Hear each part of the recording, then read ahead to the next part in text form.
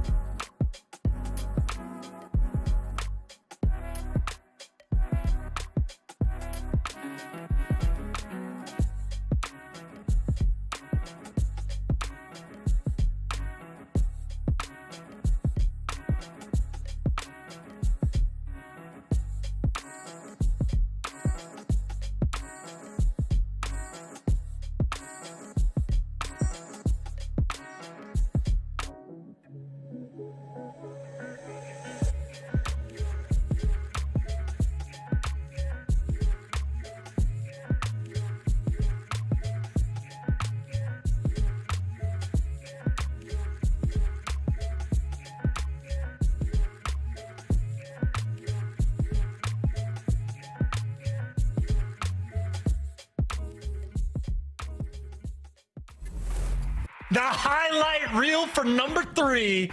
Top 5 plays. How you doing? Towards bottom pool hall. You open up this back door, you get some information onto one. You Remain stationary. In the meantime, Awakening. More hunting. Oh my. Serious? Now it's found 2. Does he have the 3rd? He knows exactly. Oh, Scrapz man. is hiding. Come here. 1v2. Surely they check this. There's nearly no way this happens. I refuse to believe it. No shot. No way! No way! Subliners take the round. You got to be ready for this push that could potentially come in as he's able to hit that flank in towards bottom pool. He saps on the first, able to take down the second, and at least makes it a 2v2 now with Nastie picking up beans. But Nero, he's not stopping. Dead silence is still here. He finds his 3rd on the round. He gets the sound cues. The last player's behind him. Awakening here for the pinch. Give it to Nero. Give it to Nero. No, God, he nearly threw it away, but it's the 8. Covered in from Nero. Now they have the numbers. TJ looks to make a move here. It's going to be a dead silence push as well. Fires the first. The second is gunned by TJ. That's a reset in the dead silence. He has the cover as well. Advantage to the Legion. Huge plays from TJ, make it 3. Searching for the aces. TJ, hell, he's gonna get it as well. My word, TJ. Of this B-bomb side. KiSMET says if who can do it, I can do it too. Free first blood. There's the second KiSMET. The highlight reel for number 3. Top 5 plays. How you doing? Give him the ace. Oh, God, that was disgusting.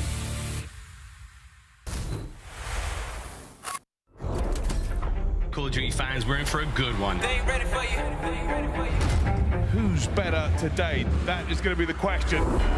What other dirty tricks have you got up your sleeves? Ready for you. Let's get on our feet. We are wasting no time. Cannot believe it. That'll be it. Beans again. Oh my! I do not believe what we are seeing. The newcomer. Can he be the hero? Hey, Steve. Knock it out the park. Yeah, show in it. Ghosty going big. Ghosty spits on him. I know you say you want it. Now you gotta get up on it. Whoa! There is no place to hide. They ain't ready for you. I cannot believe what I am witnessing. And that will be the game. It is over.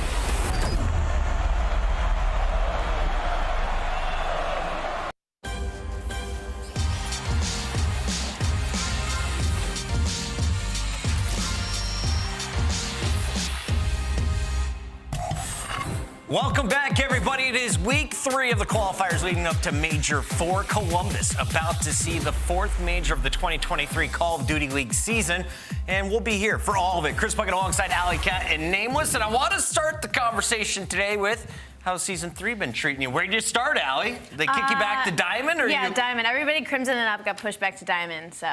Are you grinding back up? Where are we at right now? Slowly but surely, slowly but surely. Nameless, are we iridescent yet? No, we haven't played yet. Yeah, about to be tonight. Chat, let me know, where are you at right now, and where are my plats at? Because I need a carry after tonight's games, because I have a feeling they could go pretty quickly. Let's catch everyone up, though, with where we're at right now and how we got here in Major 4. The qualifiers have featured all kinds of upsets, including the London Royal Ravens upsetting the Vegas Legion, who needed that win to catch up to Røkkr. Yeah, you know, that kind of kicked things off, right? Like, put the pressure on to Vegas Legion. I have a date today with Toronto. So they're still very much in the race, but also trying to make it in. Like, you want to get top 8 throughout this split. So they're playing for a lot right now. We'll learn more about Vegas later today. And speaking of teams kind of near the bottom, Florida Mutineers, I mean, they pushed it to a game number 4 against Seattle Surge, but unlucky for them that Mack and Accuracy was having the series of the split. And also, OpTic Texas, I mean, just looking phenomenal as of recent. I mean, before Stage 4, they had a 57% win percentage, but now Dan Ghosty in the lineup, they have 80% win percentage. 80%. 8-2 in series. They're disgusting. Of course, we saw the epic showdown, Toronto versus Atlanta. Who was going to start 0-3? Well, it's Toronto. They get bopped again. Need to battle back this week if they're going to finish in our top 8. Yeah. But returning champions may not make it into our winners bracket, Nameless. I mean, these guys are sitting at 1-3 now, and they're going up against Vegas Legion, and this is a revenge match for Atlanta FaZe. They're also dealing with their own struggles. So really, like, it's just been OpTic who's unscathed so far. Everybody else has shown that they are mortal. So going into this major, it's tough to pick a winner. You saw OpTic beating Thieves. That was the last matchup that gives OpTic the number 1 seed. We've got Thieves right behind them, and then 6 teams are currently 2-1 with Toronto at their heels with Royal Ravens at 1-3. So, Allie, we're going to see a lot of shakeups this week. Who do you think has best chance of maybe moving up or moving down on that leaderboard? I have to say Toronto Ultra, like, you got to think, hopefully, as they round out the end of the Stage 4 qualifiers, they have some easier matches coming up in their schedule. While everyone else is battling for top 8 and starting in that winners bracket, we know 2 teams are officially locked in. Let's start with our number 1 seed, OpTic Texas, holding on to that top position. But the question is, can they keep it up? 2 more matches this week. But Nameless, this team is sporting a 9-2 record, and they pulled out dubs over New York and LA Thieves, only dropping 1 map each. Yeah, I mean, you just said it right there. It has not been an easy schedule at all. New York and LA Thieves are having phenomenal splits so far. I mean, those are 2 very strong respawn teams, and OpTic is seemingly getting better. I mean, we're seeing them play maps that, you know, they were even on at the major. We saw Zarqwa HyDra 2-2 on that map. Now they come back, they look phenomenal on it, taking the New York Subliners. And we see Hotel Hardpoint versus LA Thieves. They come in and they win that as well. So OpTic Texas are performing better than they did throughout that losers bracket run. I know a lot of people, myself included, were wondering maybe it was a honeymoon period, right? Yeah. No, it has transitioned very well to online. And the SMGs, the man on your screen, Huke and Shotzzy, have been popping off. Everybody playing well for OpTic. They can very well go 2-0 in these next 2 matches. OpTic dropped their coach. They lose Scump, who is basically the face of the franchise for a while. And now they're playing the best Call of Duty we've seen from them in years. And the leaders of this pack, it's got to be Huke and Shotzzy. The boys on SMG are doing work. And if you look at their numbers, they've been doing work across 3 franchises since day 1. 55-26 as a duo. I mean, they are disgusting. I mean, we talk about duos that compare to things like aBeZy and Simp. I mean, you put Shotzzy and Huke in that conversation. I think what's so impressive about this duo as well is they have their own game modes to shine in. It shows you right here in the respawns. It is all Shotzzy, but talk about that search and destroy, a Huke with a 2.33. We just recently saw it against the LA Thieves where he went 10-1. OpTic looking so strong, and we give them extra credit because they took down a team I didn't think could be beaten, and that is the LA Thieves. We have to talk about the squad that's currently sporting the number 2 spot. 3-1 is their match total, but this team, when they get into game, they can blow you out. What has made the Thieves so strong coming off of Major 3? I mean, it has to be Envoy, right? Like, you have to talk about the sub player and the fact that that's where they were kind of struggling is the fact that Kenny and Envoy as an SMG duo were solid, but they weren't getting out their lives. They weren't slowing down to kind of match the pace of their team. They head into this split. It's a completely different story. You talk about underrated players. Envoy gets brought up in that conversation. He has been unreal throughout stage 4, but also I want to talk about the fact that Octane has put himself into the conversation as one of the best ARs in the game. I'm not just talking about this split either. He has been consistent since the beginning of the drop. So to see LA Thieves now kind of finding their groove, it's just like last year around Major 4 time is when they went to go back to back. So we're looking at an LA Thieves team that is looking to steal the show. Love seeing the highlights. Drazah in the mix there as well as Kenny, but we got to focus in on Octane and Envoy. You saw those Gorilla clips. Octane had the best series in CDL history, a 2.6 against that squad. Yeah, I mean, these guys have been balling. I mean, Envoy has been underrated throughout this stage. He's putting up superstar numbers. Up until that OpTic match, they did look unbeatable. Yeah. When you talk about a team, like no roster changes, just throughout the year have just been continuously improving.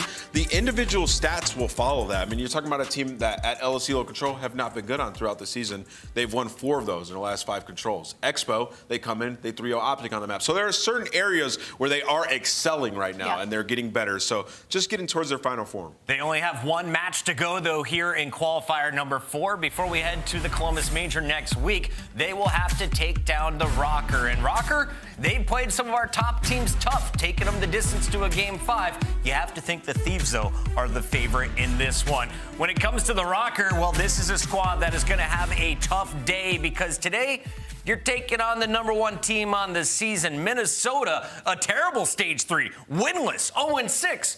But now looking strong coming back in stage 4. Today's not the opponent you want, though. Looking strong compared to where they were, I agree. I think rounding it out with Atlanta FaZe is going to be a tough situation for the Minnesota Røkkr simply because Atlanta FaZe has just been looking disgusting in search and destroy, and now their control is also following, and that's kind of been their story, is that's how they're getting their wins during this split, is getting those games 2 and 5 and winning that control because the hard point just still has not been there. This split 2 and 4 in games 1 and 4. And it's just down to those fundamentals, and some players may be lacking a little bit when it comes to the split. Absolutely. Sorry, Chris. But for Atlanta FaZe, like, it just felt like a story for a while now of like this team is good at search and destroy, and the control is solid. They have enough talent, and then when they get to LAN, if things are clicking and their guns are hot, they're going to win hard points. They're going to take one in the series, and more often than not, they're going to close out that series. But as this game is progressing and players and teams are becoming more comfortable, it is way harder to win series when your hard point is lacking that much. You're talking about a team that has all the talent in the world, 4-11 against the top 8 teams in hardpoint. That is not going to fly. They're not going to be able to win majors until they fix that problem. So that has to be the focus point for Atlanta FaZe this week. Lucky for them, they're going up against a team that is not very strong when it comes to that hardpoint. So we'll see if they get better there. And Slasher's a guy that I'm looking for in particular to step it up this week. Last 2 times these teams matched up, they had close battles. The most recent one going to a game 5 round 11. But Fame wasn't in that fight. Today, the Challengers player is back in the mix, taking on the likes of aBeZy and Simp on the SMG.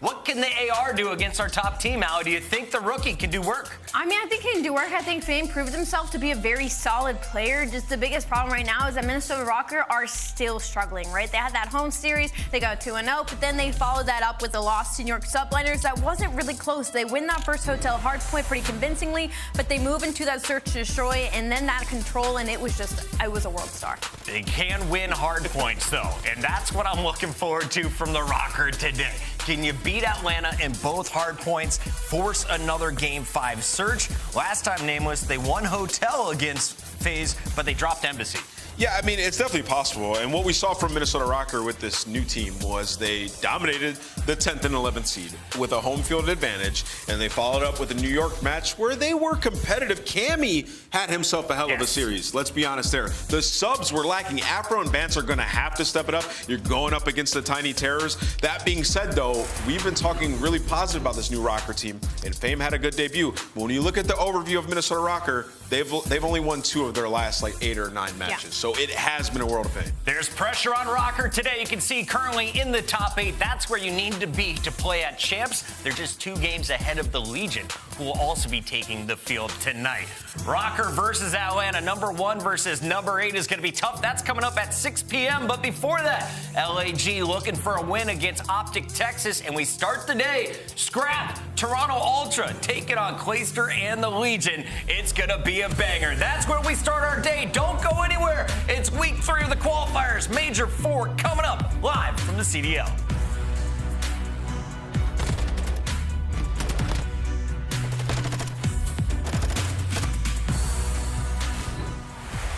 Call of Duty League Pick'em is back. Bottom the bend, a few more points, and this will be it. Pick the winning team. Pick the final score. Now with 2 new features. Fan Insights are here to give you real-time intel. Feeling good about a pick? We now have double boost points and point matches. Bonus picks, extra points to rank you up on the leaderboard. So as you get hyped for the weekend, pick, watch, win. Woo, it's getting good.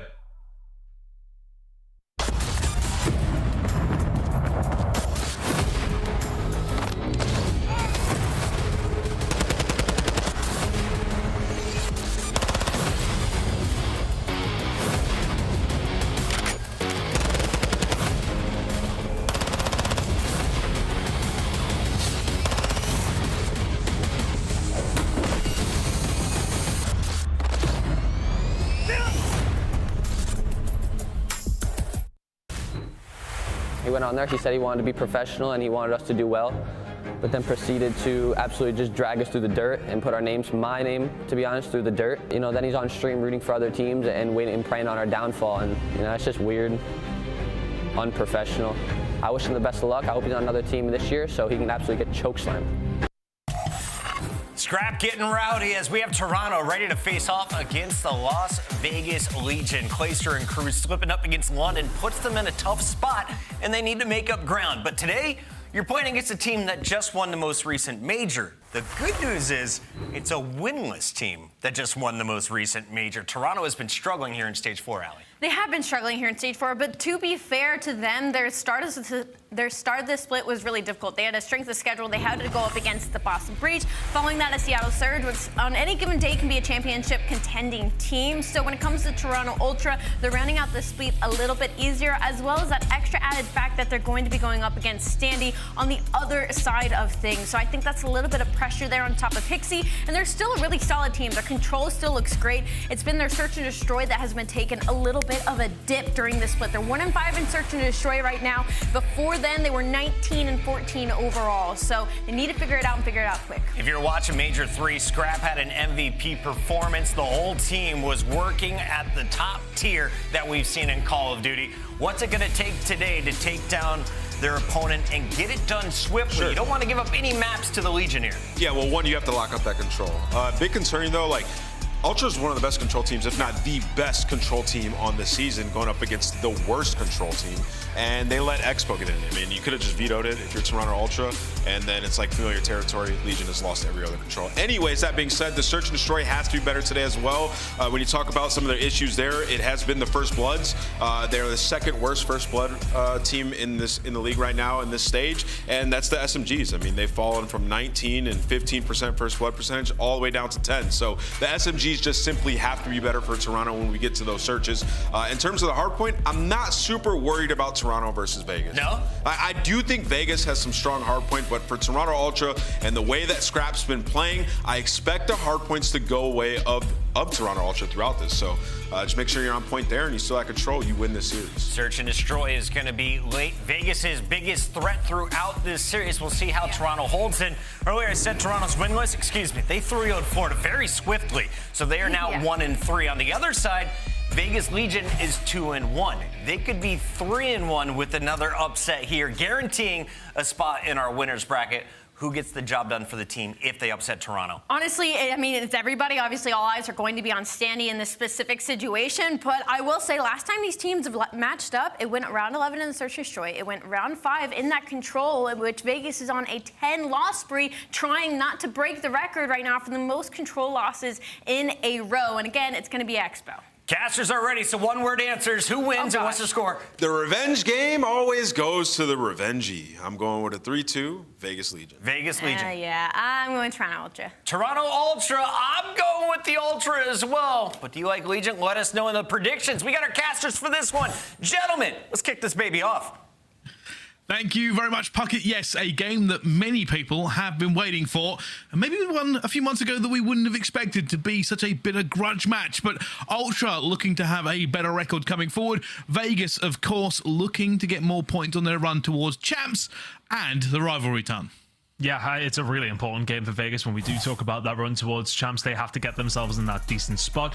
But you're right. Look, I would say that the pressure is probably more on Standy in this rivalry for me. You know, you look at Ultra and what they were able to achieve when they did bring Hixie into the roster. They went and won an event. So for me, that's the check in the checkbox, if you like. Whereas Standy, of course, he still has something to prove on this Vegas roster, and none better to help him along that way than a win against his old team, which has potential here, Bryson. You look, we've seen a couple of these maps recently from Vegas. They have been looking a little bit better in certain modes, still look terrible in control, but Ultra have not looked themselves this stage, so it's all to play for here, Bryce. I think it's going to be a tough one to call.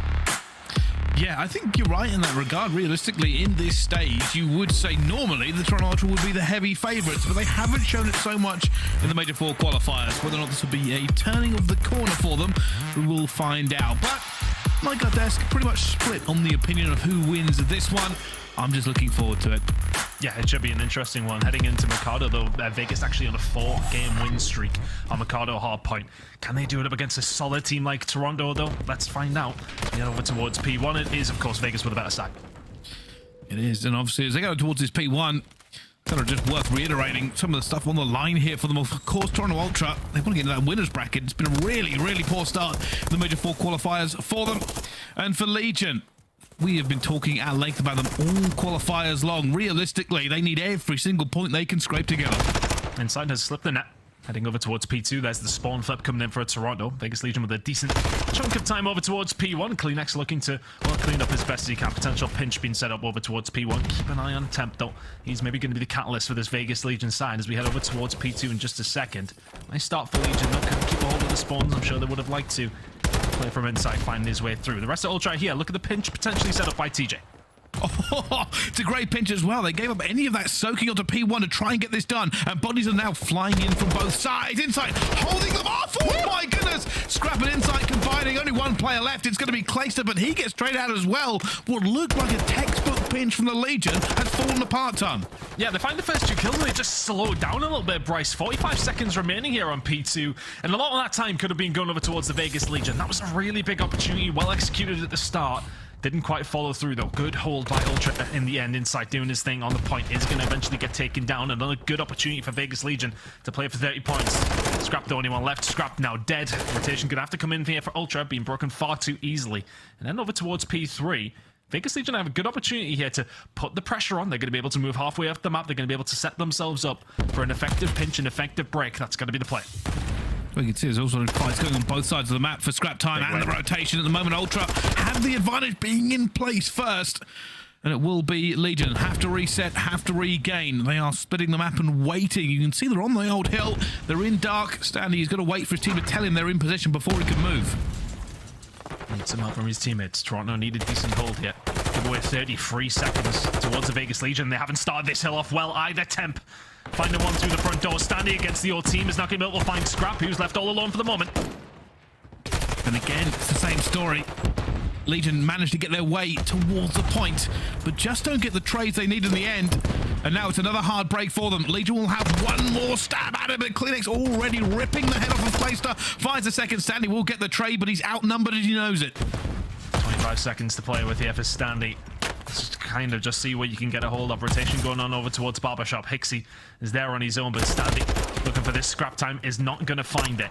So that's a full 60 pretty much over towards the Toronto Ultra. This rotation will go over towards Legion as we head over towards P4, but 2 out of 2 rotational hills have went over towards Ultra, and the stats kind of showing that as well. The second best rotating team on the game on Mikado.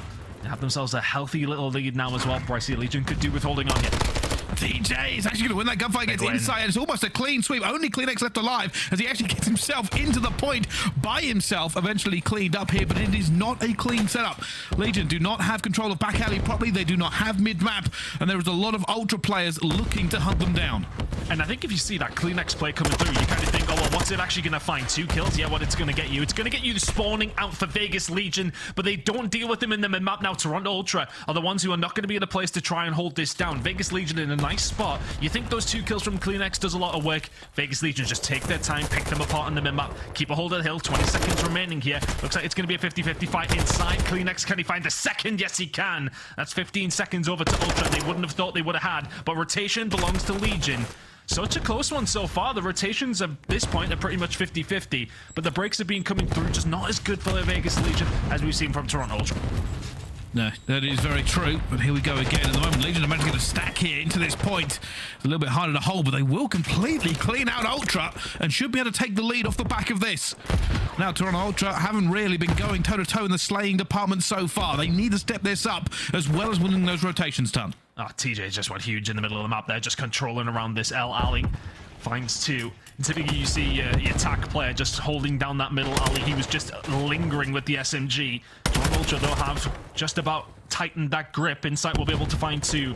Standing in towards Tin. Can he do anything here? Scores are pretty much tied at the moment. I'm going to get in though as a team kill. Hixie takes down Inside in the end, and Sandy will fly into this point, but has teammates to back him up. 19 seconds left to go. The rotation is also here for Legion. They have the numbers, and they are really playing this perfectly, Ton. That's a big win for 15 seconds, you know. He'll soak up every single one of them. Clearstay here towards the point. Needs a little bit of help. Is about to get it as well. Locking down the alley side. Top Cantina right now.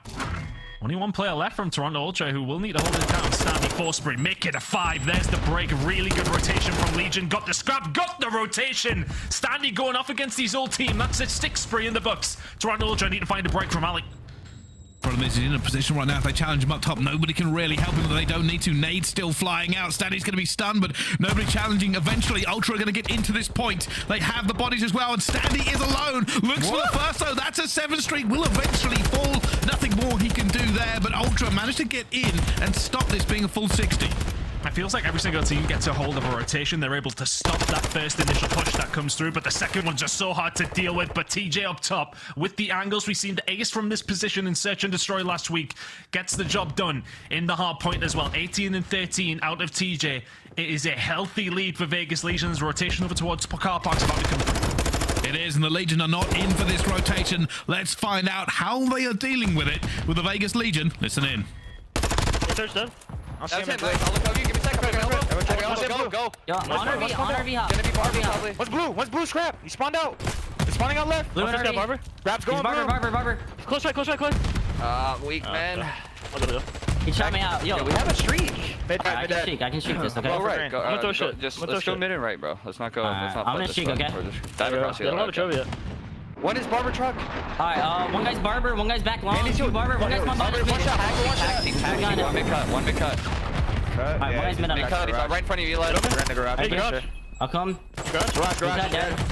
Standing over hill. He's Barber truck. He's challenging over hill. Barber shot me. Barber shot one blue. And one's backed up. Go to green. Backed up, one shot. Go to green. Tag game. Go to green, man. Let's go right. Let's all go right. Let's try the right here. One guy's gonna be here. I'm going wide. They're probably playing it. And the first little bit of doubt seeps into Vegas Legion in the comms. Frustration over trying to break back into that hill. But as we go into the second set of rotations, the calls are tied game. Go green. We've got this. Yeah, I mean, the frustration probably lies in the fact they have that streak. I think one call I heard was like, we have a streak. Why are we not using it? Comes in a little bit late, and all of a sudden they can't do much about it when CleanX is just going off. Make it 7 in a row. Pushing in over towards P1. The rotation over towards P2 was already Ultras as well. The kills starting to flow their way. There's the potential Rookie of the Year in your faces right now. 4 spree from Scrap. It looks like P2's going to get locked in from Ultra, but for all this dominance over towards the last hill, for all these kills that are falling their way towards P1, and for the rotation they got to P2, it's still only a 25-point game. It really is. We talked about the slaying starting to go towards Ultra, and it really has taken off. They also have the lead, and now they have to hold this. If they do, it will be the final curtain call for Legion on this map, potentially. Let's find out, though, how they are coping with their own Toronto Ultra. Listen in. I still shoot two tunnel, two of them. I have tunnel. I don't have your tunnel. Okay. On before me? Yo, I spawn behind them, bro. They're gonna know I'm here. Nothing long. Before going back alley on me, boys. You help. Got one. Okay, one's lane mid. He's going hedge now. Hedge, back alley. He's looking at hedge cut. Hedge, yeah, hedge, close to me. I might be able to kill him, Scrap. Hedge dead. One more back alley, 10. Deep back alley. I spawned here, they're gonna spawn back alley. He's outside the P4 door, Scrap. I need it, stunned it. Top right now, weak. Nice, I spawned deep ladder. One on the hedge right now. Oh, dead. On the hedge. Two hedge. Really weak, close to the low door. Behind the desk now, really weak. I hit nade on my time, weak. Put on the stairs now, it's really weak. Stairs. One's hedge after that as well. 3 mile stairs. Stairs dead.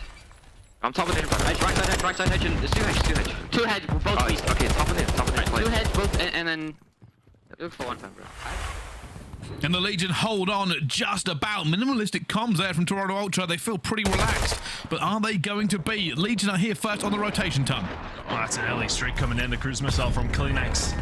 Scrap time went over towards the Vegas Legion. Rotation went over towards Vegas Legion. The break needs to come from Toronto Ultra. Through the window, Standy will get taken down. Scrapz the next one in. It's a wonderful break. 25 seconds away for Ultra. Holding down the alleys where they need to. Kleenex has been a phenom for his side once again. 15 points away from Ultra, who've just started turning into screw that little bit more. Map 1 looking like that. And now the Legion have to break. You can already see Ultra are spread out. They're finding the kills. There's a last 2-man push coming in from Vegas. They have to try and find something, but Insight's going to win the kill as well. Gets the pistol. Insight gets Kleenex at the same time, and that is done. It's going to be Toronto Ultra taking the hard point. Big smiles, big laughs, big vibes from this team as they fought from behind. And it really felt like Vegas Legion were the ones in control to a certain degree, especially through that first rotation. It was a decent lead for them before we headed over towards that last hill on that first rotation. When we were over towards Car Park, it was pretty much a full 60 from Toronto Ultra. Puts them in the driving seat and they never look back. It's a huge game from Kleenex, to be honest with you. And I want to say that Standy had a really good start. Maybe slowed down just a touch. Went on a 7 spree himself. Kleenex was able to manage that and do that himself as well. And it was really about those rotational kills that were coming through. Seeing some big moments from Hixie. Seeing actually a couple of decent rotations from Legion as well. But when the breaks came through for Vegas Legion, they just weren't getting as many as when Toronto Ultra were finding the breaks at early doors every single time. And I want to argue as well that you see that streak usage that came through over towards P7, of course, for the Vegas Legion from Standing resulted in absolutely nothing. You head towards the last hill. Vegas Legion have got that rotation. They must hold on. And there's a cruise missile through the skylight. Really nice play from Ultra. They break it wide open from there, and it's plain sailing. Nicely done. Really, really good game to kick off the series, though. On map number 1. Vegas Legion definitely in this one still. Yes, but I want to say this is kind of how we expect this series to go. Now, of course, Vegas Legion have been a very, very good S&D team, but there is an elephant that is winging its way towards this series in a couple of maps. Legion are currently tied for the worst record of control streaks anybody's had. They're at 10. That was Seattle Surge last time, I think, in Cold War, that also lost 10 in a row. They lose today, they will break that record. The problem is, statistically, Ultra is the #1 control team, Legion is the 12th. Yeah, well, so we kind of know which way Control is going. I mean, everyone who was trying to predict what was going to happen in this game specifically was like, well, okay, so Legion are starting to want this hero down because of the Control, which will be Expo when we get there. But I honestly feel like, for all that I say that Legion are still in this game, that was a map that they would have liked to take away. As mentioned before, it was a 4-game win streak on that map specifically in Hardpoint. They were heading in against Toronto Ultra. They know they're a good side, but that is one of the weaker records that Ultra have in terms of a Hardpoint map. So then you think about the Control, it's more than likely going to go Ultra's way. The S&D, yeah, okay, you definitely would put that in Legion's court, albeit Toronto Ultra are still a very good search and destroy teams themselves. But my concern is when we get to map number 4, we're going to head to aBeZy. Vegas have won it once this season out of the 4 times they've played it. That's got to be a very scary point to be. If their Fortress Hardpoint is improved, then maybe we see a map number 5 Hotel Search and Destroy, but to get there is going to be the problem, Press. Well, before we talk about map 4 and 5 in this series, let's come back to the present. And this has been a rivalry that we haven't had to manufacture, we haven't had to make it up. These two have obviously exchanged words on Twitter. They are ex-teammates, and people have been looking forward to this grudge match ever since it kind of exploded onto the scene. And here are some statistics for you. A 1.112 against a 1.10 ton. Kind of good for everybody, really, apart from Control.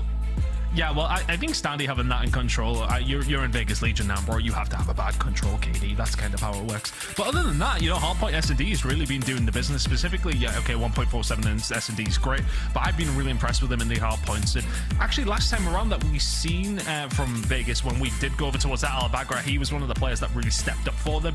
We did see them take it away up against Boston, obviously, in that super close game that we were actually casting as well. So hoping for another one of those if we do get to map number 4. But Scrapz has been so consistent throughout the year. I think I can count maybe on one hand how many bad maps this guy has had for this Toronto Ultra side. So consistent. He's always putting up the numbers. Standy's going to have to try and match him, albeit not the same role, but got to try and stay with him. We still have Mikado to go to search and destroy, and for all that we do talk about Vegas Legion, how strong they have been, Toronto Ultra yet to concede defeat on this map this season. Well, the stakes are high. Let's find out which way the dice lands in this one. For Legion, it is a must-win map. They need to keep this series going. They were doing very well in the hard point, so I'd like to see a second one out of them. But here we go, on board with the attacking team. First of all, it will be Toronto Ultra. Curious with Toronto Ultra, they really do rely on these first bloods, and when they do find them, they're converting 85% of those rounds where they have the advantage.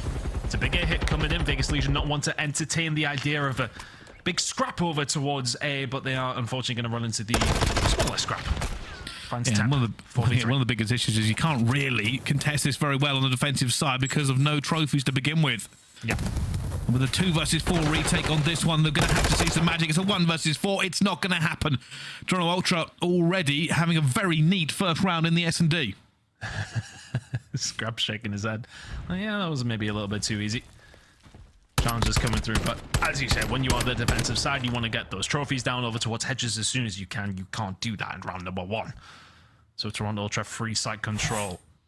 And I think when that first kill comes through, that's kind of the round choked if you're that defensive team, isn't it? And, you know, trying to retake that site with 4 of you is difficult. Never mind 3. Good first blood coming through from Scrapz. And again, just to reiterate that point, a lot of first bloods fall Toronto Ultra's way. And when they do find them, it's very rare they lose the round on this map. So let's see if they can continue that form. It's a big A hit coming through from both teams. You can see both teams really putting the bodies in here as well. Standing versus Clinics might be the first fight. He's already got it. Is he going to get anything from that grenade? He's going to go for the chow. He is. He's going to get it as well. First blood, but bombs down everywhere as they go for the trades all around. And Hixie gets one back onto it. 2 versus 3 now. Legion have the advantage. Hixie caught in between a rock and a hard place. Had to get Insight to come back him up. Did he see him on the bins? Good shots from Clayster. Hixie will fall. Insight will follow. Nice round from Legion. Once that first kill comes through, Standy kind of catches Kleenex playing a bit of an off angle over towards the corner. The stun check is there. It's an easy kill for Standy. It opens up the floodgates.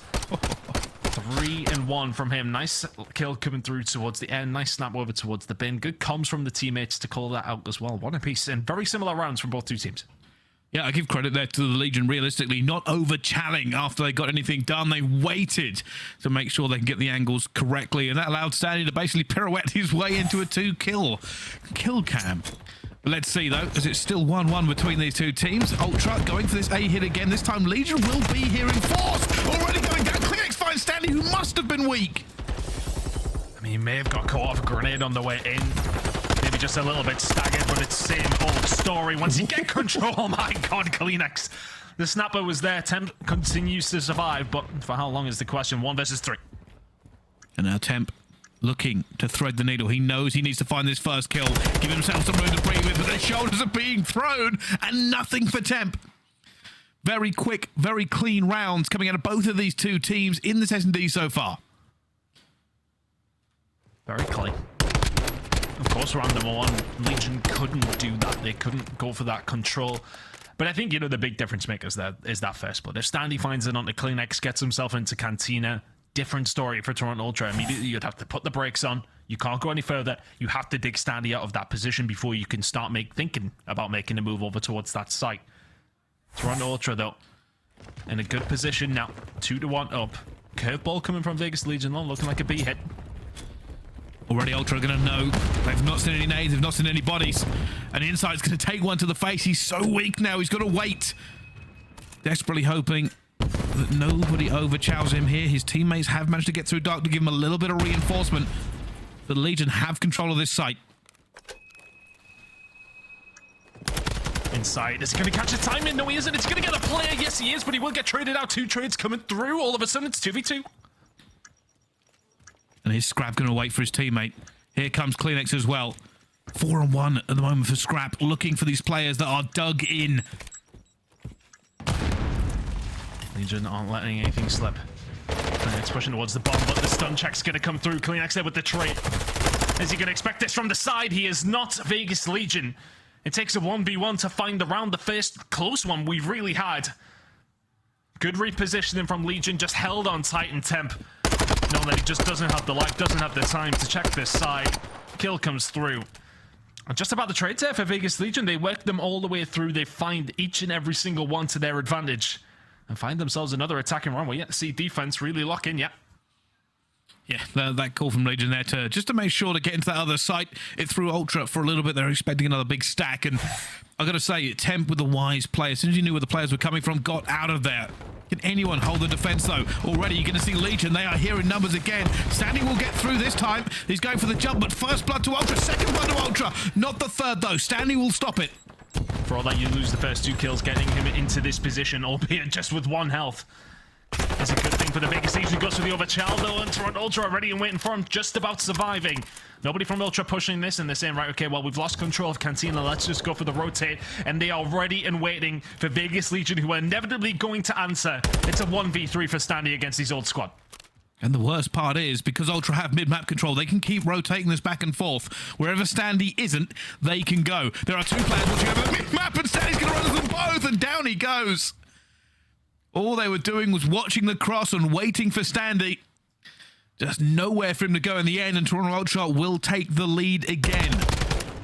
I'm actually being quite impressed from Toronto Ultra. I don't think we've seen any bodies being shot yet, which is quite surprising.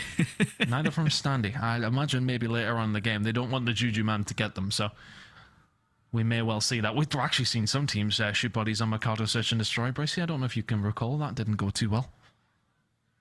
No. I mean, as we you throw me through a loop there, I don't know what you're on about. Bodies shooting on Mercado Search and Destroy? I remember when Illy did it, and then they got stopped. I mean, you're going well back now. I mean, come on. I'm a historian, mate. I'm a historian. Anyway, on this one, you can see again, it's going to be Vegas. They've got control of the site, and very, very clean. There's nothing really here from Ultra at the moment. They're going to have to do a retake, and it might come through this tunnel. What's the play? Legion still haven't got the bomb down. And the play, as always, send Kleenex in, see what he can do. Scrap with the scope. Down the alley, can maybe find a pick. Does he get a bit of timing? No, he doesn't. It's now no information for Toronto Ultra. Negative on the numbers front. Vegas Legion sitting very tight. Scrap hoping to pick correct, but TJ's already going to find the ones in there. And it's going to be traded out as well. Scrap all alone with a sniper towards the back, and he will get picked off. It's all attacks here so far on Mercado. Legion and Ultra just trading back and forth. And neither team's really able to get much control over towards this A side. Especially on the defensive side of things, of course. It's been really difficult for any teams to get over towards Cantina. The nades have been placed well just to slow anything down from the attacking side. And I wonder if we do see maybe a change up from some of these teams here, maybe slow it down just a little. It's an interesting one, though, because, I mean, round number 1, of course, you have to see Vegas Legion give up the site. So they do so, and Toronto Ultra completely take over it, find the round so easily. Whereas then it comes over towards the other side of things, you start to maybe get a little bit faster, and then you're still losing the defensive rounds. This time around, Vegas Legion have given up that A side, so Toronto Ultra are probably going to have a free plant here. Nearly had first blood, but TJ survives. TJ was considering the chow then, but without the health, he can't go for it. Clayster, though, has pulled out the sniper and has managed to thread the needle for the first blood. An opportunity here for Legion to get the first offensive round of this game. Thought Hixie was about to misstep, but just covering every single base that he can. Standing over towards the backside. There's gonna be more than one here in a second, but Hixie finds Clayster at the other side. Clay's out that side of the spawn. As soon as this information comes through, Ultra gonna know where everybody is. Standy will find 2, though. Good shots. It's a 1v2 for Hixie. Hixie knows he's got to play patient, knows he's got to play the time. It's going to be a check on him. No, it didn't hit. It didn't hit. They don't know, but Hixie doesn't know either. They're already going for the defuse. He's going to check it now, and Standy finds the first. Get gets away with his life! Somehow, Stanley defies the odds, finds the clutch against them, and Legion will not win the defense. So many gunfights went their way, but patience pays. HyDra going huge for Toronto Ultra. How on earth does he get away from Temp there? A small furrow of the eyebrows from Temp at that stage, because you've got to think he kills him. Yeah, I mean, to be fair, if you're going to kind of highlight something there realistically. The stun not check, yeah. The no stun check. Legion did not think he was there. I wonder if it went past and over towards like yellow van, like past the corner, rather than actually checking the bin.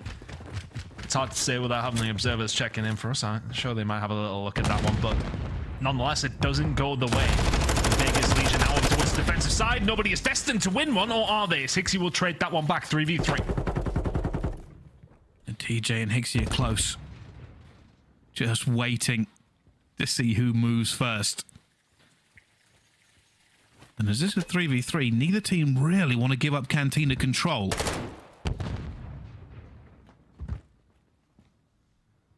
What's the play for Scrap?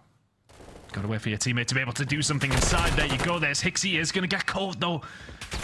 Maybe just gets a little bit overzealous, and he's checking. Scrap then goes to check himself. Nobody's winning a defense on this stage, Bryce. 1 versus 2 for Insight to maybe put the first one on the board. Hey, he was known for clutching last season. Can he do it when they need him now? This will be huge if he can make it, but Temp's already on Overwatch this time. And it is back-to-back attacking rounds, 8 in a row as we go 4-4. And that's one of those moments I kind of... I mean, it's difficult because maybe he's getting some information to say a player's pushed up towards that bin or pushed up towards hedges. That's what HyDra's checking for, to catch somebody in the back. But the comms were obviously flowing for the Vegas Legion. That first kill comes through for him. They call it out immediately. He's pushed towards stairs. Everybody turns around, trade the kill out. Scrap then goes looking to try and find a trade of his own, as Irons up on his position as well. Nice play from Vegas Legion. Patient.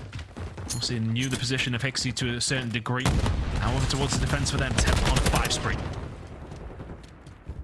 Let's see. Fight's going down. Temp actually backing off here. Probably wants to play for this standing container. That dead silence popped. And Ultra are having none of it. They're not here. Will somebody see the cross? Does Clay see anything? They're all the way through the back wall. I don't think he has. This may come down to Temp. It is going to come down to Donny.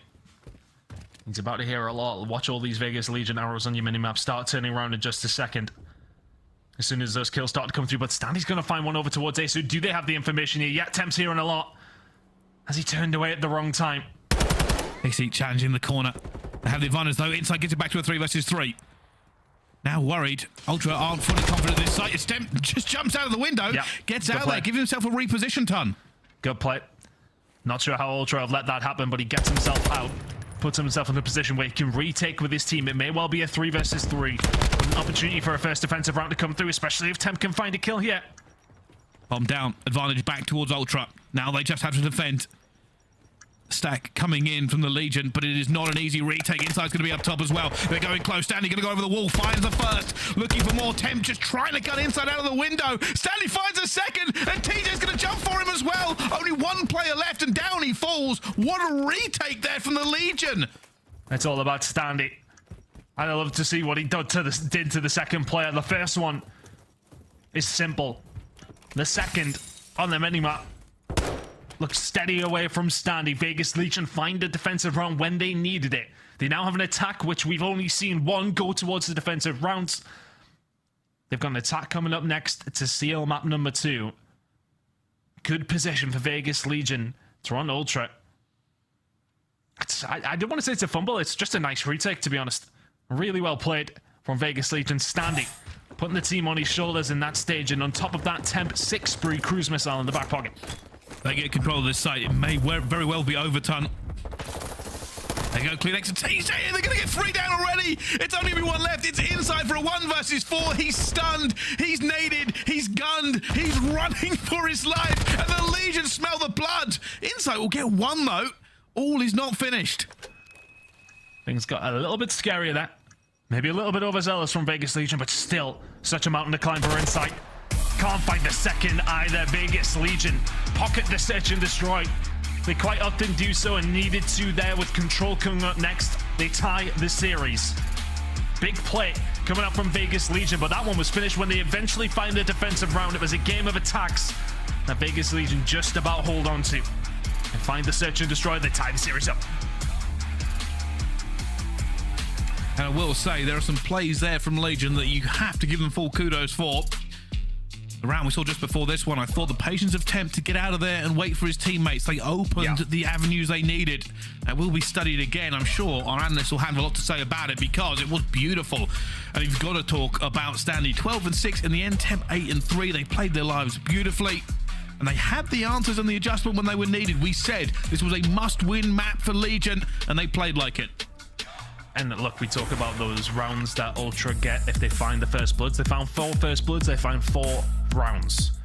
Counting a lot on those first bloods seems to be the case, but Standy managed to find 3. Those fights towards bottom Cantina and towards the HyDra side that he's going up against Kleenex nearly every single round, attack or defense, he's winning a lot of the time. 3 first bloods against his old team as well as 12 kills is a nice record to have. But Control is coming up next, Pricey, so it's not all going to necessarily go swimmingly for Vegas Legion, or can they turn the tide on their Control woes? I do wonder. Maybe. Statistics are against them, but hey, we've seen better stories than that overcome all of the odds. Let's find out though what happens in the Control after the break. Don't go anywhere. We'll see you with more Call of Duty League action after this.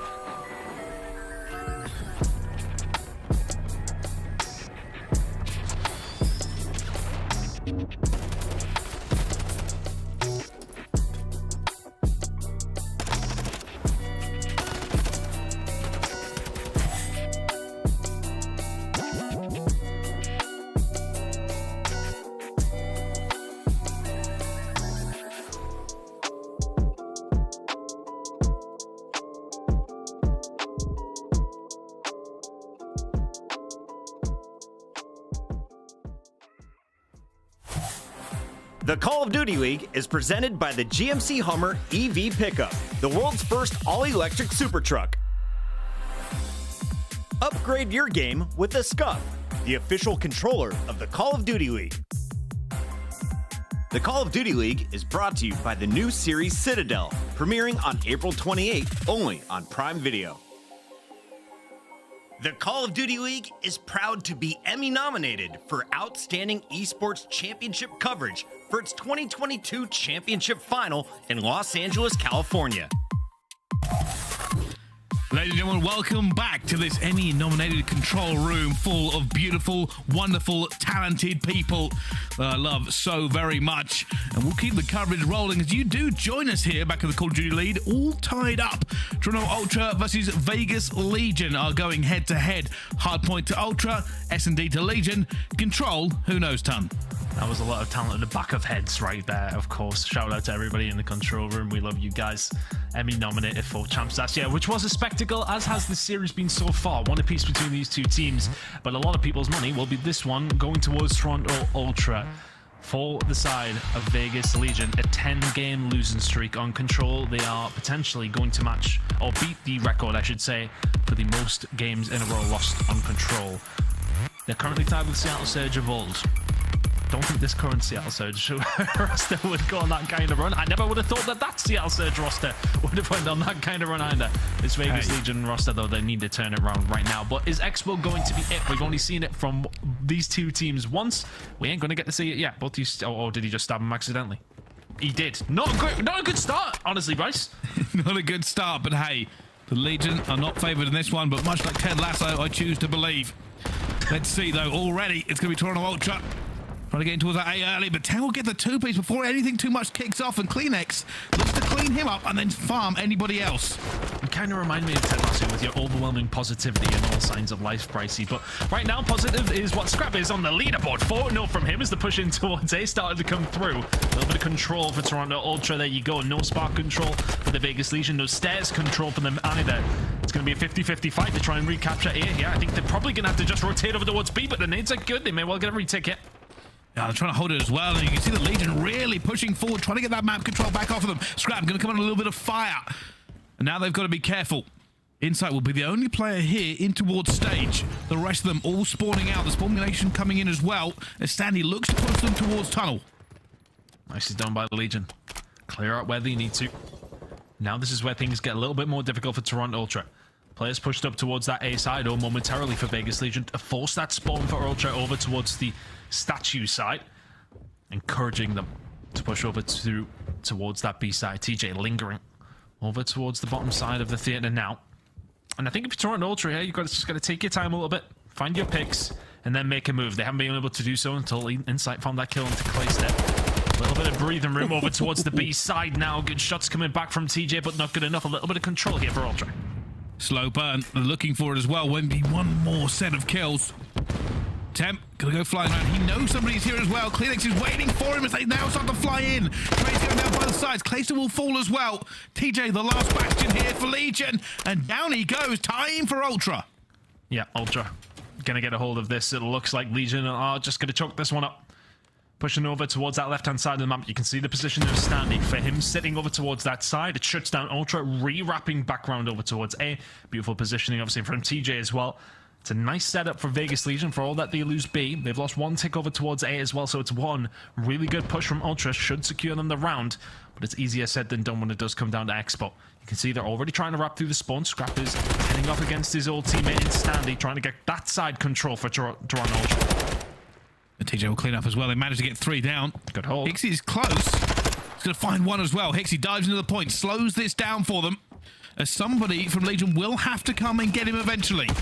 Yeah, and that's going to be the play. They weren't maybe expecting 2 players towards that street side. Now Hixie will go hunting. The man he replaced in Standy is lingering around that area and has been there for quite some time. Is he going to get the catch on to Hixie as well? It looks that way. Now just going to give up his position. The rest of the team going to have to fill in the gaps as Ultra starting to find a way through, but Standy is here. Doesn't need to be. TJ finds 2. And they're still holding on, but only just. One wrong move here for Legion, and it will all fall like a house of cards. Ultra spreading the map again, looking for these individual kills for the time they still have to play with. The vice is tightening from Toronto Ultra. You see the positioning up towards top bar and 2 players towards the street side. And you're very, very right. If this falls for Legion, it will fall fast. There's 1 kill towards the Spar side. Ultra are about to spring into action. Every single movement on this map is minimal.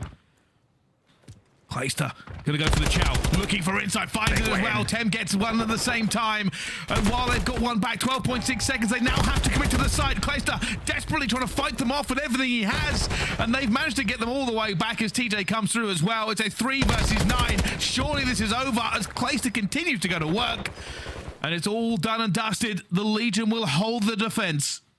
4 ticks for Toronto Ultra though, so you take the small wins, but really big play coming in from Clayster and Standy specifically. When we talk about this A site, a lot of people used to think that was the breakup, but I think B is kind of becoming a little bit easier for some of these teams to flex over towards, because these Legion players know, all the CDL players seem to know now, that if you extend through Spar, get that top control over towards the roadside, it's such a harder break than just trying to get Mixie inside of Theater. It's still teams trying to figure out the best way to do it, but B seems to be going over towards the attacking teams more often than not. A is still a hard nut to crack from some of the examples we've seen so far, but it's going to be a big B hit coming in here from Vegas Legion. Toronto Ultra spread across both sides. They're looking for it. They know players are here. And you've got to be hesitant on this side to commit realistically as the first kills start to trickle in. And the Legion won't want to overcommit. There are a lot of places you can get shut down from here if you start giving it up. And that's exactly what's going to happen. They look towards the site and Scrapz it all right. I will read what you've just sown. And while Legion will get a few kills back, they've got to stack it again. You can see already as soon as Toronto Ultra lose a couple of kills over towards the B side, somebody slots into that road slot. Klinex down now ready and forcing the spawn for Vegas Legion over towards the statue side. Toronto Ultra will invite them into the theater. Clayster now just waiting for the push that could be coming through from the flank, and he's going to be able to find 1. Isn't able to find Hixie inside from the backside as well. Is able to come again, but Vegas Legion are in nonetheless. Tempered Standy waiting. They know Ultra are about to peek as well, and Insight finds that first kill. Standy alone. Just going to be the cherry picker for cover. He knows Ultra are coming here. He's dying for reinforcements, but they will capture B. They've managed to get it. Can Standy fight his way out of this predicament? Yeah, Clayster going over towards the Wildcat to be respected from Scrap. Finds that kill, and yeah, okay, they will concede B, but nothing to worry about too much here for Toronto Ultra, although Scrap might have to worry about Standy shooting him in the back. The kill's starting to come over towards the A side. There's potential for the side of Legion here to find an attacking round. Standy, what's going on? Oh my goodness! Hixie's killed Scrap. How has that happened? This might be a total collapse. The Legion are in. They have the opportunity, they've had a little bit of luck, and they've got the bodies on the points. That second tick is now progressing fast. Ultra will have to pull off a miracle here as well. Klinex is arrived. Stanley's going to get a kill at the same time. Hixie finds 1, Scrap gets it, it's still contested, and it looks like Ultra have done just enough. TJ finds 2 kills from bottom bar side. We're now starting to wrap back around and play with the spawns of Toronto Ultra. Going to try and get up in their faces. It was that bar control that was coming through for Vegas Legion, just shooting them across over towards the Spar side. TJ's still here, and there's so much potential for Vegas Legion to close this one out. Priestahh looking for his second, but cannot find it either. Still just a tiny fraction here for the Legion. They can make it good here as well. They're gonna get it. The Legion have managed to get another one, and Clayster is rightfully going for it. The passion pouring off this man. They are on the cusp of breaking a 10 streak on losing control, and they may do it against a statistically best controlled team at the moment.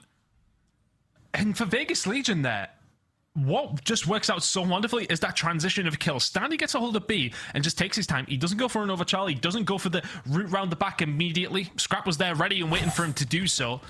As soon as Scrap turns around, Standy gets a little bit of good time and pushes forward. He's 11-5 and just caused chaos from there. It was bar control. Ultra could do very little about it. And now Ultra need to find an attack before then having to win their defense to even force a round number 5. Vegas Legion are in the driving seat. But if any team's going to throw a control, it may well be Vegas Legion.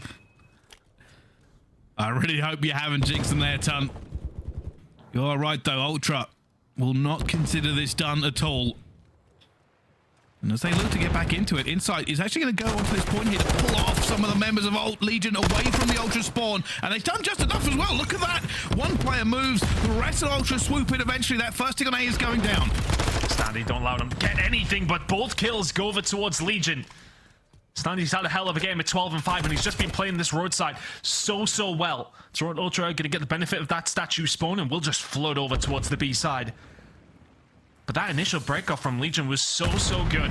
Find a couple of kills, Ultra can maybe find one, and even just get a small hold of that A site was a positive, but they have been offered this route through towards B. Looking like Vegas Legion aren't going to have too much of an answer for it. And now they're going to let this go. Next takes down Stanley before he can find anything either. 2 ticks. That's all that could remain. If Legion can hold them off, they win this control and go up in the series. If not, we go into another attack here for Legion. Well, first kill's going down, second kill's going down as well. Ultra have the position for it. Inside, shooting from cross map, and they've stopped the time. And the first job that was done there for Toronto Ultra was Kleenex winning this fight over towards this side. Insight continues as well. He's inside the point here, Bryce. This may well be it. Standy with a big 2, though. Had to find those 2, and now they have to move as well. This tick is going to be in a second. Insight's waiting for him as well. Guns TJ, but the nade comes through, and the teamwork eventually for Legion will bring this back to a 1-tick game. The problem is that Toronto Ultra have got the close spawns. They are very much here, and they're here at the party, but Standy will be able to find one. The dead silence wasted. Finds a second as well. Huge from Standy against his old team. And that now just clears out Toronto Ultra from that side of the map. 14v11 in lives. Vegas Legion very much in the driving seat now. Insight will find a kill towards that backside. You've got to stay alive at Spar for your Legion. Yeah, Stanley's having none of it. He is finding kills every single time they need him. 18 and 7. A 5 streak for him as well. And sound the horns, call the standard, you need him again already. Players are falling, those scrap phones too. And that's rocketing up as well. Clayson, you got to dive. It might be too late, it is. Ultra will find that round. We go again. Legion will now have to find an attack if they want to end it here. And for Legion, we talked about Toronto Ultra getting a hold of that road side. It's so important for the attacking teams to push around where we've seen Standy lingering. He was kind of going from top restaurant all the way towards that road side and kind of playing around there. As soon as they get a bit of control of that, they don't really let it go. It was hard for Vegas Legion to get themselves set up as well as they were initially. And as soon as that setup isn't in place, Toronto Ultra play with them as much as they can. As Scrap finds 2 kills, they dive on it. It wasn't as clean as Vegas Legion's attacking round, I will say that, but it's an attacking round nonetheless. Now for Legion. Can they end it here? Do we go to a round 5? And guarantee they do not want this to go any longer than necessary. While they stop the clock onto B, there is a player waiting here. Hixie in the wings of stage. 12 and 21 from Hixie is not necessarily the best stat line, but if he can just find kills like that, annoy Vegas Legion. That's his job done. Big kills coming in from Standy again, though. This man has been lights out in this series. A lot to prove against the old roster. 12 and 8 from him. You will be the loudest mouth in this room if it goes over towards the Vegas Legion here now, but still a lot of work to do. That B side looking like it is going to be captain. Standy lingering around this area. Toronto Ultra want to get rid of him. Ultra gave this up early. They were not having it as well as Stanley. Oh my goodness, Kleenex could see a shoulder, but nothing else. But Stanley eventually goes for the win. Will be taken out of glass. Now the Legion looking to capitalize. They're not going to win a big gunfight there. Temp will fall. Ultra can breathe for a bit. Callisto over towards the bar side, finds a second. So now if you're Ultra, you need to stay alive towards that street side, but the rest of the Legion are probably going to collapse. Callisto staying alive here is worst case scenario. Toronto Ultra in the bad spot now. Attempt trying to hold off the players he knows coming from glass. Is there going to be a trophy here? But there is going to be an insight. Finds the first as well. And while Legion still have control of it, they have lost some bodies. Insight going to be looking for the next one. Goes for it as well. Stanley gets another big kill. That second tick is in now. And Ultra have to scramble. It's going to be Hixie who piles forward onto it and burns down Clayster. It'll be Hixie versus Stanley, and Hixie wants his life back as he's just contesting, waiting for the purple wall to descend upon him. Ultra starting to get some control of glass. These kills just cannot fall their way. Vegas Legion run into the crossfire. 17 and 23 from HyDra. They are 3 of the biggest kills we've seen in this game so far. But still for Vegas Legion, you've got a lot of control around this site. Scrap has to go huge for the team here. Again, they're waiting. Standy one more time. He's on a 3-streak himself, but taken down by HyDra on a 4. And who knows which way this is going as both teams continue to pile bodies in. It's tied up in lives. The time is ticking. HyDra will find another 5-streak for him now. Looking for his 6 on the TJ. He gets himself a cruise. A slow start, but a great defense now from him. As HyDra will eventually fall. This game still rests on a knife edge. And Toronto Ultra have not cleared out all of Vegas Legion at one single stage, so they still get a little bit of control, and that's the first time they have restaurant control. Vegas Legion now starting to hit over towards the bar. 53 seconds, lives just about in Ultra's favor. But the time may be the great decider here. KiSMET will find another towards bar. Scrap must stay alive. HyDra must stay alive. Ultra must win this round. Oh no, it's trouble, it's trouble. Scrap has to find it. He finds one as well. HyDra gets a second. They have to get on the point as Scrap gets another. And they continue to just lay the hurt on Legion. As soon as they dive into the point, they cannot find anything. It's another rebuffing. Wow. And Scrap has gone to work. And Legion thought they were in. And that was a clean 4 as well, so Insight's been able to find his way pushed up on this map, and now it just becomes a little bit more difficult for Vegas Legion to find a way through. Standy finds one.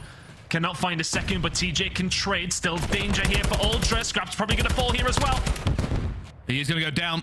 There goes last arrive. Pause in 21 seconds. Kleenex, Toby through the back. Doesn't matter. HyDra will get one as well, but they are still alive. TJ looking for it as well. The contest is going to go their way. Ultra's only inside versus TJ, and inside finds the 2. It is heartbreak over and over again for the Legion. Just when they think they have it, they fall. We are going to a round 5. That may have been the longest control round I have ever seen. One of the best control rounds I've ever seen. It was absolute chaos over towards the restaurant side. Big play after big play from both of the teams. If it wasn't HyDra going off on the 6th spree to hold it down for the squad, it was Standy finding 2-piece after 2-piece for Legion, but they just could not get it over the line. Frustrating comms coming in from Vegas Legion. You can see from the screens, I mean, they may well be saying different things, but it looks like faces of frustration. And which side are they going to get put onto? I presume the defense. It felt like they had more ticks. I'll be honest with you. I need our stats team to figure out how long that round was, because it just went on forever. But it will be Legion on defense. Inside already opening up with these first kills. HyDra will go straight into the A point. And of course, with the Vegas Legion's bad control record, the round 5 records do not lean in their side. Toronto Ultra 8 and 4, solid. Scrap Kleenex finding the kills for the side of Ultra, who have a little bit of control over towards A here. They don't want to give this up. It's Standy again. Whatever time that Ultra feel that they have some sort of control, whether that be defensive side or an attacking round, Standy is there to be a thorn in their side every single time. Make it number 3. And this could be a record-setting performance for Standy. Gets a few more, well, I say a few more, like 10 more kills. But it's plausible and then more than possible. Ultra low, committing towards A side at this point. Looking to just make sure they can stop this clock and get some ticks on for the time. This is a big kill. This is a big kill. Whoever finds it, there you go. Spark control. This should be Ultras. And I think they're going to give it up. It does look like it. Legion just bowing out of that A point. Resting everything on this map onto A. They were up 2-0 in this control. It's now 2-2 with 1 section left. Now this is a heartbreak. For all that we talk about B, and we have seen more teams starting to take a hold of it early doors, getting a hold of it first if they can do. That typically is the play when it comes down to a standard attack, but the same as all the control maps, if it's the only point left, there's 4v4 to defend one site. It's very, very difficult to break through. But that kill towards Secret from HyDra, he just has to stay alive. He has to wait for the rest of the team, who have been wiped. He's going to find one at his attempt. Can he turn and burn on the second? He can't. But Ultra is still here. Gotta be careful. At the moment, Legion are outnumbered. And they are going to fall. Ultra have found their way through at this point. They're onto the point. They are going to stop it. Clays to find Scrap already, though. Kleenex will clean up towards Temp. Stuns flying in as well. Standy will find another one. The Kleenex. Clayster gets a second. And HyDra has to fight from the back. No shot. Down he falls to Clayster. And the Legion hold on by a tiny margin here in the end. As Ultra have to reset. Sorry, and I think what Ultra were worried about there was the actual push coming from Catwalk. You can see exactly where the Ultra players are over towards that top side. You expect that to come through, but Clayster's going to kill himself as things going to open up here. All of Vegas Legion just fed through backstage last time around. They find the retake through brute force only. TJ's potentially on a flank. Ultra still with another couple of goes at this one. 48 seconds has been stopped on the clock. TJ has to stay alive. So does Stanley. Stanley's going to fall. TJ, will he fall as well? Phoenix is diving around him at the same point. He's stunned, still alive somehow. And Clayster will clean up. Clayster swoops in, gets 3. And now only Hixie and Secret remains. And I think Clay knows it as well. Sees him, throws it onto his head, but no good to get the down. Temp just ready and waiting in the lobby area. Just cleaning them up where he can, but it's the old talking Clayster that puts Vegas Legion in this position. They are 25 seconds and 4 kills away from stopping the 10-loss spree on Control. And here we go. There is nothing left for Ultra. No lives, no time. And TJ has farmed them. Clayster is farming a 2 versus 10. And the Legion will find their first control in 11 games against Toronto Ultra. They take the lead in the series. And that must be so cathartic for them. The weight off their shoulders. Control has fallen. The curse has ended. Oh my goodness. And of course they do it against Toronto Ultra. Is anything more Vegas Legion than that? Your worst mode by some distance. Statistically, one of the worst CDL teams in terms of any mode. When it comes down to control, you are the worst by some distance, going up against arguably the best control team in the game. You're in a brand new map, and you've won it. They have won it. That 2-0 lead. Things got scary, Pricey. After what I said in round number 2, I thought that management from Vegas Legion were going to be after me after I may have well have cursed them. But they hold on. What a performance from Standy, by the way. Him and Temp going off for Vegas Legion. Constant 2 pieces, just slowing down any momentum that Toronto Ultra had a hold of. And for all that they got a hold of A, early doors, it's still so hard to break up towards that B side. Clayster lingering towards the stage. The rest of the team playing in and around the reception area, playing in and around the catwalk area. Just really good defensive hold by Vegas Legion towards the end. By the way, we need to see that round 4 so many more times. It was crazy. I think it's the longest control round we've ever seen. Genuinely. Do you think about how many times the clock was stopped on that round? We need to get Tim on the line.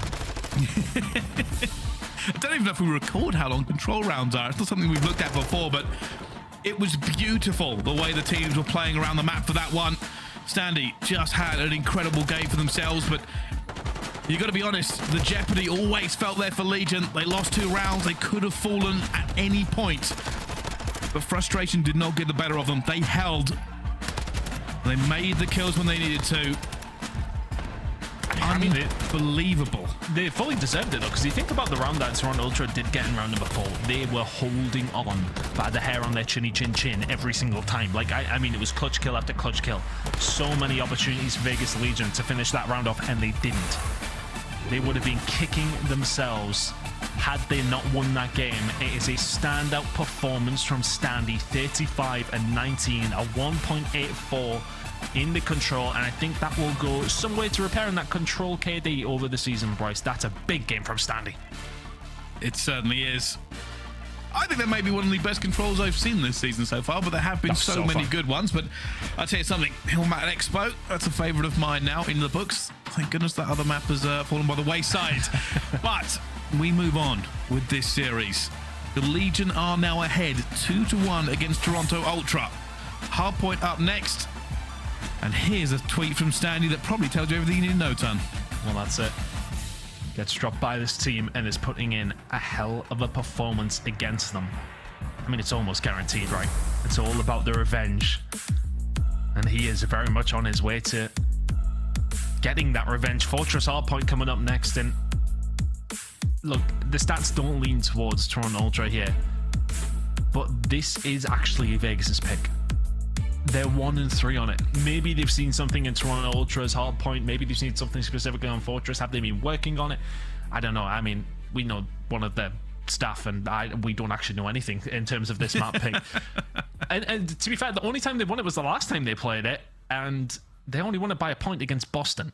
So there must be something in it. There has to be something in this pick here for the side of Vegas Legion, because Toronto Ultra, yeah, okay, they're sitting at 3-3 again. It's not necessarily one of their better hardpoint specifically in terms of the statistics, but still, you would very much bank on Toronto Ultra sending us to a map number 5 here based on what we see in map number 1. Well, I'll be honest with you, I don't know, because whenever we seem to cast the Legion nowadays, magic seems to happen, and I'm looking forward to it. And does that first creeping feeling of doubt start to worm its way into Ultra's brains? They've not had a good Major IV qualifiers. This would make it worse. And again, another point to maybe put further into that doubt for Ultra. Vegas Legion, S&D has been their bread and butter all season long. They now have found two of those, another one of those modes. They've won the first Search and Destroy. They win Control somehow, some way. And now all of a sudden they have a potential map number 5 coming up that they will feel confident on. Looking towards the stats just briefly, if we do go towards Hotel, Vegas are 3-2 on that. Toronto are 4-7. There's got to be a lot of confidence in that Vegas Legion camp now. Yeah, okay, you lose map number 4. You have the fallback of that map 5 Brynberg Hotel Search and Destroy, where you will feel supremely confident. Oh, winning that Control for Legion has flipped this entire thing on its head, Tom. All of it. We thought it should be 2-1 at this point with a half point left to go, and maybe Legion get to a game 5. But nobody expect them to break this. And here's the KD for Standy this series. Rivalry written in blood. A 1.06 on the hard point, 2 on the S&D, and a 1.84 on the Control. This man don't beef. This one doesn't. Specifically with, what was the term? Hey, look, Friends. I didn't have a good friends, mates, our esteemed colleagues. Yes, that's the way we'll put it. But here we go. The Control is over. The hard point is starting. Can Legion end it here? Will Ultra fight to the bitter end? Let's find out as we head straight into it. Toronto Ultra with the more beneficial side if we're talking about a P2 rotation.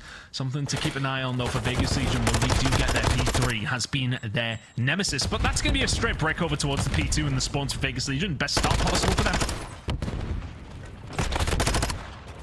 Yeah, both teams just fighting for a position. There goes Clean. No way should you have won that, CleanX. But win it he does. And now the Legion will have to check their own lines, and down they fall. There is some heat coming out of the Ultra kitchen today. Some heat in my mum's kitchen at the minute as well. This series has got me uptight. What a game this has been so far. Toronto Ultra getting some time on the board. Rotation over towards P2 being locked in by Hixie. A bit of a random challenge coming through, but Scrap is there to pick up the scraps. And Toronto Ultra will get this rotation locked in. KiSMET and Co. Can you find a break back through? 2 transitional kills falling their way. Keep an eye on these spawns with Toronto Ultra. I can't imagine they'll be favourable. They are not as well, and Scrap is now trying to hold the front door, but he's not going to. Inside, lets a player through the back as well. This is smart. This is smart. Oh my goodness, Wonderful. Hixie finds 3. I mean, look, even with inside in that position, not finding anything there. He plays his life, knows that Vegas Legion don't know he's there, know that the rest of his team flooding through gates. He's there for an immediate pinch. If Hixie didn't find those kills on the way inside, surely would have. Ultra still in control of the round.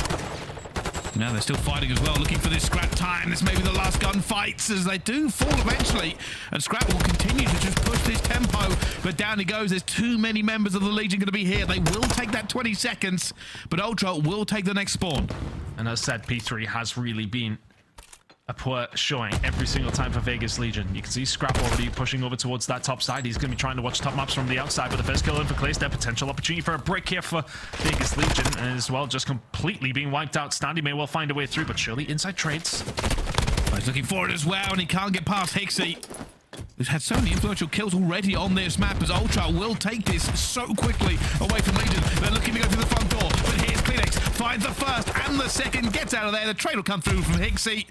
And now the Legion are looking at a horrible hard break getting into P3. Toronto should just about hold on, because I tell you what, those first couple of kills from Legion had me feeling a little scared for this rotation for Ultra. But it's been a well-worked 30 points so far.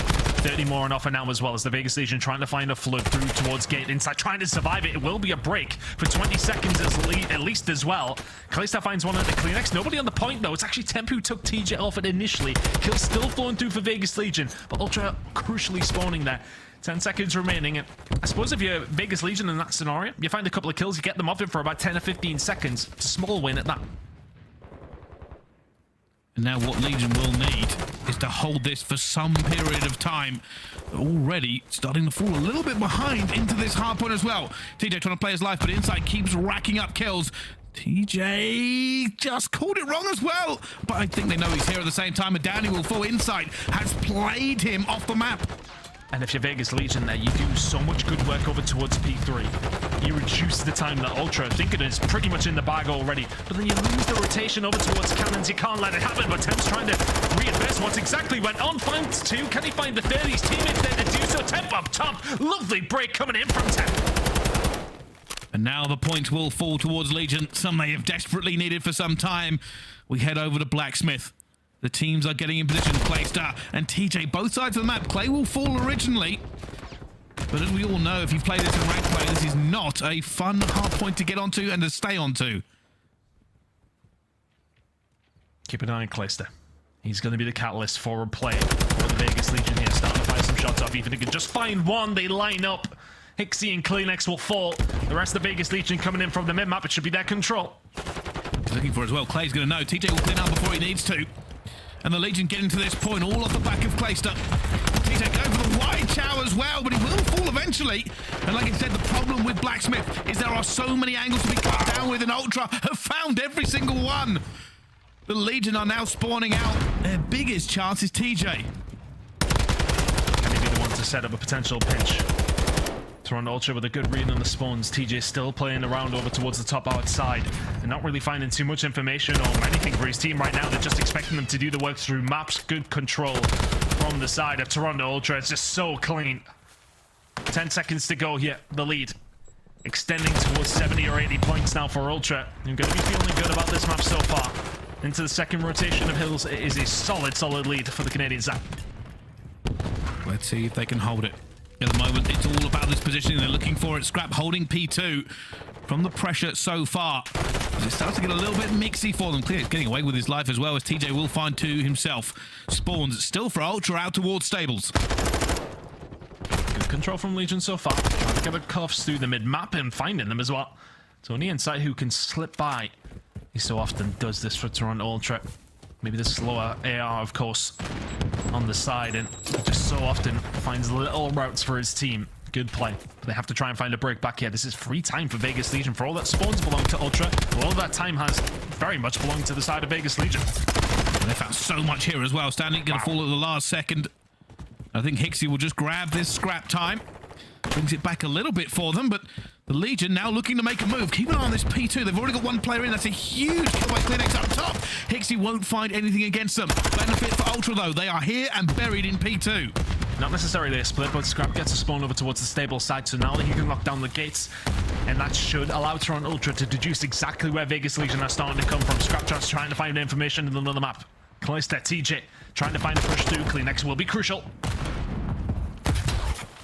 Now they've got to find him. It's always a little bit tricky to nail down these players running around art like they are. And he's just going to sneak in as well. Standing will find the first, but there's no trade coming in for Legion on this one. Temp eventually arrives. Kleenex still alive himself. A bit of a pinch coming through as Priestahh keeps his life. As Kleenex goes for the chow, will eventually clean him up. And that's a second from Kleenex. We talk about flow state with players, maybe an overused term, but when they're on it, and this has just been brutal from both sides. And it will be Legion to get this scrap time, but it is off to the races, and Ultra are here for next. Once again, last time around we seen Toronto Ultra lock down a decent amount of time, but Vegas Legion were able to stagger them ever so slightly. These first couple of kills are going to make a difference, so Standy found a one through towards the gate side. Out breaks things wide open, or it would have it. Scrap not just found beams, there's the third. Does he need the help for the fourth? He may well do. He is going to fall, but Ultra still need to fight for this P3 control. And they're going to get it still going for the trades here. Standing alive, just causing issues. Finds the second one as well. Eventually will be pinched out of this one. No! Priestahh finds Scrap. Both teams haven't been able to get onto this on this rotation at all. Hixie finds one, but he's stunned, eventually getting into the point and finds it with Kleenex in the end. It has been a hard-fought and bitter battle to get in. As Standy finds two more, the stun comes through. This is outrageous. It's just blow for blow over towards P3. Standy, every single time he's came up, he's found two, and eventually Vegas Legion will find a break. But what is it for? It's for 20 single seconds. That one just felt like it was a constant fight ongoing, and it was. 40 seconds of scrap time, completely wasted from both these two teams. but the win will belong to the side of Vegas Legion. The rotation that was there for Ultra, they were the first ones in. Scrap at P2 was Legions. They get the scrap at P3. Can Ultra punish them now as we head over towards Cannons in a second? And this is it for the Legion. We've said it before, they need a quick break. They cannot afford to let this get too far away from them as well. And Stanley just taking damage off the trophies that are all stacked up here as he flies to the point. Finds a kill on the Hixie. Still going to fall in the end, though. Too many Ultra players looking for the gun as Tem finds one himself and will fall again. Ultra, hold on. Oh, just about. Big plays, big kills coming in from Toronto Ultra. And for all that Vegas Legion have been making this interesting, that scoreline doesn't lie. Toronto Ultra about to touch 200. Cannons has been a real good profit for the Toronto side now. Can Standy doing something about this every single time he looks to find a break? He finds at least 2 kills for the side of Vegas Legion. But for these breaks that are coming through, they haven't been as efficient at finding these points. When Ultra have really locked something down, Vegas haven't had a sniff. And for every single time that Vegas have found a break, it's for what, 10, 15 seconds? Ultra have been so efficient in their play. It has to be a good blacksmith hold from Vegas Legion if they want to maybe extend this. Well, here we go. If they can get the 60 here, it's game on. Ultra now looking every single direction they can. Stanley trying to stay alive as much as he can here in maps. And at the moment, they're holding. Charisma comes in from Kleenex. It's about those backs cones over towards that P3 side. That's where you maybe need to try and find your break, but it's going to have to be the front door from Toronto Ultra. Vegas Legion holding on well here. 30 seconds to play for. And TJ has to give up in the end. It's going to fall as well, but it will be the Legion who walk away with the lion's share of kills. 26 seconds left to go. Hixie's going to get stuck in the face. And at the moment, the Legion are looking like it. This may be a race towards P1. Just about getting a touch on it for Toronto Ultra from the front side. TJ will stop that very, very quickly. Big kill coming in from TJ again, no. Transition over towards P1 is going to come through. Remember that last rotation and how much time Vegas Legion soaked up on P1? They're going to have to do the same again. Toronto Ultra get absolutely nothing at Blacksmith. They're going to have to turn it on as we head into the third rotation of Hills here, Bryce. Fortunately, they've only got one player out. It's going to be Standy, though, and he finds the kill at the same time. Kleenex is going hunting. Around he goes for the dead times. Finds the first, the second, and potentially the third. He flies for this kill around the corner, and Kleenex putting Legion in a world of pain by himself. Fish in a barrel springs to mind for Kleenex. He does find 4, but the rest of the team actually falling. Vegas Legion now have their rotation over towards P2, as well as Standy on a 5 spree. A 6 would help things out, but it's going to be actually a stable spawn coming in from Ultra. They find Standy as well. So now push through towards the P2 side. It's going to start coming through. But this is free time again for Vegas Legion. Ultra have allowed them far too much respect over towards P1. They might not this time. It's a big push coming through. 15 seconds. Big kill from Kleenex. This is going to put Ultra within spitting distance of a map number 5.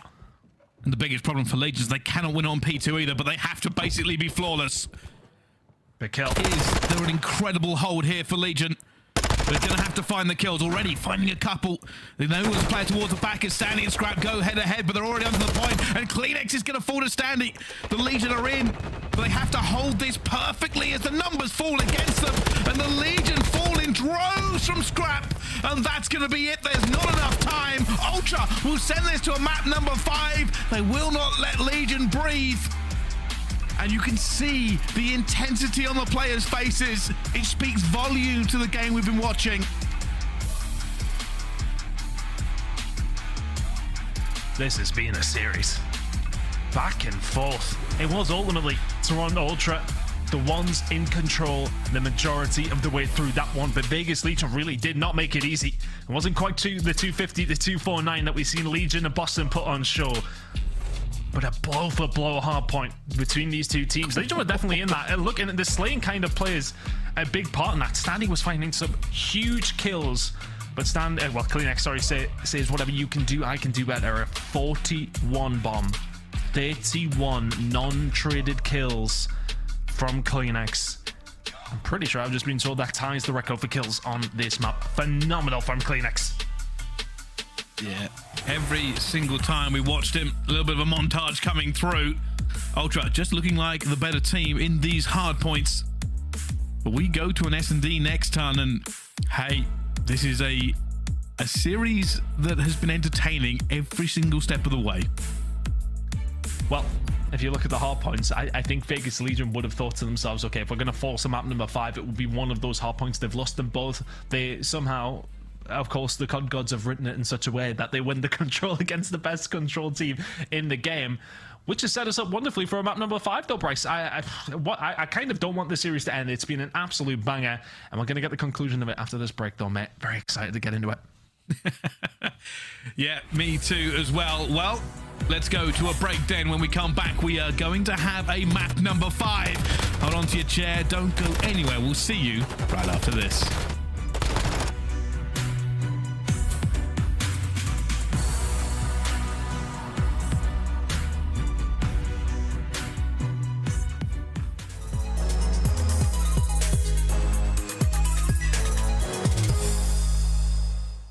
Hello everyone, I'm Study and I'm accompanied by the one, the only Mr. James Eubanks, aka Mr. Priestahh. How you doing, my friend? Hey, Jeremy Stud. Pleasure to be here, man. Thanks for having me on. You started off on the Subliners, and then you got dropped off the team, and then you had to fight your way back through challenges. What was that experience like for you? Last year was definitely rough. Not one of my better years. I mean, we had a decent showing at the kickoff last year, and then we all kind of started seeing the game a little bit differently. I wasn't performing well enough, and Subliners felt they needed to make a change. And so I said, you know what, I'm gonna play challengers. And I talked to a lot of people. They're like, it can only hurt you. Like, you're only, if you don't win everything down there, then you're gonna be seen as like, oh, you couldn't even win in challengers. But it's a completely different ball game in challengers. There's so many teams. I think I did the math, and in 3 years of the CDL, I had something like 10 teammates, and these are just ballpark. I don't remember the exact numbers. In 3 months of challengers, I had 12 different teammates. Somebody who actually inspired me a lot in challengers was Spart, but teaming with him in challengers last year helped me find my confidence a lot. So I attribute a lot of really me finding myself and finding my mojo again to Spart. Now we're going into this season where you have entered back into the CDL on the Vegas Legion, man. What has that experience been like for you so far this season? We're really just focusing on the belief aspect of things, the mental aspect of things, because when you win 2 series in a whole year, like, that has to set in on you, and then you start having that kind of loser's mentality. And so I've really been trying to shift everyone on the team's mentality to a winner's mentality, and I think we're getting there, and you see that in some of our performances. I mean, we obviously all have the talent to compete. We can shoot back, we can rotate, we can hold a hard point, we can make plays in S&D. Maybe we can't win a control, but we can do the rest of it. So you know, just fixing that mental aspect of things and really just honing in on our craft and making sure that we're a competitive team at the end of the day. That's all you can ask for. We have just witnessed one of the most insane comebacks in hardpoint history. You versus LA Thieves. You guys were down 200-60. You guys somehow brought it all the way back and won 250-238. Like, what was that experience like, man? Incredible. That's why I'm still competing for moments like that. Like, you know, it was only for a top 6 finish, and you know, maybe we didn't get the result we wanted in the end, but like, those moments on stage, coming back from that kind of deficit, when the crowd is backing you, like, you felt the energy in the venue start to rise as the comeback was like getting there. I'm going new too. And then all of a sudden, it's like every kill we get, the crowd's just going crazy. Octane towards the back of the pit. Priestahh finds one. He knows where Octane is as well. Tons, the Legion are starting to believe that this is possible. It is plausible. They are holding the Thieves at bay. That energy and that feeling is unlike anything else I've ever felt in my entire life, and that's why I'm still competing, for that feeling that I chase. I'm literally chasing that feeling at all times. And so to complete something like that, for everyone to believe in each other. That's what I'm talking about. Believe. Our comms were the same the whole way through. We were just trying to talk to each other, figure the game out, figure out how we could get ourselves back in it. And then we just started clicking, and we just started firing on all cylinders, and then all of a sudden the pressure's on the Thieves, and you know, the end result is what we got. Finds the second 1v1, and it's Priestahh looking for the last, and they shot it. 10 seconds, can they do it? The Thieves are moving, but they are moving into the kill feed, and Legion has just made the greatest comeback in hardpoint you will ever see. I'm just happy I got another one on the books. I mean, comebacks are my thing, you know, starting with Full Sail back in BO2 all the way to 2023 150-point comebacks. Like, come on, man. I'm him, kind of. My friend Priestahh, you are the man with the plan, Mr. 3-time. Anything you want to say to the people? Mad love to everybody that's been supporting us this year. We really hear you. We see you on social media. Thank you guys so much. We're going to try and get that champ spot for you. Let's get it.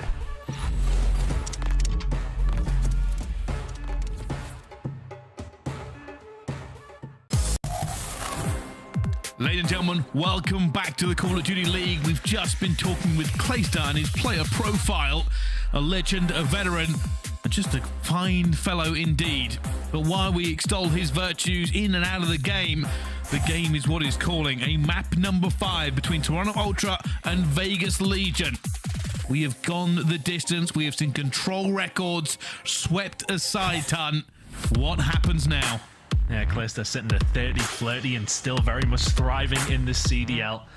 And well, his team have been thriving in Search and Destroy this season. A 3-2 record for them is not necessarily indicative of how good they actually have been at this map. A 71% round win percentage on top of those 3-2s. They have been looking really, really good on this map when they've been winning. But when it has been close, it's been a little bit tough for them.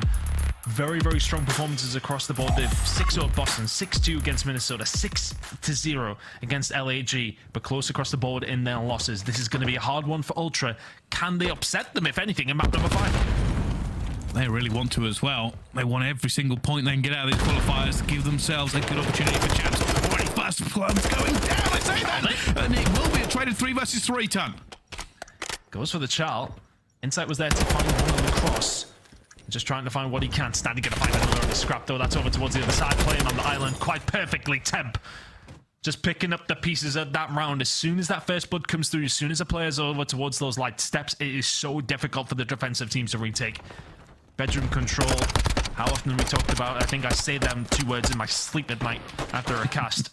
Doesn't matter what map you are on, what mode you're on, I should say. If you're on hotel, bedroom control is so crucial in control and search and destroy. Well, first blood to the Legion, Ton. At least 5 more rounds to go. But it is got a little bit mixy there at the start. Let's see how this one kicks off as well. This time it will be Ultra on the attack. It looks like they go for a B push straight away. Nobody here from Legion. Let's push over towards B. Legion, with their retake percentages, are quite happy for B to fall, which is looking like it. Well, Insight Louis is going to get tagged up here. He's going to get chased down, not quite. So he's that island player this time around. No information for the side of Vegas Legion, but the jig may well be up Ultra. A bomb is going down over towards the B side. Legion are here to retake. This is going to be a quick chow. They have bodies here as well. Door will be opened. Kitchen can be a nightmare, or it can be your best friend. Clinic's going to find 2, though. That is ridiculous. Flies out Chows. Not content to stay behind these counters. And they have the advantage. They have the numbers, they have the bomb down, they have the time, and they have the clean eggs. Who finds it? Go for the ace. 4 health, but no good. Temp finds 2. Potential for Temp, though. 4 spree will be tagged up. And probably would like to survive on this 4 speed, but 1 versus 2 on his hands. He will try it, but this time, very much not on his hands. Will back on down. And I think, you know, as far as gunfights, I would not like to take in Kitchen. Kleenex might be the top of that list. Those 2 kills that he finds on those initial pushes, I should say, from Vegas Legion. Easy to fall his way. Toronto Ultra get 1 back, but crucially for the side of Legion, a small caveat to take away from this one. A 4 spree for Temp continues. Yeah, decided just not to push any further with that one. And it's going to now try and maybe play around it. We could see a slow rolling Temp, or maybe just picking a corner and waiting. I wonder if the call is coming in from the Legion. But it will be them on the attack this time. What's the play this time? Because it was fast over towards A, lack of trophies, etc. Obviously, resulting in that. It's now going to be B hit. Hixie will be the one to find information and may well a kill on the TJ. And there you go. First blood towards Ultra. That will help them on their way here. We'll see a defensive round go their way. No, we cannot. Maybe Standing and Clayster answering back, and that's B now wide open. Ultra may well have the bodies over towards A, but they are not going to be able to do much about this kitchen push that's happening now. Temp going to pop the dead silence. He may just follow them up. This may be a flank coming in from him. And it's going to be well timed as well. Does he get the timing on this? He should be able to see several players. Finds 1. Looks for the second as well. And it's a 6-0 for Temp. Has the cruise missile. Perfect timing. Perfect play. Perfect opportunity. You took the words right out of my mouth. Perfection from Temp. Just plays his life slowly, and as soon as those first 2 kills over towards B come through, me, you, ranked teammates, I'll be sitting there, they'll be rapping back through restaurant, but Temp sits there, knows that there is going to be players playing over towards A, the players that have been killed are defending B. So he knows those players are going to rap all the way back around towards car park, and he's just going to follow them. The silent killer over towards the top glass side is as easy as you like for this 5th and 6th kills of his spree. Cruise missile in the back pocket again, not for the first time in this series. Legion once again in control in the search and destroy. And Ultra just don't seem to want to go towards A on their attack at all. They've gone for B again, but it's a slow push, and Sandy might get caught, and he will. Hixie with another first blood for Ultra. And now they get to play at their own tempo. Ultra can kind of push this wherever they want. Maybe we're baiting over towards that kitchen side. Vegas Legion have not bit. Clayster is the one that may well have to do something here for his squad. The numbers are against Legion, but Clayster had the element of surprise.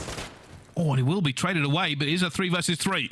Does this open the door for TJ? There is going to be a snaking inside there as well. Out goes it as well, and he will get it. TJ finds an amazing kill. Tem gets another one, and it's now CleanX in a 1 versus 2. Bomb is down, so he has a little bit of an advantage. But with a Vaznev, he's going to be worried about long-range gunfights, Ton. I don't think TJ seen him when he was crossing over towards the bedroom side. Now he is just going to check it. Plenty of time on the clock here. The Vegas Legion have to do something about this now. He didn't check the right angle though. Goes for it on the TJ. Doesn't find the kill. Has to check it again. But oh my goodness me, what kind of stuff is TJ Halley made of? Somebody gave TJ just a couple of extra points of life, surely. CleanX throws the shoulder, throws the bullets, but does not find the kill. And TJ must have been sweating, knowing that he was being hit. But Legion walk away with a round, Ton. At any single time that a bomb is down in this search and destroy, Vegas Legion are the ones with the better statistics, the best round plant win percentage when they do get it down, and the best retake percentage when they manage to have to try and get a hold of that site. Even if the other team gets a hold of it 50% of the time, they're bringing it back. It's 2 kills to kick off the next round as well. Vegas Legion, just like a different beast to Toronto Ultra in the search and destroy right now. Scrapz is left all alone.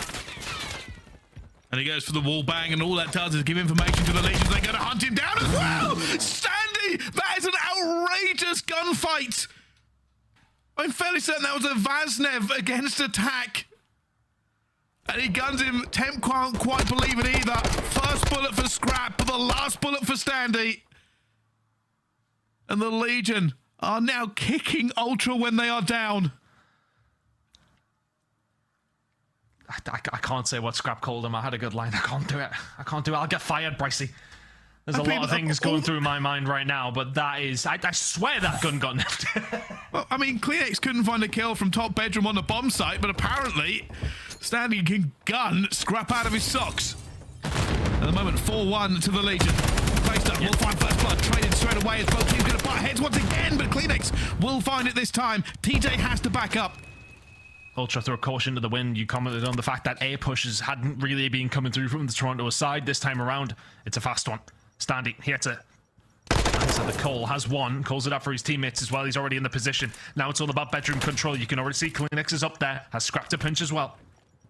He's seen him dead silence as well. Scrap's not gonna know, but gets away with it. Has to keep playing his life. Gonna check it in the corner as well. Does eventually find it. 27 seconds left. A 1v1 for Standy. CleanX against him. He's going hunting. He's going hunting, and here comes a fight, Standy! A 5 streak, and clutch again! The bodies are being shot, it's 5-1 to Legion!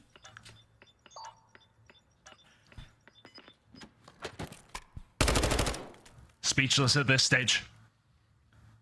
Standy can do nothing wrong. In any single gunfight that he has, the timing seems to go his way, and if it doesn't, he guns the opposition player.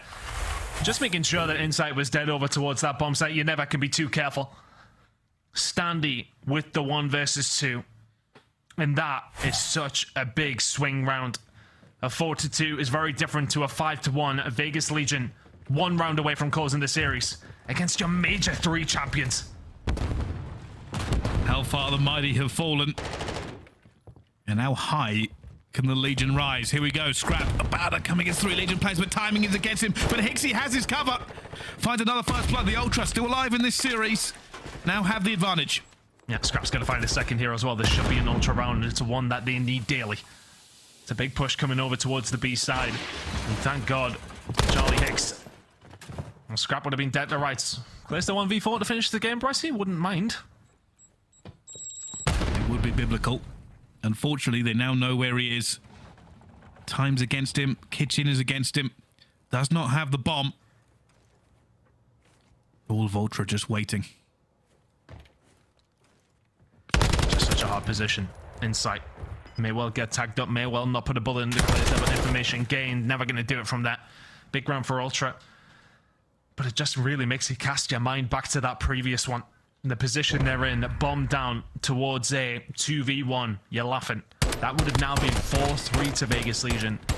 And yet it's still only 5-2. Ultra still need to pull a rabbit out of their hat here. They look calm. But for all that, you know, this win for Vegas Legion propels them a little bit closer to those champ spots. They're only 8 up for grabs. Toronto Ultra, the winners bracket is becoming something that is not plausible for them at this stage. Only one win during the online stage. They need to find 4 rounds in a row if they want to find their second.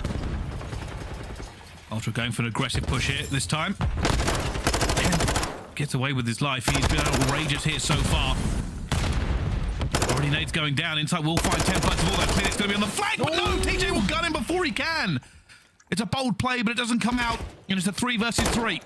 It's a good read from Ultra, to be honest with you, because Vegas Legion reposition, expecting that A push to come in again. They go for the mid-map control, Priestahh and co. Klinex goes to try and punish them for it, but this time around, because of that mid-map control, because of the fact Klinex couldn't find that kill, Legion, no bedroom is clear, but can they find the kills? It's a 3v2, make it a 3v1. Standy left on his own again. He couldn't, surely. He'd have to have some magic there as he dives out of the top window. It's no good, and it is another round to Ultra. Surely the body shooting hasn't poisoned this chalice. There's no way this can go the distance from now, surely.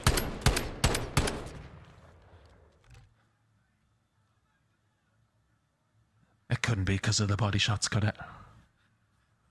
Surely not. Always nervous. Always a possibility. The Legion just need 1 round. 1 round for this grudge match to go their way. And they are an incredible S&D team. I want to say that Temp has maybe still got that cruise missile, right? I think so. They've got to wait to use it. And that may well be what they're doing right now.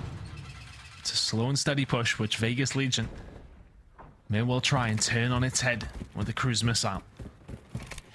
We've seen teams like Toronto Ultra use them so wisely over towards this A side now as the transition from Legion starts coming on through to push towards this A side. Standy will stretch it and just hopes and prays that nobody checks it.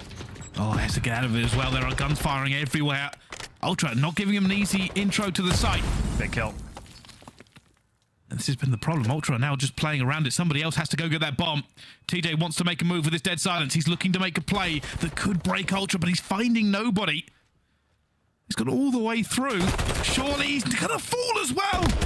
Ultra, there should be another round for them as well. Temp cannot find the kill. The bomb has not gone down yet.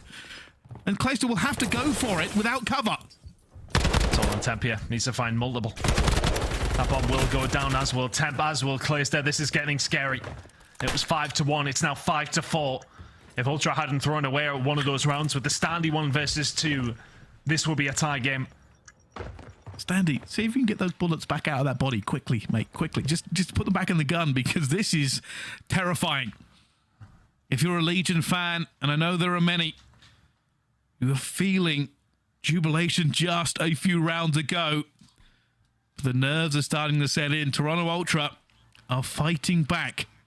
Still, though, 1 round for Legion. That's all they need. But will they lose 5 in a row? There's no way, right?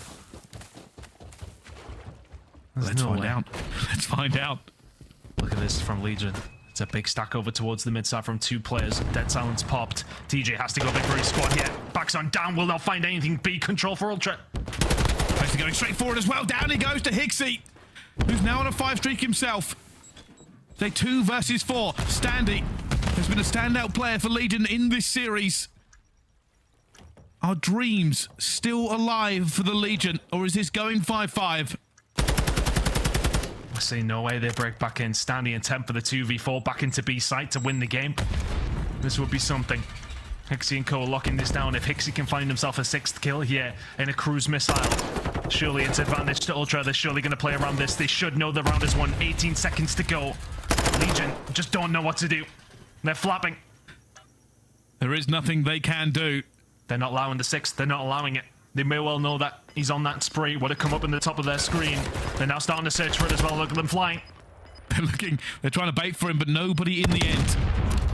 Pixie's going to fall anyway to the bomb. He's a little bit upset by it, but we are going to it. It is written in the stars. It is a map 5, a round 11. What other way could this end? Are we calling that a gong? Is it a gong?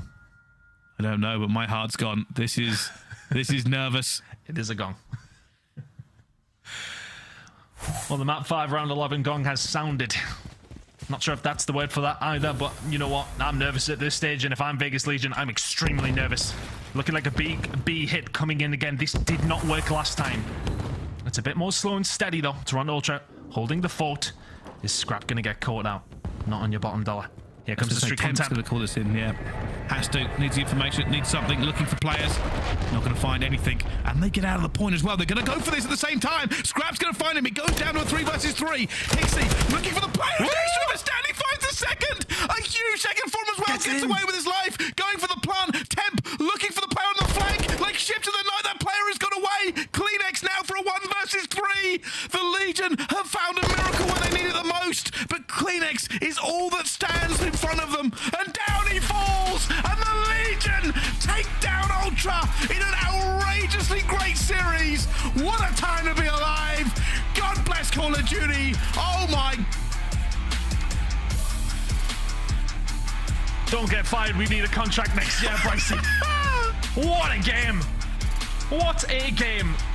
And if it isn't none but other than Standy to find the 2 towards the back kitchen side, after Legion almost just legioned it all over our screens there. It was a 5-1 lead. It got forced to around 11.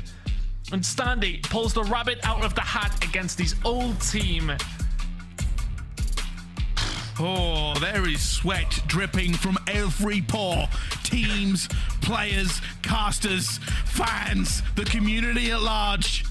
Grab a towel. That game is done. The Legion grab 10 points. They grab the rivalry. And Ultra have not had a good time in the qualifiers. Oh, and breathe, if you can. And the thing is for Vegas Legion as well, that kind of we can take away from this is the fact that they actually did it with the respawn coming into control. It would take some of the best analysts in the game to break down how on earth this has happened. To be honest with you, we do have quite a few of them that can go to it, but my final words on that, what a bloody game of Call of Duty that was. Tippable from both 2 teams. Fantastic game. Well, it's been fun. It's been amazing. We were hoping for a glorious game. And these 2 teams have been magnificent. The only thing more magnificent than that game are the trio we're about to throw it to. Desk, please, tell us what you think. I don't want to watch the rest of the show. Just turn off your broadcast right now. It's not going to get better than that. And shout out to Standy, the revenge game. Nameless, you called it, but I don't think anyone expected Mustache Standy to come in here as a cold assassin tonight. Yeah, you know, talking about this Vegas Legion squad, I was looking at them like, okay, they can lock up both these S&Ds with how Toronto's been playing, but what respawn are they going to take? And we saw they gave them an opportunity. Toronto gets rid of El Asilo Control, a map that Vegas has never won, and let Expo through. And you see the practice that Vegas Legion has come in that Expo. They take that map, but Standy and in this series, I know Octane statistically had the best performance in a single series throughout this year. But that performance that we just saw from Standy, in my opinion, is the best individual performance all year. Given the circumstance, what they need, the points on the line, the winner's bracket spot on the line, this man has a Vazneb challing ARs across the map, getting the first bloods in Search and Destroy. That's been a big improvement for Vegas Legion and a huge edge that they had in the 2 Search and Destroys that they won in this game. The man put up all-star numbers. He deserves all the flowers. He was up 5-1, though, and his team almost lost this game 5, though, Ali. Toronto, they fought to the bitter end, and as good of a series as we saw out of Standy, Kleenex was putting up ridiculous numbers in his own right. I mean, that was an insane Search and Destroy, and you have to tip it again. Ant brings up the fact that Standy has the best individual performance. It was the 1v2 defuse where he shot bodies to go up 5-1 that I think is the most game-turning point. Yeah. Because then Toronto turned and went 4 in a row to go to a round 11. If Standy doesn't clutch that 1v2, we could be looking at a completely different winner in this series right now. Just how important is this victory? Well, Toronto will now finish with a 1-4 record. They will start in the losers bracket come the major next week. Legion, you're one step closer to a top 4 seed as well.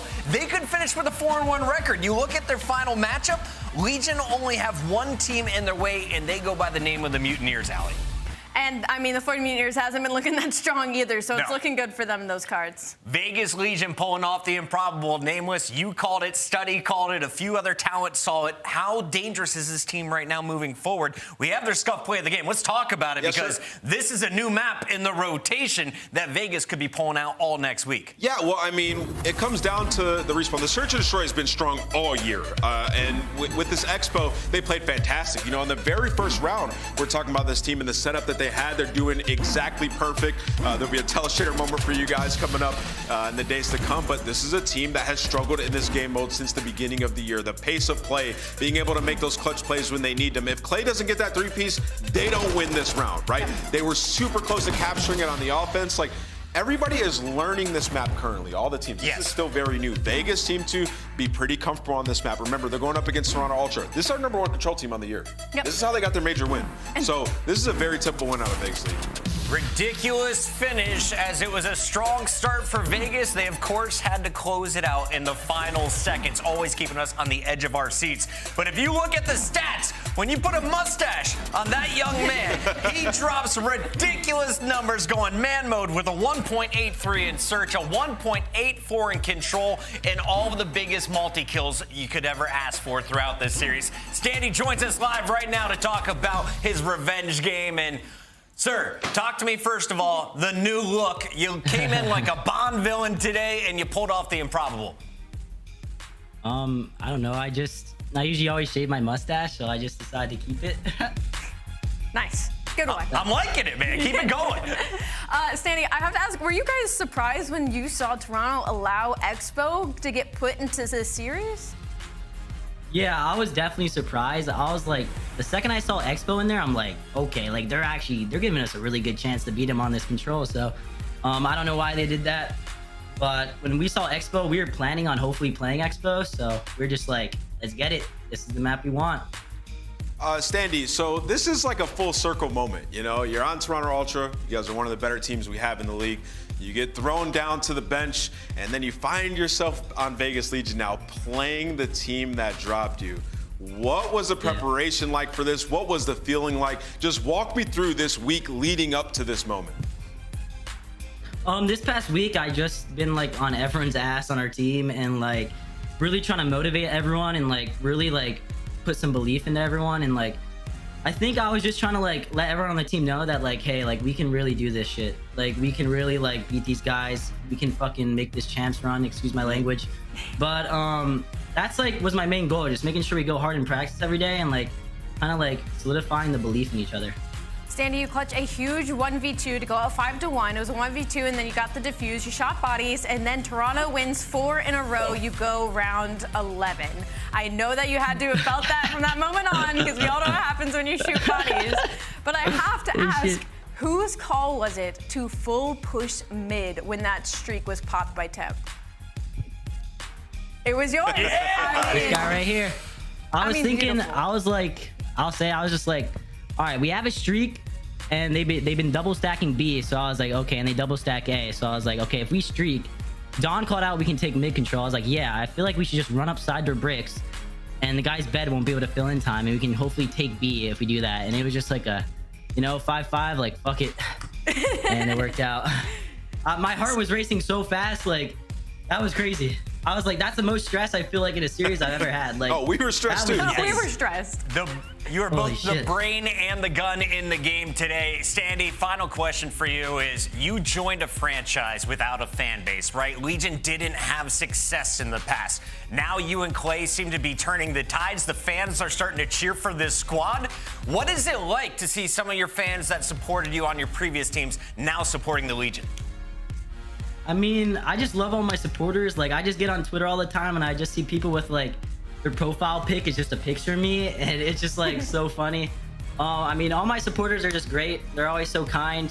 They always support me no matter what happens, so I mean, I appreciate all you guys, and let's keep going on this journey, baby. Keep it going and keep that stash for me throughout the whole major. Congrats on the win tonight. I might keep it. I might have to. It's doing work for you. Bye-bye. That is standing in the Legion. They now are just 10 points behind the Røkkr as we look at the overall points total on the year. Ridiculous run from the Vegas Legion, a squad that has finished top 6 at the last event, now with a 3-1 record, battling for a 4-1 record and a top 4 seed coming into the major next week. I mean, shout out Vegas Legion. I mean, this is something we have been waiting for the past like 2-3 years when it comes to this franchise lawn, and now they have some players and some serious talent to root for. We've got 2 more matches on the day. Quick update on our standings. When we come back, it's going to be a great battle, Nameless. We're going to see LAG versus OpTic Texas. Do they finish 4-0, or do the Guerrillas challenge for a top 8 seed? I don't know if it's going to be a great battle. It is. It's not. You never know. It might be, but things are getting weird. Let's take a look at the shop, shall we? We got gear. You can get your new Legion gear, shop.callofdutyleague.com. And of course, pick up your gear in-game as well. We got the team packs available for everyone at home. Rock them in your ranked games. We'll see you there in just 2 more matches. When we come back from this commercial break, though, OpTic Texas takes the floor, and the Røkkr still competing against Atlanta tonight, a jam-packed night of Call of Duty.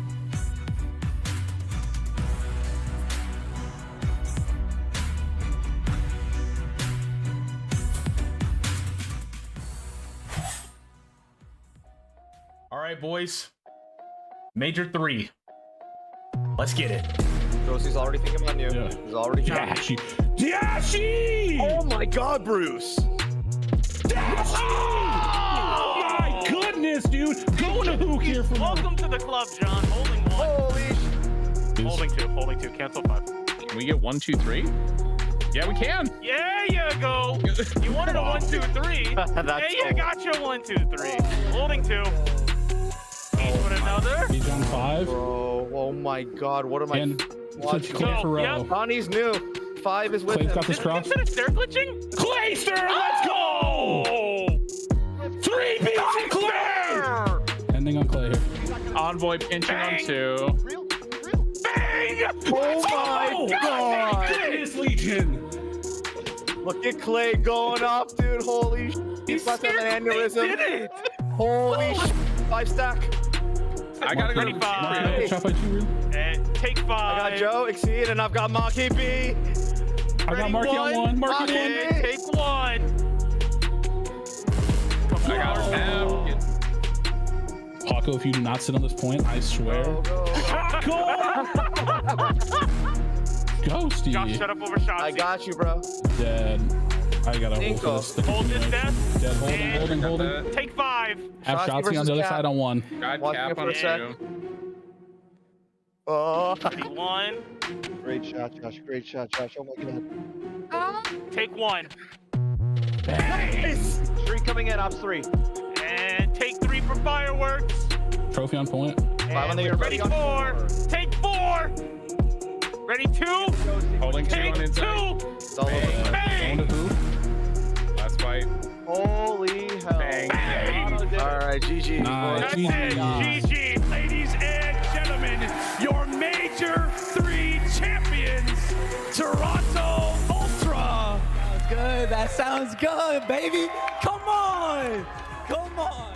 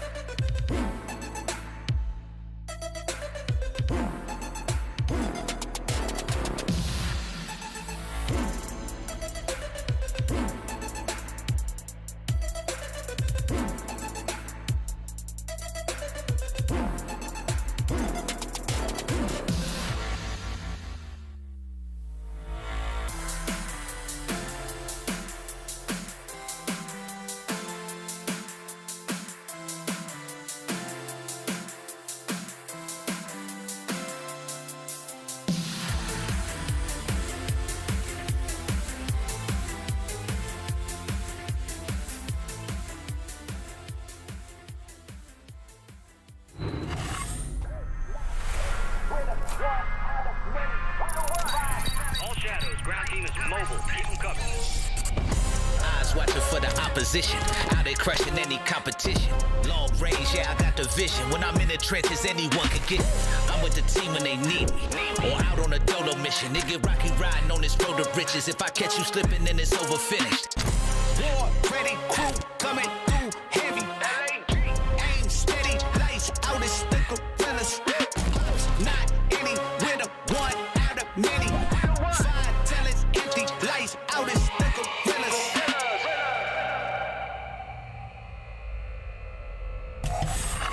Final week of qualifiers before we head to Major 4, and this is going to be the second to last match for OpTic Texas as they take on LAG. It's OpTic who comes in with the #1 seed and a 3-0 record. Can they improve to 4-0? Well, their opponent just 4-9 when it comes to map count. Let's take a look at the maps and modes, Allie. Tell me, where do the Guerrillas cause chaos, if at all, in this series for OpTic Texas? If you can count on LAG for one thing, it's the fact that they're going to steal at least one game in the series, even though they are on a 5-series losing spree. They only steal one. Against Minnesota, it was a hard point, and then against, I believe it was LA Thieves, they stole a search and destroy. Against Vegas, it was a control, so they're always going to steal one, but the question is where? Well, I mean, looking at these maps, these guys played when OpTic first formed this new roster, same teams. Games 2 and 3 in this map layout went to LAG last time. OpTic ended up taking the series through 2. The problem for LAG is they're worse, and OpTic is much, much, much better now. So everybody's playing great. I think this is a lockup for OpTic in at least 4, excuse me. Now, what's on the line here for me, though, is an undefeated record. Why? Sure. I have not seen an undefeated record in a qualifier yet. Can OpTic take one more step closer? It's time to find out our only unbeaten team so far in Major 4. Gentlemen, take it away. Get us into the game. Thank you so much, Pocket. Yes, indeed. Folks, we're going to try our best to make this one maybe as entertaining as the last series, but it's going to be hard to do that. Jay, we waltzed into this one. LAG yet to get a W. OpTic Texas yet to have lost a series up to this point. Obviously, the bigger story right now is surrounding the boys on Texas. They're trying to get that #1 seed, my friend.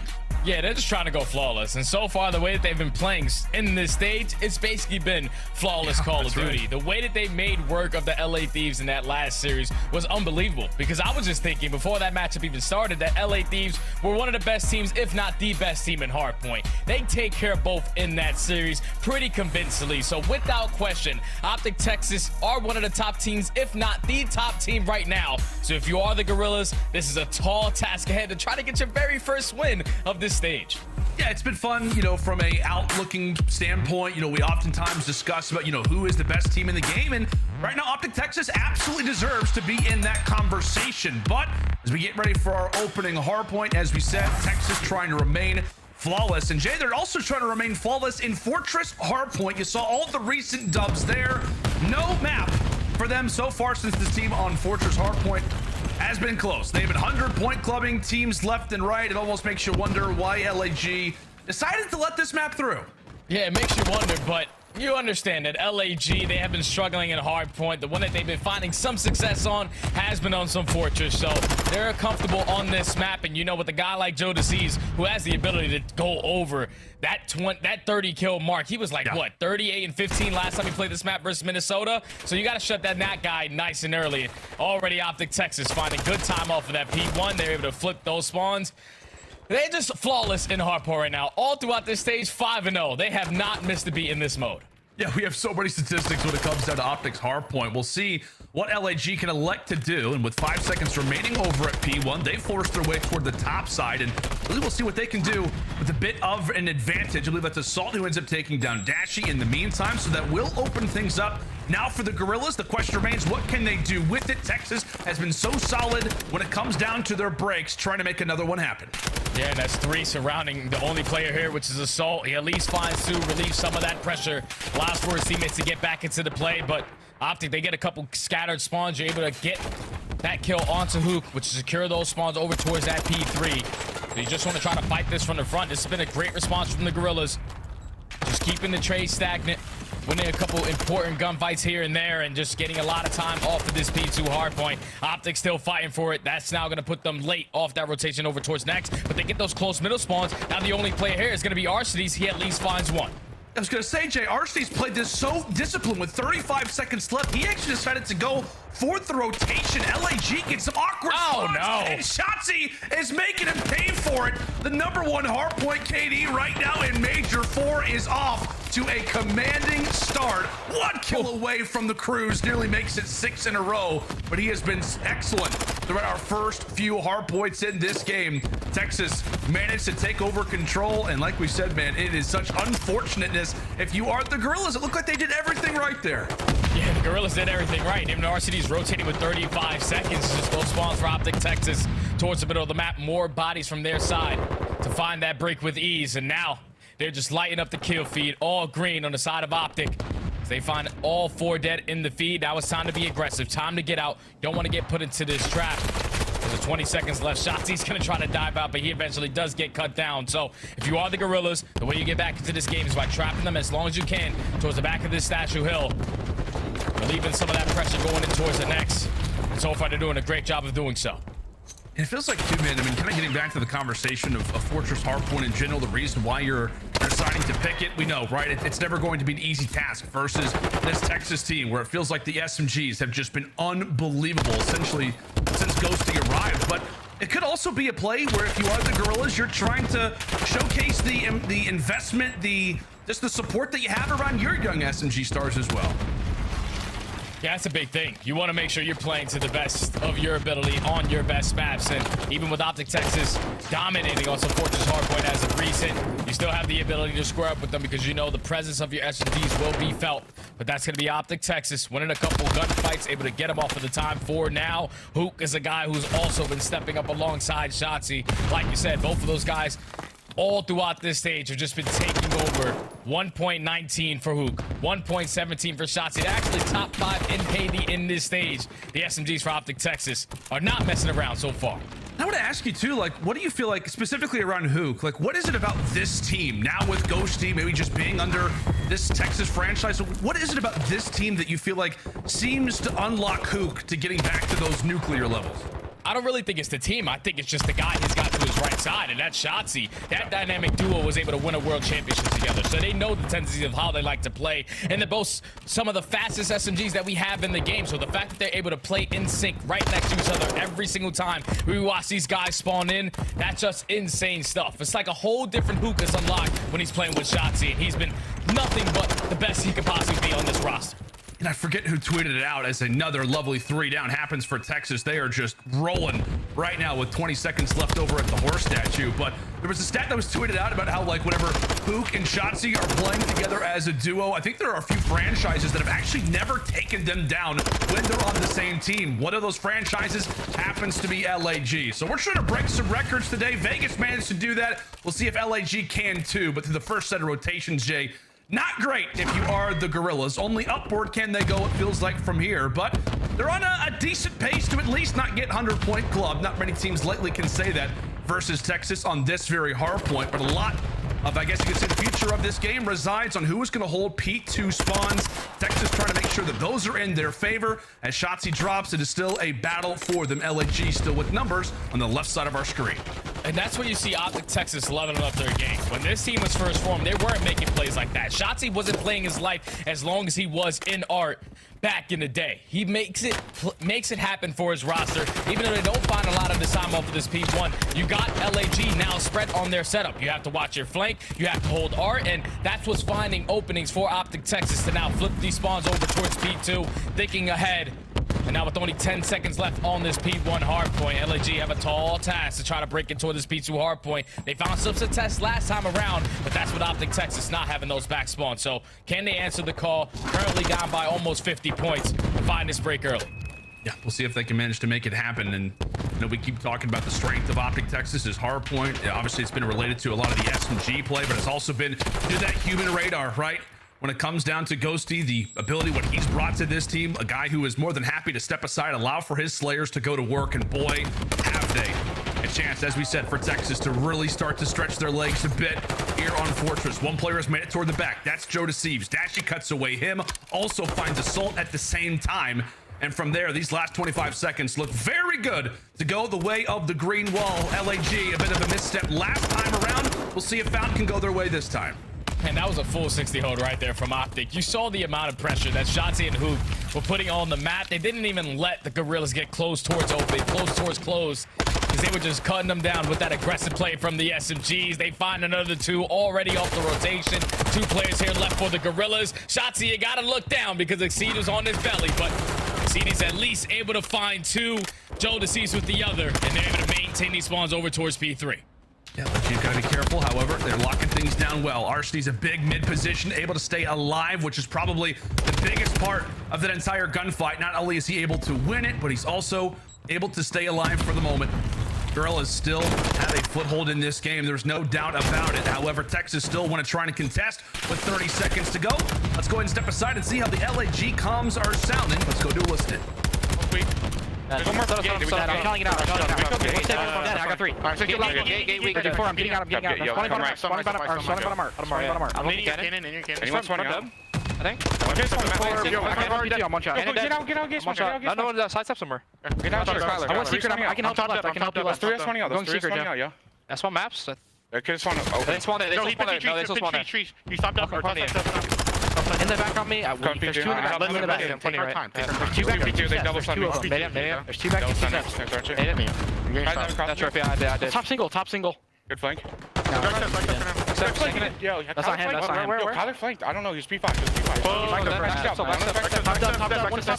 Top single. He's going side. I'm waiting for you, Joe. Go They spawn gate behind me. Single weak. I'm one shot. Gate behind me. Play kind of.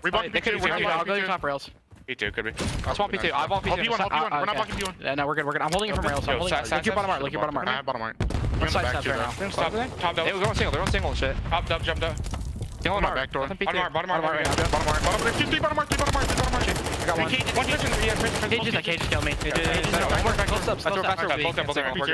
Set up for new. They're getting it. Top single fast. I got single fast. I'm playing map. Well, it's a good check-in with the LA Guerrillas. I mean, Jay, we were kind of going back and forth a bit through listening. I mean, it seems like this team very much so is composed. They are ready for this matchup, and it's also a huge series for them, all things considered, because, Jay, a loss here would mark, I forget how many series that they've lost in a row, but it would also guarantee them to be in the lower bracket. So we're talking big games for Texas. They're trying to get the #1 seed. This is also a huge matchup for LAG. Still a chance for winner's bracket. Still definitely a chance, but currently down by 70 points. You have to find some time off of this P5 hardpoint. Right now, OpTic Texas, they're holding down every single crossfire. And so RCD's in Minnesota able to find 2. They can get some of this time off of bottom maps. Just got to be able to read this one player and Ghosty, who's going to spawn behind them towards Anvil. He's ready for the pinch. Once again, they have to relieve that pressure. You have Joe Deceives, who's playing for those spawns. Flip, big couple of kills in towards Art. Exceed finds another. That's now going to be 3 dead. OpTic are getting some stage spawns, so you have to be able to read it. If you are RCDs, he does not. And he runs right into Shotzzy's gunfight. Oh, God. Now with only 5 seconds left on this Statue Hill. It's all about this P1, and OpTic, they're already there. They are indeed, so it's going to require a break. It's going to require rotation and just a lot of composure right now. If you're Guerrillas, Arseny's able to piece a few. Definitely got some assistance there from the squad mate. So this is really the question on what do you do if you're the Guerrillas? As we said, so many things to balance, so many things to try to keep in mind as all 4 will drop 10 more points before this game is done. And OpTic Texas, they know where they are coming from. LAG are getting the bad spawns towards double doors. You can allow your SMGs to free roam, get a couple extras, as OpTic Texas are going to take map 1. Take it in solid fashion. I mean, it wasn't a 100-point club, but it was still a solid hard point at that. Fortress remains perfect. It remains intact. And Jay, now in the recent stretch for Texas, it is 15-2 and their last 17 hard points. You can see the smiles are out. They have got all kinds of confidence in this game mode. Yeah, OpTic Texas are the best hardpoint team in the game. No question about it, man. The only map they usually tend to struggle on is aBeZy. They're great at all 4 other hardpoints that we have in the CDL, as they are able to take the score 250 to 169 on this opening hardpoint. It's not the usual scoreline we see when OpTic Texas play some Fortress. Usually they're winning by 130, basically putting you in a 100-point club every single time. But LAG, they had some fight to them. The P3s, where I said that they needed to get some time off of it, they kept it scrappy at times, but they were able to secure a good chunk of time there to at least keep the scoreline a lot closer than it's supposed to be. But if you are OpTic Texas right now in prime form in this game mode, You take care of business in hardpoint. Now up 1-0 in the series. Now you're going into a Mercado S&D where I think it's 50-50 when you're going up against the LA Guerrillas. They love themselves some Mercado as well. Yeah, and I believe last time that we saw these teams face off against each other, Jay, was back at the very start of the Major IV Qualifiers. It was the very first match that OpTic Texas actually had with Ghosty in the lineup. I believe it was a Game 2 Mercado Search Destroy that we saw, and it was LAG who was able to take it. And I want to say, too, like, didn't Exceed, like, clutch up like a crazy, like a 1v3 or even 1v4 during that time? Yeah, Exceed was hitting the routes. Yeah, I'm pretty sure you're right there. Like, it had to be a 1v3 because the way he was making plays, I remember that now. It's like him versus Shotzzy. I'm pretty sure that's the first time we ever see Shotzzy bring out the mid wall bang as well by Taco Truck over towards that B site. So it's all coming back to memory. It was a square up last time. It closed out to be a 6-4 in favor of the Guerrillas. And that was just simply on the playmaking of Exceed. So can he do it again to try to tie the series up at 1? Yeah, and that's really what you're looking for, I think, Jay, when we talk about both these teams. Very much so in different spots right now. When we talk about the standings, just when we talk about mentality, I mean, you're arguably talking about a team, one of the best teams in the game versus a squad that's obviously right now in the bottom 4. If you are LAG, it feels like you're looking for players to be those guys, right? To be the playmakers, to be the engine to the roster. And oftentimes, man, it feels like it has been Exceed. Like you and I have had plenty of casts with this roster. It feels like ever since that the Academy team came into this lineup, there's been, you know, a number of different players who have had impacts, but impact that has actually led to series victories or map dubs. Like, I feel like Exceed has been that guy. I mean, like I said, it could be anybody, but I know lately in Search Destroy, he has struggled. So they're looking for him to definitely try and improve upon a 0.41 S&D KD right now going on in this stage. Oh, 0.41 is not good. Not good because of the opposite side for OpTic Texas. They got the #1 guy in Search and Destroy so far throughout this stage, and that's Mr. Huke the Nuke. 2.3 in Search and Destroy. A lot of that is padded in that last series versus the Thieves, but he's just been out of his mind when it came to this mode. And if he's able to just continue the pressure that he has, LAG are going to have a tall task ahead. You see the numbers from both of the SMGs so far throughout Major IV Qualifiers. 1.17 for Shotzzy overall. 1.19 for Huke overall. That's top 5. Huke in Search and Destroy, 2.33. That's #1. 1.39 for Shotzzy. In Hardpoint, that's #1. In Control, they're doing what exactly they need to do. They got the ARs who are able to hold down lays, but if you want your SMGs to play anything like this, you're definitely going to have an opportunity to win some championships.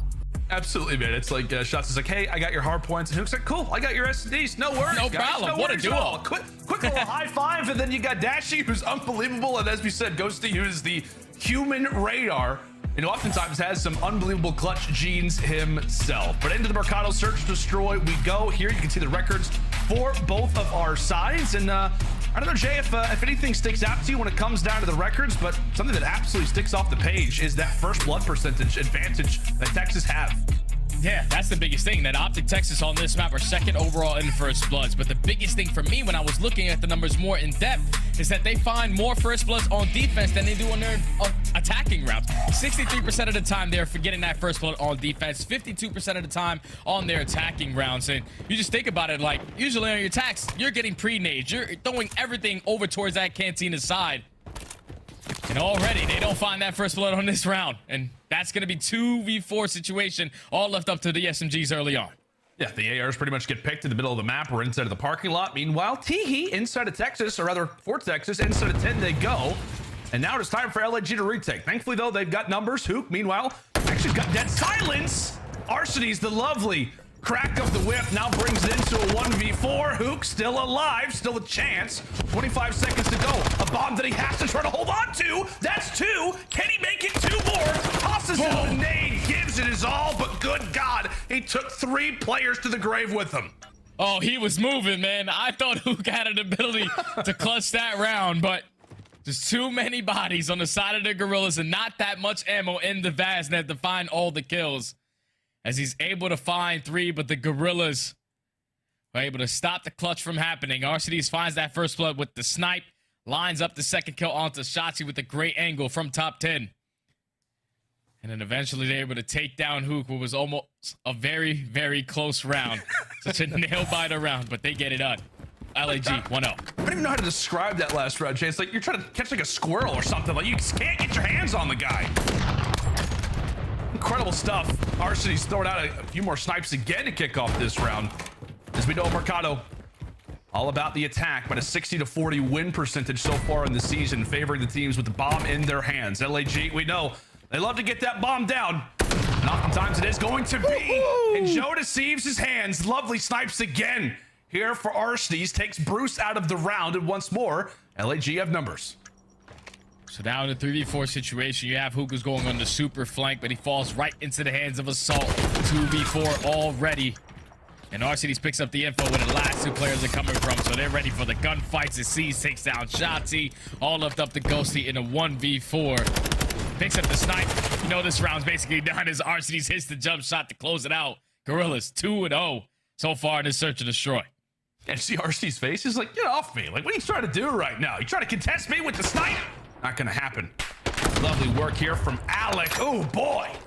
A 4-1 start for the captain of this Guerrillas team. We talk so often, the spotlight is without question on this man. First season away from FaZe, trying to bring the boys back, and starts with series like this, as we talked about it right now in the bottom four, trying to catch Las Vegas Legion, who are obviously off of a victory, so that makes this series that much more important, that's that much more influential here for the Guerrillas. But the 2-0 start, we'll see if they can make it 3 as Texas once more take attack. All out aggression towards A. Not gonna hesitate on this bomb plan as well. So they're gonna be ready for the pressure to come from every single angle. They have a lot of time to work with. 4v4 on a retake. If you are Arseny's currently on a 4-3, you probably want to take your time in this push. Wait for your teammates to try to be the aggressors. Potentially earn yourself that cruise whistle. Here goes the gunfights. Ghosty at least gets info on 2. Oh, and again, Arseny's with the pick. Another kill onto Dashy. Ghosty's position is known. However, it is Huke who roams through middle, able to find one. Time continues to tick, and now if you're Guerrillas, you got to get a move on. The problem being is that Texas are hiding pretty much everywhere, in Cantina, inside a barber shop, waiting to pounce, waiting to strike. One player left is Exceed, and he gets overwhelmed. A great job there from Texas to get the bomb down early. And really, man, just allow for Arseny's that pick to pretty much be nullified. I mean, he finds that, and Texas is like, cool, we're just going to allow for you guys to come to us. Hide in every single crevice that we possibly can here on Mercado. Yeah, OpTic did a great job even after getting first blooded of taking map control. We saw the SMGs put a lot of pressure on towards Hedge, and that's Huke who actually flanks through the middle of the map, able to find that kill and then reflanks all the way through Barbershop. So you probably had a couple players from the Guerrillas trying to locate where he was, but he was able to get out of dodge, and that eventually leads to OpTic Texas getting their first round of the map. Now to the defensive side they go, and Guerrillas, it ain't broke, don't fix it. Going back over towards the speed bomb. Shotzzy's gonna be prepared for it. Lines up one. The assistance there from Dashy and his trades that pretty much go back and forth. It was the pistol that did have to get brought out.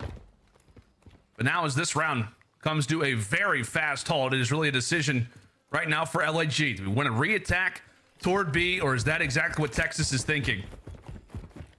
It appears they go for mid, get some information potentially, and then to go back toward this B site. We'll see if it works out for them. We'll see if this plant can go down unscathed. And right now for Texas, they've got really nobody over near it. Ghosty could make a bit of a jaunt over soon. And this one just could come down to timing. Now it's going to be a 2v2 retake. Ghosty and Huke versus Assault and Arseny's. Both players from the Guerrillas are going to be stacking in towards 10, and both players from OpTic Texas are going to regroup and attack from the same angle. As time is starting to tick, Ghosty's going to jump on that back ledge, try to play for any information of a couple players playing in towards top 10, but Huke invests that dead silence. It's time to go.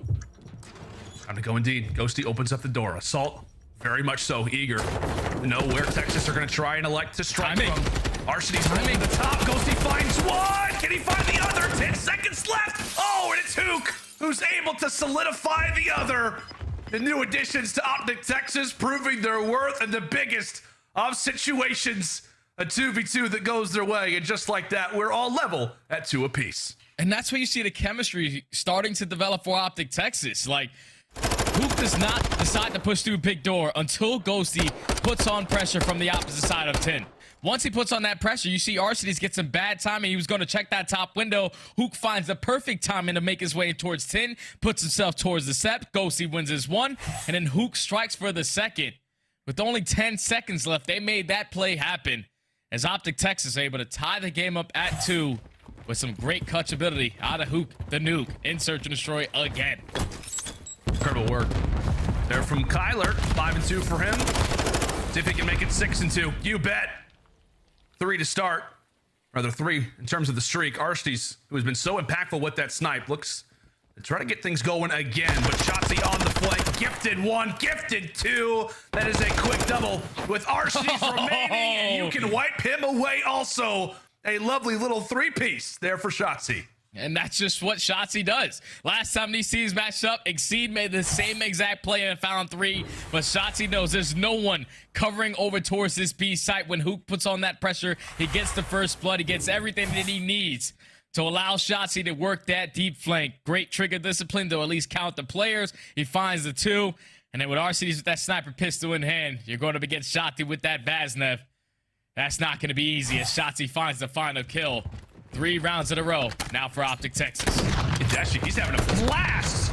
Oh, get the hit marker onto Arsties. Arsties, he's able to strike. He also gets a hit marker, but he does put in enough damage there for Joe Deceives to clean it up. What a wild round it has been. And quickly, as the dust has settled and pretty much everybody's reloading their sniper, it is Ghosty now last alive, 1v3. 3 players to take down, a bomb to defuse, and only 35 seconds to do it in. A tall task indeed for the rookie, but we'll see what he's got. Yeah, there's just no way he should be able to clutch this round. You have Arsties holding down the middle of the map, Exceed and Assault, throwing shoulders in towards Cantinas. But that's just a tough pill to swallow right there if you're OpTic Texas. You saw the play call. We were going to take control of mid-tunnel. Dashy, you're going to snipe over the heck glitch. Dashy with the delusional confidence to just jump out with no cover on his side. Unfortunately, gets that hit marker. And with Arsity staying alive, he gets all that info. He's able to line up one onto Shotzzy. He gets some assistance from his teammates to put the pressure on and find the second kill onto Dashy. And then eventually you get that bomb down. Hold it down in the 3v1 and clutch up on the round. LAG, 3-3 now. That's just 2 unbelievably talented snipers who are like, no, I'm not backing down. Not backing down in the slightest. Just like that LAG. That'll bring things even. Arsties once more with the snipe. Texas absolutely know where his positioning is. They take him down, and well, Alec falls by the wayside. Captain out, but what can the rest of LAG do? Assault also will fall. Exceed in the meantime, able to grab that snipe, but 2v4 and a Cantina that you're going to have to try and reclaim. Oh, that bullet I thought was close to Shotzzy. Whistles past his ear, but now all you have to do is lie and wait. Allow for Joe to come to you, and this is going to be a round. OpTic Texas are about to reclaim the lead, Jay. Yes, they are, my friend, and that's all out aggression over towards that A bomb. Shotzzy, once he finds that first blood, they played a couple rounds now, so you know what Arsties likes to do with that sniper. They get the call to double down, child through tunnel, get that first blood, you get the bomb down, and then with a couple players from the Guerrillas trying to take Ghosty off of that site, Shotzzy just prones right in towards tunnel, finds a final 2 kills. And OpTic Texas with a flawless attacking round to now put them up 4-3. It just feels like right there in that last round, I mean, Texas just learning from LAG's tendencies. They're recognizing, hey, Varsity's 6-5. He has been unbelievably dominant with the sniper. He's been in this angle. Let's just try to play around that. Shotzzy once more, another first blood. That is massive. Meanwhile, though, for LAG, a lot of those arrows initiated over at the barbershop. So Huke also is able to tag them up. So really right now for Texas, a lot of map control that you can gain. You know that they've not really pushed up toward the top side. They've also just made it into Barber. And so we'll see what Texas can do with the information that they have very much so deserved. Oh, Huke gained a lot of info right there. He gets a couple sound cues that the pressure's definitely still coming in towards Cantinas. Shotzzy said, don't worry, guys. I'm basically going to put my controller down. I believe in you guys to clutch this 3v4. He's not going to go for a flank or anything. So they're just waiting. Huke puts himself in a great position. He's going to be able to challenge Joe Deceives, takes him down. Now it's all left up to Arsenes. He gets cut. And OpTic Texas now put themselves at point game. Round starts off by Shotzzy being the only player over towards that B site. He takes down Exceed, who was trying to work that late flank like he did the last time that these squads played. Won't you take care of him? Huke already is in Cantinas. He puts on the aggression towards Barber. He finds the kill. Dash is just laughing about it because the game's so easy with 2 of the best SMGs in the game. Now OpTic Texas put themselves at game point. Yeah, he's just enjoying himself from the Batcave over in Frisco, also known as the Hex Quarters. But He's having a blast. 2 and 6. Hey, you know what? He's No big chilling. deal. No big deal. Ghosty's got the plants. Shotzzy and Huke, well, they've got all the kills. 19 combined for these two so far. We'll see if they can only add to that total. Maybe Shotzzy can reach double digits. Dashy also looking to try to get more on the board. Snipes away. ARs abound. Why? Pieces Alec, who decides to go for the jump shot. He eventually falls. So into the 3v3 we go. And it's both teams obviously trying to go for that Cantina control. Thieves on the outside. Meanwhile, it's Exceed over the top. Does he decide to go for the chow, or will he make Dashy come to him? He wants the smoke, and he's got it. A quick 1v2 inside of the bottom, and LAG stay alive. LAG stay alive. If I'm Arcedy's right there, though. Dashy then missed me the first couple of times I jumped up. I probably don't want to jump it in to give up my life for free, but they're able to clutch up on the round with the aggression in towards bottom green. They find the first kill. They win the trade battles. And even in that final couple of moments, they were ready for the team fights to close out the round. So the Guerrillas stay alive a little longer. Now down 5-4. And I'm pretty sure the last time these squads played, it was a 6-4 ending in favor of the Guerrillas. So we have the opportunity to see that scoreline again, but on the opposite side of OpTic to close out here. See if LAG can force the round 11. All eyes on them. Some massive kills coming in from both Exceed and Thieves, and they're going to need them coming into this round. Assault able to answer for the first. Huke instantly does answer. Rocks that dead silence, and does he decide to chow? We know that he loves it. Aggression does not pay off in that moment, so it's Guerrillas with numbers, but OpTic Texas are still here. Ghosty eventually falls, some stuns, some nades land at his feet, and he is made quick work of. And now it is up to Dashy, a 1v3. And now a bomb to defuse. No dead silences, it just runs out. Though a nice low shoulder if you are Assault. Now you get the info. Every player from the Guerrillas is pre-aiming towards this angle. So Dashy has to try to do something godlike. Has to try to win gunfights all at one moment. He's just gonna fly out, give his life up for free. And the Guerrillas are able to clutch up on the attacking round. They find the first blood onto Shotzzy. They get the trade onto Huke. And then they find that kill onto Ghosty. All out pressure towards heads. You get that bomb down. You get the info. You hold strong on your setup to now force a round 11. Oh boy, we love him. Saw round 11 in the last series. And now we've got ourselves one here. OpTic Texas, LAG. An opportunity for Texas to go up 2-0. LAG fighting for every single map, every single series. Means so much to them. Can they walk away with a round 11? That's not the way to start it off. A quick nade comes in from Shotzzy. That's a big kill to take down Thieves. You know that he's one of the aggressors for the Guerrillas. So now they back up all the way to their spawn, but Huke with the Semtex over the top is able to take down Exceed. So now it's all left up to the ARs on the side of the Guerrillas in a 4v2 situation. OpTic Texas, all you got to do is play trades. Do not budge. You can even give up the damn bomb plant. Can't give up this 4v2. Yeah, I mean, if you're Assault and Arcedy's, you're like, we're instantly in a 4v2. We haven't even seen anybody yet. Arcedy's will fall, and now it is up to Assault. 1v4, and everybody's staring at him. It is the nades over the top from Texas that lock things up in OT, and just like that, they escape Mercado now with a 2-0 advantage. And that's so insane, man, because Shotzzy and Huke, they were putting pressure on the entire map with their SMGs. That time, they don't even need their guns to find the first couple of kills. Kobe over the top towards back green to find the first out of Shotzzy. And then what a beautiful Semtex out of Huke, all the way to back parking lot. You see both of those guys in this search and destroy, like that dynamic duo with the SMGs in hand are just taking over games whenever the hell they want to. 1,400 damage out of Huke, 1,400 damage out of Shotzzy, both in double digits in search and destroy.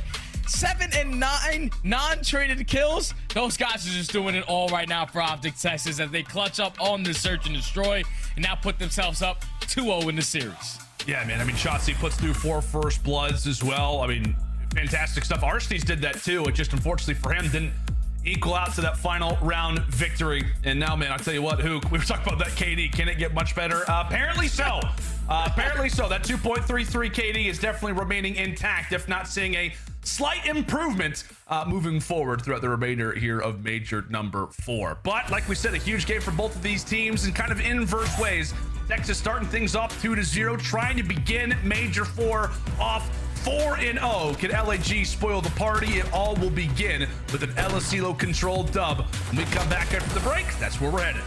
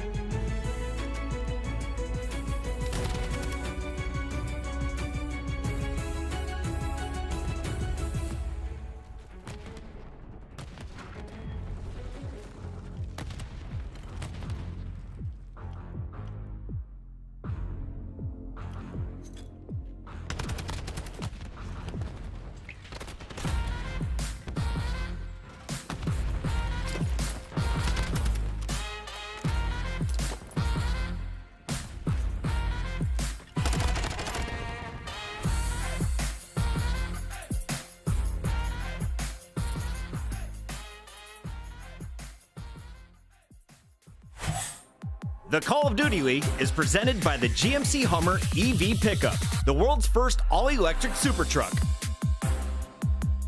Upgrade your game with the Scuff, the official controller of the Call of Duty League. The Call of Duty League is brought to you by the new series Citadel, premiering on April 28 only on Prime Video. Has scored, ladies and gentlemen. Welcome back to the Call of Duty League. OpTic Texas currently taking on the LA Guerrillas, and right now it is a wonderful look currently for the Texas side as they find themselves up 2-0 with an LSELO control up next. Possibly the final map of this series. LAG, as we said, trying to stay alive right now at 0-3. A loss here would guarantee that lower bracket moving into Major 4. Meanwhile, for Texas, they're trying to lock up the #1 seed heading into that major. Some players to talk about moving into this next control, though, Jay. Dashy and Arcitys looking at the control numbers so far here in Major 4. Oh, both of these guys are great in control. We always know Dashy. What was it last year? He was the best control player all throughout Vanguard, and he's not really missing a beat. He's probably, the difference is like from a 1.35 to a 1.17, he's still putting up the numbers, and you see Arcitys on the other side, 1.18 for himself when it comes to this mode so far in this stage, and you're going to need that guy to do that same exact performance, because we know the story when you talk about the Guerrillas when it comes to control. It simply is just in their slang, and going up against the OpTic Texas roster, who as of recent have been liking to play a lot of LSELO. You saw even in that last series where they played up against New York Subliners, they were able to walk away with a 3-1, and I think a lot of that was the pressure of the SMGs. They took over the map again, and I don't know if this is a bold statement or not. I am truly, in my mind, trying to figure out, because I never thought there would be a better SMG duo than the Tiny Terrors. But right now, the way that Shotzzy and Huke are playing, they might be the best in the game. I mean, it's a conversation to have, but I mean, I'll tell you what, man, at least based off of recency, based off the way that they're playing right now, it's definitely comparable. I mean, like I said, we'll allow for those conversations to go through as time remains, but there is no doubt Shotzzy and Huke right now together are at a different level, it feels like, versus pretty much everybody right now in the CDL. We'll see if they can keep that up moving into this game number 3 and maybe wipe away the Guerrillas in just 3 maps. But into this LSELO we go, and currently it is Guerrillas on the attacking side, making some solid progress already at that B zone. That's going to be 2 ticks guaranteed, buddy. Yeah, that's good work already from the Guerrillas. They find their kills at the right time, and now you're able to put OpTic in a little bit of a spawn trap, all on the hands of aBeZy, who at least cuts down 1, but Dashy's able to find 2, relieve some of that pressure, as Ghosty's just staying alive on the opposing side of the map. So that has allowed his team to get into the trap, but now it turns to OpTic. Have to hold down this 8 point for a whole minute and 40 seconds. They have every single angle cut off. They're finding the first initial kills. I just have to locate where these last 2 players from the Guerrillas are, as Arcitys is just waiting for his teammates to find a couple so he can put them in that spawn trap. Yeah, we'll see if they can manage to do so. A nice nade from Exceed. Thankfully for Dashy, he is accompanied by a lovely little trophy. That will definitely make Exceed's life that much more difficult. No longer guaranteed a kill, and does eventually get found out. So Guerrillas working from that top side lane, trying to bring all of those arrows now toward the bottom side into that A zone. Arcitys still alive, so this is going to continue to be a problem here for Texas. So all 3 of these arrows currently for them. Player 1, 3, and 4 definitely need to try and stay alive. But as time continues to tick, LAG slowly starting to make their way forward. As we said, Arcitys still in the back. Meanwhile, the other 3 hanging out in the warehouse. It feels like 1 kill is pretty much going to set up either a solid offensive moment from the Guerrillas or a great defensive situation here for Texas. We'll see what goes down.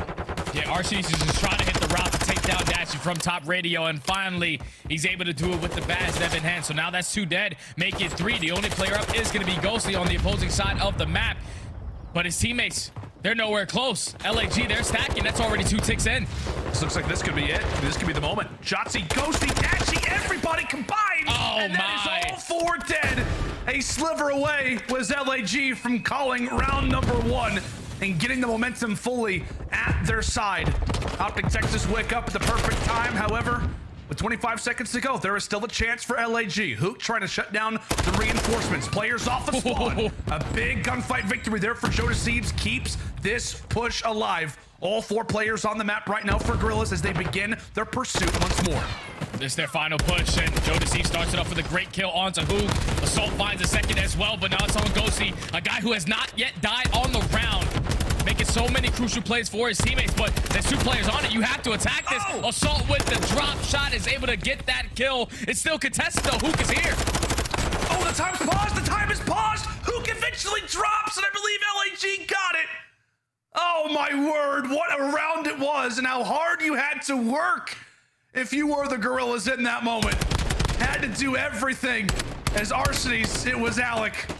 to put in the final kill to solidify it, but boy, would that have been a frustrating way to go out. Obviously, they would have got at least 5 segments out of it, but still, you wanted to see that one come up on the scoreboard if you're LAG, and finally, they were able to get it. That was just good work from the Guerrillas, especially Joe Thieves winning that huge one-on-one versus Huke towards the back end, because at that point, you get a couple players from OpTic Texas to now turn off of their setup, choose a different angle, and that little split second is what allows the Guerrillas to find all the kills at the right time to eventually stack the point. As they take the first round, now OpTic Texas on the attacking side don't have the best start to this round as they go clean 4 dead, and now they're put over towards that white trap. This is a good opportunity as well, man, for Guerrillas to maybe try to improve a bit when it comes down to the kill department. Try to really make Texas work to get out of their base. Maybe even get somebody in range of a cruise missile. We talk so often about LAG, man, and it feels like a lot of it has come down to their slaying. Now they have a chance to actually put OpTic Texas in that spawn trap, as you mentioned, but a bit of a distraction toward the bottom side. Meanwhile, for Texas, they made their way up toward the field, specifically the SMG duo, trying to cause some issues. Shotzzy falls, Huke's still alive, and aBeZy finds himself in a very valuable position, cuts away one, and he's just trying to make sure he's not put in a sandwich. Eventually does get taken down, and now for Texas, they've got a healthy amount of players over at this B zone. Yeah, with only 30 seconds left, you want to play for that map control. You want to be able to stop the clock, leave one player on towards the point. They're just playing for a couple kills. Assault finds a huge one onto Ghosty. That was the guy who was stopping that clock, but Shotzzy there for the trade. Still a lot of pressure over towards Phil. Huke hasn't died in quite some time. He's just trying to stay alive for his teammates. Only 15 seconds left. They're able to stop that clock once again. First segment about to be in. It's a little bit late to hop on the objective, but you could just tell everybody from Texas was holding one of those cuts. They once more hop off of the objective. Shotzzy also does get taken down. Meanwhile, for Ghosty, able to keep that time paused. 9 and some change is all that remains. We'll see if the rookie can manage to stay alive. Waiting for a few teammates to come off. The spawn goes low. Joe Thieves, well, he goes lower. Bottom shelf is Huke. Called to go for the attack. Does he have 2 in him? Does he have 2? No, not gonna happen. Shotzzy eventually finds the trade. The SMG duo trying to cause all kinds of havoc. However, they continue to fall off of the point. Still remaining, still hanging on. Texas, 1 more tick to go before they've got that extra minute added onto the clock. Yeah, the Guerrillas gonna decide to just chalk this one up. Gonna play that defensive setup over towards B for a minute. It's now OpTic able to secure that A point. You have full map control if you are the Guerrillas. You have assault all the way pushed out towards back white. His life is more valuable than a kill, but Huke is able to find that kill. So now you know you have full white control. You can put the pressure out from the front. Shotzzy eventually finds the second, but the Guerrillas are able to cut down 2. Get those close spawns over towards back clip. Now with only 40 seconds left, OpTic Texas have at least 1 to 2 more good pushes. Very opportunistic pushes at that. As we said for LAG, walking away with that opening round would be huge confidence for them if they can go up 2-0. And that is wonderful work coming in from both Arsties and Joe Thieves to find those kills. Just great teamwork all across the board. As now they will send Joe Thieves inside of the warehouse, trying to be annoying, be a thorn in the side. Right now here of Texas, any kill that he finds is a big one. Even pops that silence just to make sure that this round goes their way, and that does not work out well for him. Only 6-13 currently when it comes down to lives. Each one of these means that much more here for OpTic. Arsties holding things down, able to find 1, but Texas, these numbers are huge. These kills are massive. Still up and still afloat. Somebody's gonna pause the time, and it's Huke who's able to do it. He drops. It's all on to Dashy. Dashy's the only player here. Only a minute. Only 1.4 seconds left on the clock. The child's gonna come in from Joe Thieves. Now where's the rest of these players from OpTic? You have no idea. He's gonna be sitting towards the back of the box, but you find the kill, and you're able to secure the defensive round. Great job from the Guerrillas, having such a great start to this one by finding a majority of those kills, keeping the time at the bare minimum, as they only have to hold that B point for a minute. They trade when they need to now put themselves up 2-0 on the map. Yeah, big confidence right now if you're LAG. Going up 2-0, as we said, 1 map away from quickly getting out of this series, but showing us that they've got that fight. Right now up 2-0 here on the LSCLO. And right now leading in slaying is Joe Thieves, 15-11. That's really been the conversation, like we said, around the Guerrillas has been just KD. I mean, like I said, we talk so often about how KD oftentimes isn't the story, but in control when really nobody except for one player is above a 1 on the season. Slaying is definitely a conversation that you got to have. And Jonas Thieves right now having a solid map despite falling early. We'll see what LAG elects to do. Of course, a few top side of the map spawns as now B becomes their target. Yeah, B is definitely where they're going to go to. They found a lot of success on their first attacking round by closing out B nice and early. With RCD's finding that kill onto Dashy, OpTic might have just made the decision to chalk this one up, or at least send a couple players on a flank to potentially break on in. As Huke is going to be able to find that first kill through Keg's alley. A couple wall bangs come in, but it sets up Shotzzy to find the second. No players from the Guerrillas on the point. Dashy gets his revenge onto RCD's. Now it's all on Assault. The farthest player pushed up for the Guerrillas towards B. Oh, that's a big win. A big win. They're from Adam. Assault also take another one. Great work over at the field. And so he's causing a distraction over at B. Meanwhile, it's his teammates who have paused a bit of that progress, rather that clock, and began their progress at that A zone. So this has just been clinical stuff so far throughout this map, Jay, for LAG. Doing work on both sides of the map as they continue to make OpTic Texas's head turn. So down 2-0. And really 2 more ticks to go before this one is done quickly. Let's step aside and see if the comms are sounding in a crucial moment like this with OpTic Texas. Over to that. Nice. Deep side white. Deep side white. There's a guy or D spawn. Hey, stop already. I spawned out. I already spawned out. One more stop it. Hey, straight to you, dead. One got Kegs is off. Where'd you go? I don't know. I have no clue. I can't see. Stay to our top cage. I need to in our top cage. Too much, hold up. I'm gonna get on our top getting. He's fucking down. There's two. He's in our second. One guy's back. Secret, close the door. He's front side secret, stay down. Secret dead. Nice. Look at that top window. I'm looking at our deep pinch right now. I'm gonna get our deep pinch. I'm going back Kenny. Bottom mid, absolute. No, deep Kenny Hill, he pinched us. He's deep Kenny Hill on the ramp. Like by the truck and shit. Exceeds our bottom mid. Yeah, one's our two play. I'm gonna spawn out. He can hit secret. One's in our base. Yeah, Assault's in our spawn. He's deep Kenny Hill. Assault's still deep Kenny Hill. Kenny Hill? Yeah, he's deep Kenny Hill. Assault last one. I don't see him. All dead. I'm picking up the right. Looking side white now. Right. Looking side white from Kenny. I'm gonna search top money, dead. Don't see anything side white. It can go deep right again. I'm blue. Yeah, I have the deep right. You're good. Looking at top money. We'll checkers. Nice check in there with Texas. 20 seconds to go. We hear the comms coming in from Ghosty and the crew, trying to really weed out every single playmaker on the other side from LAG. Like we said, time continues to become a factor. OpTic Texas coming off a spawn, trying to lock things down here on defense. Keep this control of Flow and Dashy, nearly able to find 3, but 2 members still alive from the Guerrillas as Shotzzy will spring into action.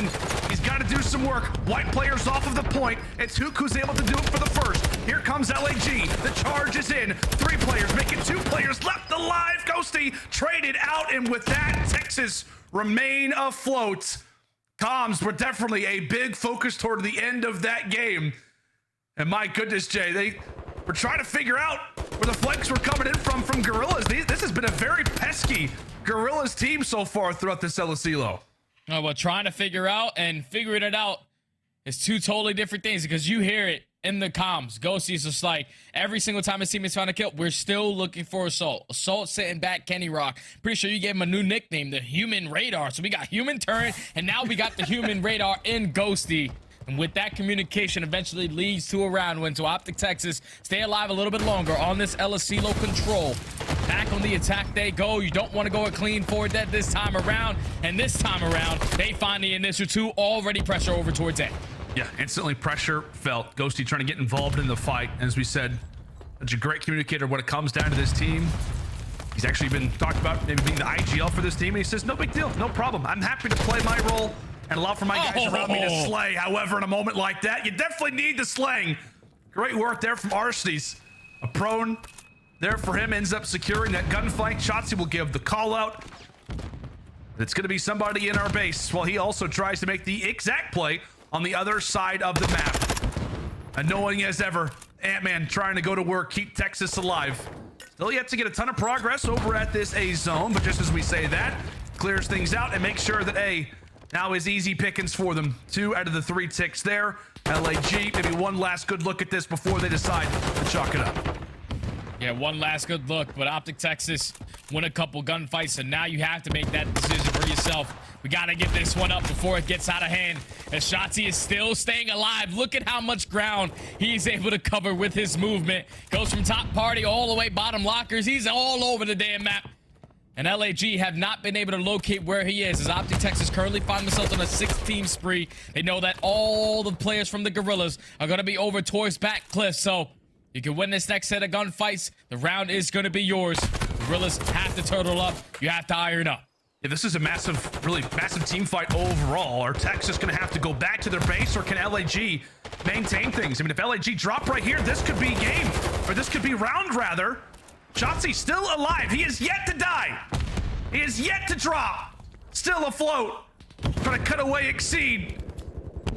Laying down some fire, but as long as he remains right here, it's going to have to force LAG to move on up. Time paused, one tick through over at the B zone as LAG begin to make their presence felt. So does Shotzzy. He gets red, and LAG, their defense holds. That's good work right there from the Guerrillas to not panic, to hold down your angles, play nice little corners, and win those crucial gunfights to eliminate these players from your base.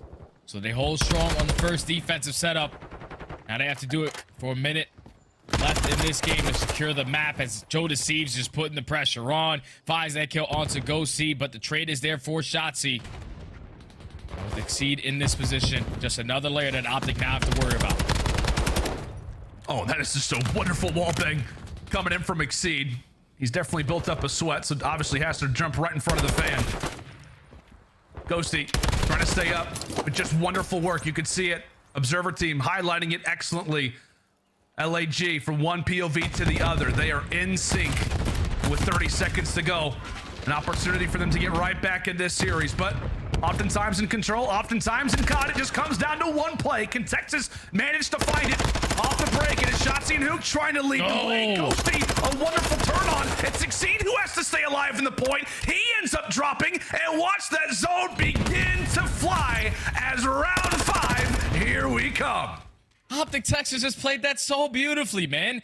They set up the pressure around field. Shotzzy works up through that deep right side. He knows that at least 2 players from the Guerrillas are coming all spawn. The last 2 players were the guys that were decapping that point to not allow that second segment to come in. So all you needed to do if you are OpTic Texas, take down those 2 players on the point, and then everybody else watch your angles. They find those initial 2 kills before anyone dropping. Then the last 2 players from the Guerrillas, one coming through mid kegs, one going on the deep flank. The guy on the deep flank at least takes down one, but Ghosty was there for the trade. And then they're only looking for one guy. You get that kill, you stack the point, you secure the round.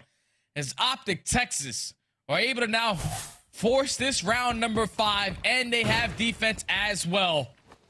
Guerrillas have to do that same exact thing they did on the last 2 attacking rounds, and that's just simply try to close out B nice and early. See if that can be the focus. This time it's LAG who in a clutch moment are able to land some nades over the top. That round 11 on Mercado, it was OpTic Texas who saw the more positive end of that. The frustrating last 2 rounds here if you're LAG. Felt like the game was yours. It felt like you had so many moments to already close this one out, and now you find yourself in a round 5, still on the brink of being pretty much eliminated out of this series. Nice and quick. One player that has made his way past that 50-yard line right now is Arcedy's, trying to provide his teammates with all the comms that he can, but Huke, being such a problem inside of mid-warehouse, does eventually drop. So with that, LAG, a bit more map positioning that you can take. And as we said once more, it is Arcedy's who is trying to get his team with him. Yeah, it's only 45 seconds left, and Arcedy's finally finds that kill onto Dashy. He's usually the sole man who likes to play that defense over towards B. So now they're able to stop that clock for now, but Shotzzy just working his deep flank as his teammates find 3 in the feed. Now you find the 4th. That's all 4 dead. And with only 30 seconds left, the Guerrillas know we can't go B. We got to go over towards A, and Ghosty's here to cut them down. Oh, and they're starting to run right into the blender. They're running right into the blender. Shotzzy could be behind any corner. Meanwhile, for Ghosty, he could be on any head glitch. Ghosty does eventually drop. Shotzzy, his position is known. For LAG, they're still fighting. They're still making their way to the bottom side of the map, and right now they've got numbers over at the A zone, pausing the time at 20 seconds. Can they get a few more ticks, get another minute added onto the clock so that they can begin to strategize? Shotzzy not able to win it. and from there, Guerrillas will close out A and stay alive. Round 5 maybe has only just begun. Now with the minute 15, you only need 2 segments over towards B to force this game number 4. It's all about finding these kills towards the middle of the map because you don't have white control now. You don't want to waste time wrapping back towards that side. Essentially not winning those gunfights, but yeah, like you said, Exceed working the super deep route. Pops that dead silence to work all the way behind Cliff, and with number 1 and Ghosty getting that spawn, he's going to give that info over to Huke. So Huke is kind of aware that there's potentially a player in the back. Exceed is able to take him down, but the rest of OpTic, they're still maintaining map control, still pushed outfield. Only player farthest pushed up is Exceed. So what else can he do from top? Can he Cliff? Trying to beam Ghosty, able to do that. LAG. Now I've got someone on the time. Exceed is going to try to cut off this lane once more. Just trying to cut off OpTic Texas from their spawn. Player 3 can tag him up. Huke is here in a position to drop him. Dashy does the same. It is a wonderful 3-man down position for Texas as LAG began to scramble. One last good push, and here they come. Last good push. They have to try to overextend through courtyard because RC's been fighting this gunfight with Dashy for a long time, but he's able to win it. So now you do have field control. All you have to do is just win these gunfights towards the middle of the map. But that's gonna be Huke with the SMG. Long distance does not matter. He's able to cut down 2, picks up the AR, finds a 3rd. He knows the final player's pushing up towards field, and with only 5 seconds left, OpTic Texas looking like they're gonna 3-0. Oh, and Huke going out inside. Oh my! Puts him in the dirt after a 7 spree. Texas absolutely clinical as they walk away with this series in a hot 3-0 and win 3 rounds straight here on El Asilo. Wonderful work all game long from OpTic Texas, but how about the style plays from the nuke at the end, Jay? Man, that is insane work right there from OpTic Texas. Down 0-2 on some El Asilo. You have to win an attacking round. You do that. You clutch up on a defensive round. You're able to do that. Then all the way in this round number 5, I felt like LAG, when you got down to the final 30 seconds, if they didn't have at least 1 point captured, they were somehow, some way gonna be able to get it done at least on one of those points to extend that time. But when it was OpTic Texas's turn to hold down the defensive setup for about a minute to a minute and 30, I think this is a totally different OpTic that I've seen when this team was first formed, man. These guys are playing their lives. They're holding down the power positions. And that is what eventually leads to OpTic Texas closing out this control. Dashy stays alive so long in towards white. Shotzzy stays alive so long out towards party. They're just playing their life beautifully ever since this team has gotten a lot more reps in practice, a lot more reps in these matches. And they're just looking in prime form to be a team that could definitely contend for that championship in Major 4, as they're able to walk away with the series in a clean 3-0 in the stage 4-0. Number 1 seed in my mind without question. Yeah, without a doubt. They look to be in a prime position for that. That's also, like you said, 4-0. That's 12-2 in map count on top of it. So these have been dominant series. If you are a Texas fan, you love to see that. However, that's going to do it for myself and Jay. OpTic Texas get it done in 3. However, they had to work for it. Bucket, Desk, take it away, guys. Yeah, they didn't have to work too long, though. 3 games is all it took for OpTic to pick up their 4th win. Now, that game 3, much better than a lot of people expected. I was disappointed, though, that the Guerrillas didn't close it out. Are you more impressed that OpTic came back or frustrated that Guerrillas are still struggling in games like Control? I think I'm more impressed that OpTic came back. In fact, they were down 2 in Control. They're one of the better Control teams. But also, like I said before this match started, LAG is known to at least steal 1 map in every one of their series. In their past 5 series, they've at least stolen 1. So for OpTic to shut this down in a 3-0 fashion the way that they did, I think it's just a testament to how good this team is. What did you think about this series, Ant? You kind of predicted the outcome coming into this. Yeah, I mean, I just think for OpTic Texas, you know, it's a better version of the team when they matched up against LAG last time and went to 5 and OpTic won. No different here, except they play the same 2 maps, games 2 and 3. OpTic edged them out. When you talk about this team, the sub duo has been absolutely incredible. They're frying so hard to the point where it seems like now Dashy doesn't even have to get those kills. Like, it feels like Dashy and Ghosty are role players when the subs are doing that. Huke had an incredible series throughout this one. The adjustments that we saw, I think that's the biggest improvement with OpTic from their loser bracket run into now is like when they are getting tested at times in these maps, they're making even better adjustments. We saw it in the Search and Destroy, beautiful round 11 play call. We saw it in this control. What was happening to him in the majority of these rounds? Well, Thieves was getting up close and personal bottom pool or in bottom lockers and making plays. Meanwhile, Assault was playing his life, pushing over toward three-pointer or top party, what have you. They made the adjustments. Shotzzy took his time, got pushed up into their base. When they needed Huke to play his life, he stayed alive in bottom tools. So like OpTic are on point in every stretch of the imagination. I think the biggest conversation topic for me right now is like obviously OpTic Texas, the SMGs specifically have slowly gotten better since the beginning of this season. But I specifically want to hone the conversation in on Huke. I think he has put himself in another level when it comes to this split specifically. Ever since Major 3, I think he's now in the conversation one of the best SMGs in the game. Maybe one of the better players. I mean, the numbers that this guy has been putting up as of recent and consistently, he is disgusting. We see the balance of Shotzzy and Huke. Huke once again shining in Search and Destroy. Shotzzy shining across this series. A 3-0 is in the books now for OpTic Texas with just one more opponent to go before they are officially our #1 team. Let's take a look though at our scuff play of the game.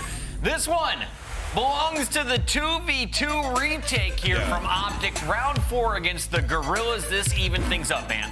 Yeah, I mean, it's just beautiful, right? Like, you see Huke and Ghosty and the way they converge onto this. Ghosty comes from the alley. He opens the bottom left door as Huke goes around to backdoor and waits until Ghosty gets the information on one guy bottom. As soon as that guy sees Ghosty challenge at all, he is immediately focused on those double doors. And then you know Huke, he's going to go in and chow once he gets that cue from Ghosty. The walking UAV, the comms come in, they converge, they get the kills, they win the round.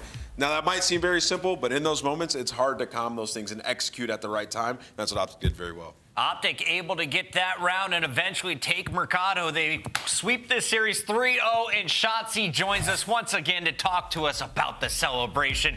Shotzzy, who would you give MVP of the team to today? Definitely Kyler. You know, that boy was doing his thing. He shot 13 S&D. The guy literally clutched up last round right there. Definitely Kyler for sure. Shotzzy, sometimes when there's series like this, it's hard to come up with an in-game question because you guys look so good across all 3 game modes. So instead, I want to ask, do you have anything that you do before a game that's kind of a ritual, anything you have to eat on game day to perform well, or do your teammates have any?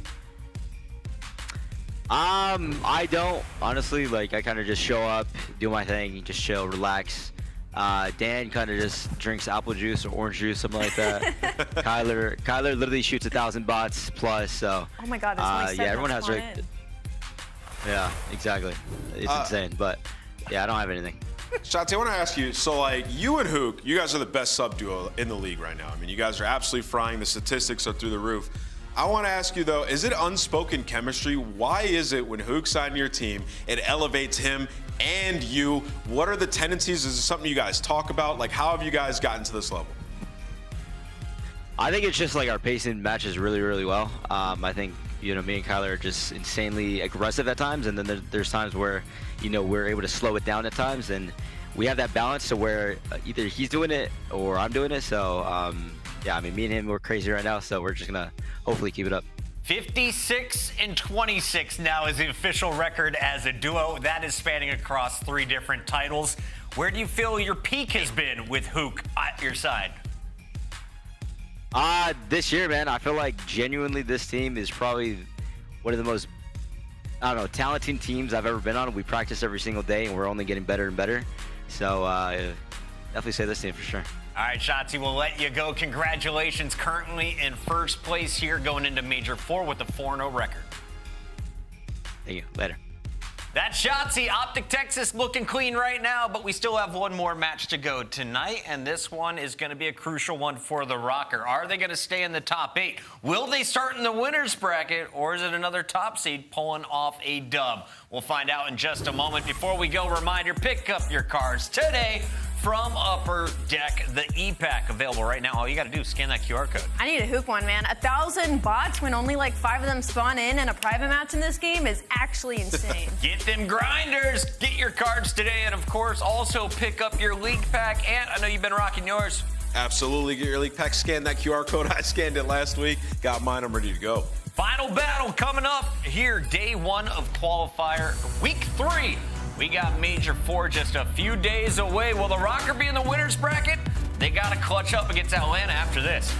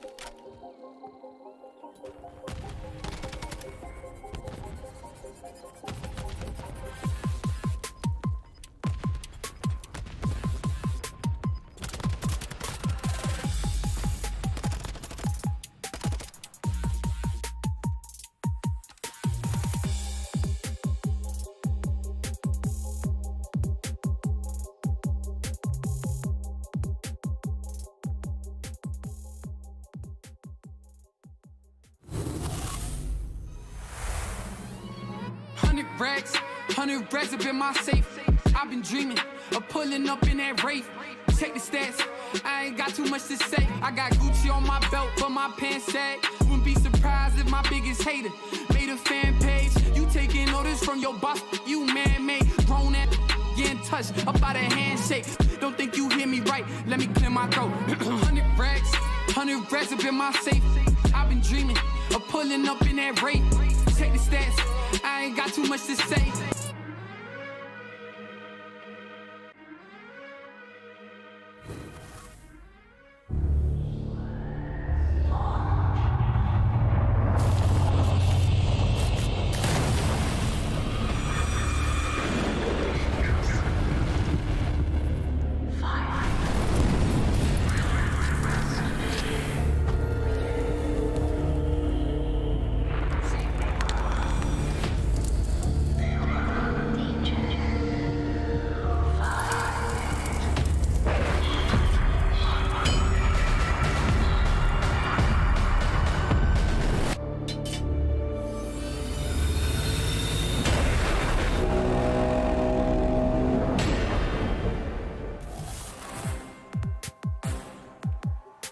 there is a live look in. Minnesota Røkkr just waiting on Cammy as they are taking on Atlanta FaZe. Cellium, Simp, aBeZy, and Slasher looking for their third win here of the Major IV Qualifiers. Now, before the break, I said Røkkr has to clutch up today. Now, if you're looking at the numbers, both teams are sitting at 2-1. What I'm worried about for Røkkr is your strength of schedule. Because you started off with 2 wins against Florida and LAG. Then you lost to the Subliners in your most recent match. You're taking on Atlanta today. And you close out against LA Thieves. So one of the toughest schedules we've seen. If you're looking at their map count, they're above everyone else right now, but you have to at least stay close throughout the series, right, Allie? Yes, I completely agree. And they managed to go to a Game 5 last time these teams matched up, so there is some opportunity. Let's take a look at our CDL points. And the big chunk of points for Røkkr, well, that was scored back at Boston. They made it to the Winners Bracket Finals, where they fell to Atlanta FaZe, a round 11 of a Game 5. But you take a look at the big picture. They are in 8th place. They're in that invite group towards champs. But Legion are knocking at the door, especially after the win earlier today. Yeah, this is the race within the race. Like Røkkr, and they're in position, like you said, they need maps too because of the strength of schedule. If they lose these games and they find themselves in losers bracket, well, Vegas Legion have already secured themselves a winners bracket spot. So this could very well be the most important match of Minnesota Røkkr's season. This is going to be insane. Atlanta, though, they've slipped up at times, and today they could fall victim once again if they're not careful. Let's take a look, though, at a team that hasn't finished outside the top 3 of any major, a team that's always in the running for a #1 spot. What has made FaZe so consistent across the title since this team formed? Obviously, it has to be search and destroy. I mean, that's kind of always a talking point when it comes to Atlanta FaZe, but as of recent, it seems teams might be slowly figuring them out.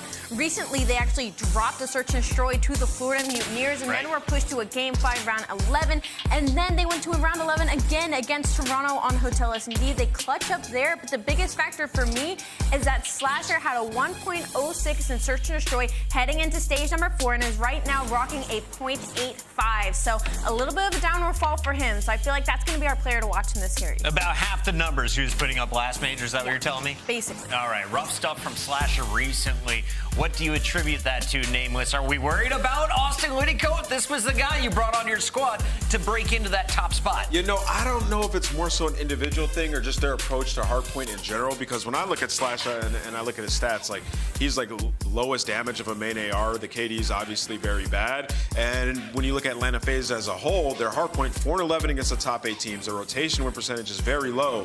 And I think it's a system thing, man. Like this team, they show up, they win their search and destroys. The hardpoints have been a struggle. The fundamentals have to be better for this squad. And in turn, Austin's statistics will get better as well. If you missed Minnesota's matches earlier this month, well, you probably missed out on their new addition, Attach, one of the highest paid players, I assume, in the league. Not currently in the starting lineup. Instead, they go to the challengers. They bring Fame up to the starting lineup.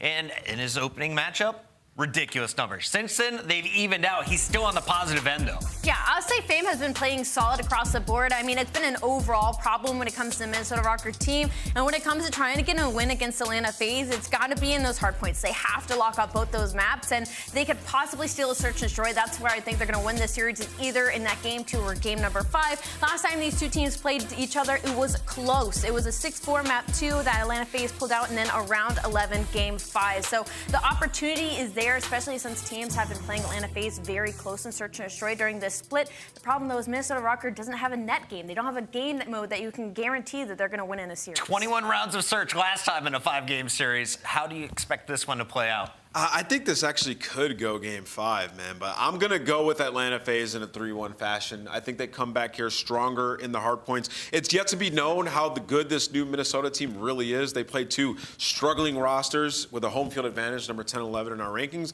and then they come back and they lost to New York Subliners. So I think Atlanta FaZe, where they have been struggling in hard point, it's still our team number 1 in the standings. I think they take it. Here's your GMC Hummer EV maps and modes. Allie, we've got HyDra, Mercado, Expo, Mercado, Hotel again. Do you agree with Ant's 3-1 prediction? I honestly would almost go to a 3-0, but that Expo is a bit of a question mark, so maybe I will agree with that 3-1, but I will fall for Atlanta. 2 Expos today. I'm liking it. Yeah, I like it. Obviously, that's a little bit of unknown territory. With that HyDra, I would like to note, like, FaZe is testing their map pool. They haven't played that map since January, so it'll get kind of interesting. I love FaZe always taking a chance to play some new maps right before a major. Today, both teams are 2-1. Who's going to finish with the higher seed will have a big impact at the end of this. We've got our casters ready as we send it over to the boys from Britain. It's Bricey and Ton. Thank you very much, Puckett. Yes, we're here for the final game of the night. Atlanta FaZe versus Minnesota Røkkr. Now, tumultuous history between these two, but the favorites will be heavily on FaZe's side. Røkkr, though, need the points way more. Yeah, they really do, especially with that win coming out from Vegas. This is becoming one that could be essential. And, well, maybe there's something on the cards in HyDra hardpoint. Yeah, okay, Røkkr's record is maybe not pointing in that direction, but neither is FaZe's. Both two teams needing some work when it does come down to HyDra. It's going to be interesting to see which way this one does go. But it's a 1-0 for Røkkr, whilst famous being on this roster, but was against Florida. So take that with a grain of salt. Potentially, Atlanta FaZe, as I mentioned, are trying to expand that map pool. Are they going to be able to find any success here, though, against the new look Minnesota Røkkr? We're about to find out already. aBeZy going for the water route, something that will be so prevalent all the way through this hardpoint. And that's why you carry a pistol. You get it in because you can fight in the water as well. aBeZy doing aBeZy things, looks for his second kill on the map, finds it, looks for the third already, and he's got it. aBeZy's hot, and it's only just started. Yeah, that's not a good look if you're Minnesota Røkkr, is it, when you see aBeZy come flying out the gates like that? You need players like Afro and Bance to try and match it.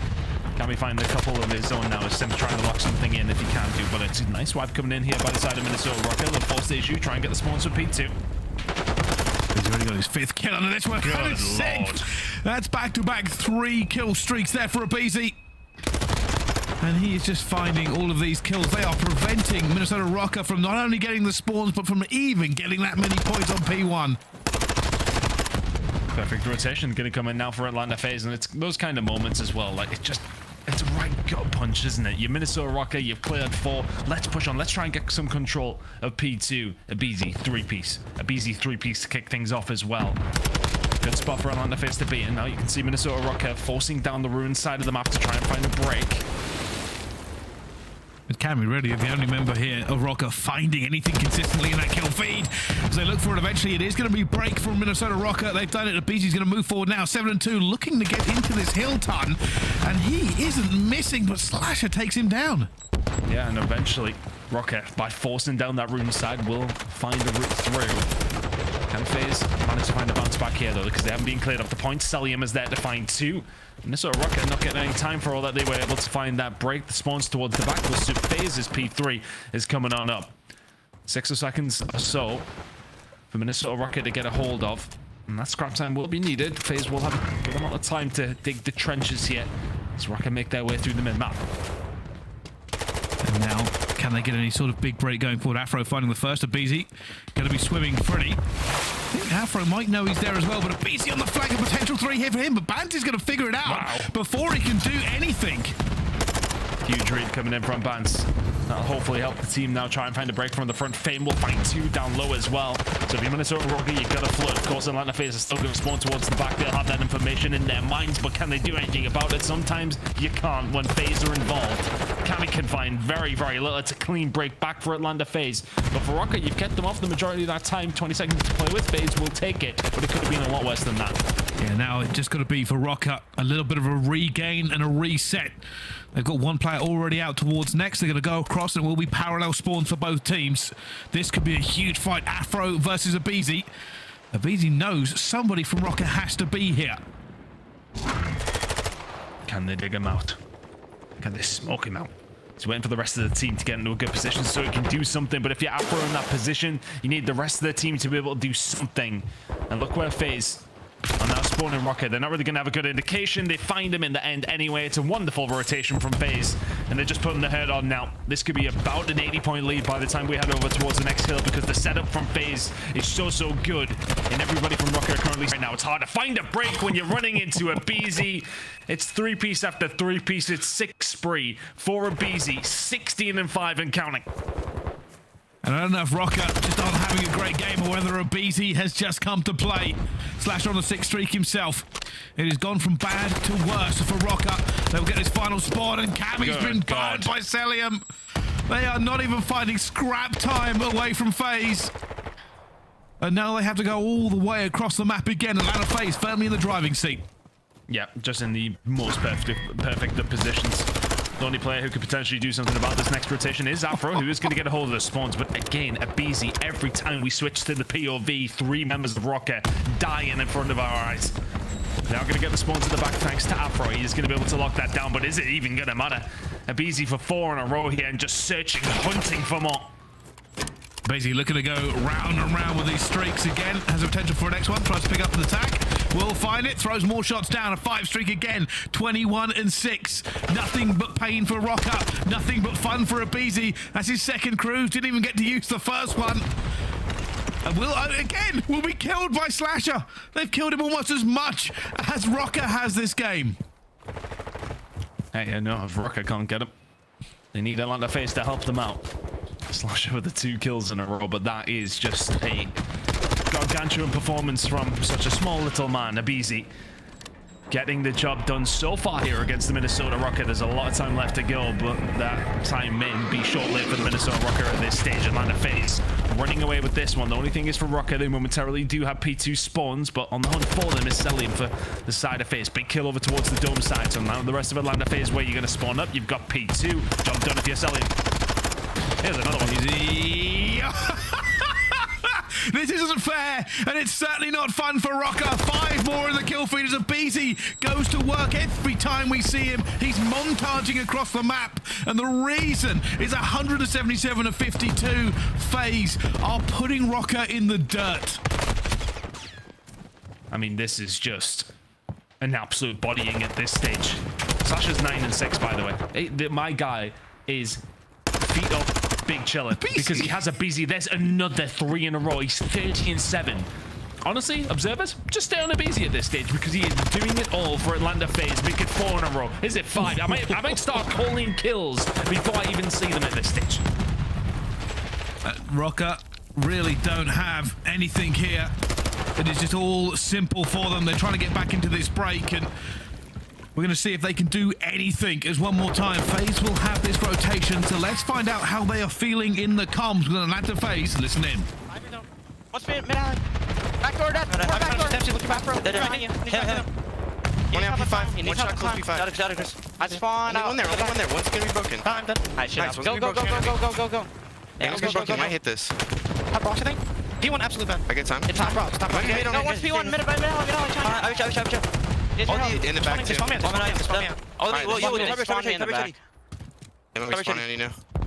saw him in hold. I'm flashing it. On hold in the corner dead. Hard check that. Nice. I'm gonna try to ground left here. There's still time. I'm near hill. I don't see him river. No, deep left. He was bridge the shot. Yeah, I'm trying to help you, right? I'm going to the river. In the river. No shot. Nice, I need to pump. Well, the comms are fast, but they don't seem anything but kind of relaxed. As Atlanta FaZe continue to go to work, it will be rotation for Røkkr, but they've still got to hold it off here. Afro versus 2, but aBeZy, of course, there's another streak. Non-stop streaking in this game. Tries to gun. Bance won't be able to. But Atlanta FaZe can end it here, Ton. I mean, I was trying to do the maths during that little listening. It doesn't take much to work out that aBeZy literally has 3 or 4 kills less than the rest of his team. Although Simp is just trying to even those odds a little bit. 2 in the middle of the map, forcing the pressure away. Atlanta FaZe very much have been sitting pretty since the word go in this map. I don't think at any stage they've been behind, and it's mostly been due to the fact that aBeZy might just be about to drop 40 on Røkkr's head. If he had more time, I believe it will be happening. It may well take another rotation of hills, though. We may be heading over towards P4 again. Last time around, Afro was here to try and help the rest of the Røkkr team get themselves over, but they all continuously got gunned. FaZe are looking to put this one to bed. And this game is all but over, and aBeZy will not get the kill record because the game is done too fast. It's 250 to 74. Røkkr have been run amok. It is a bodying from aBeZy, and one of the most dominant performances we have seen all year.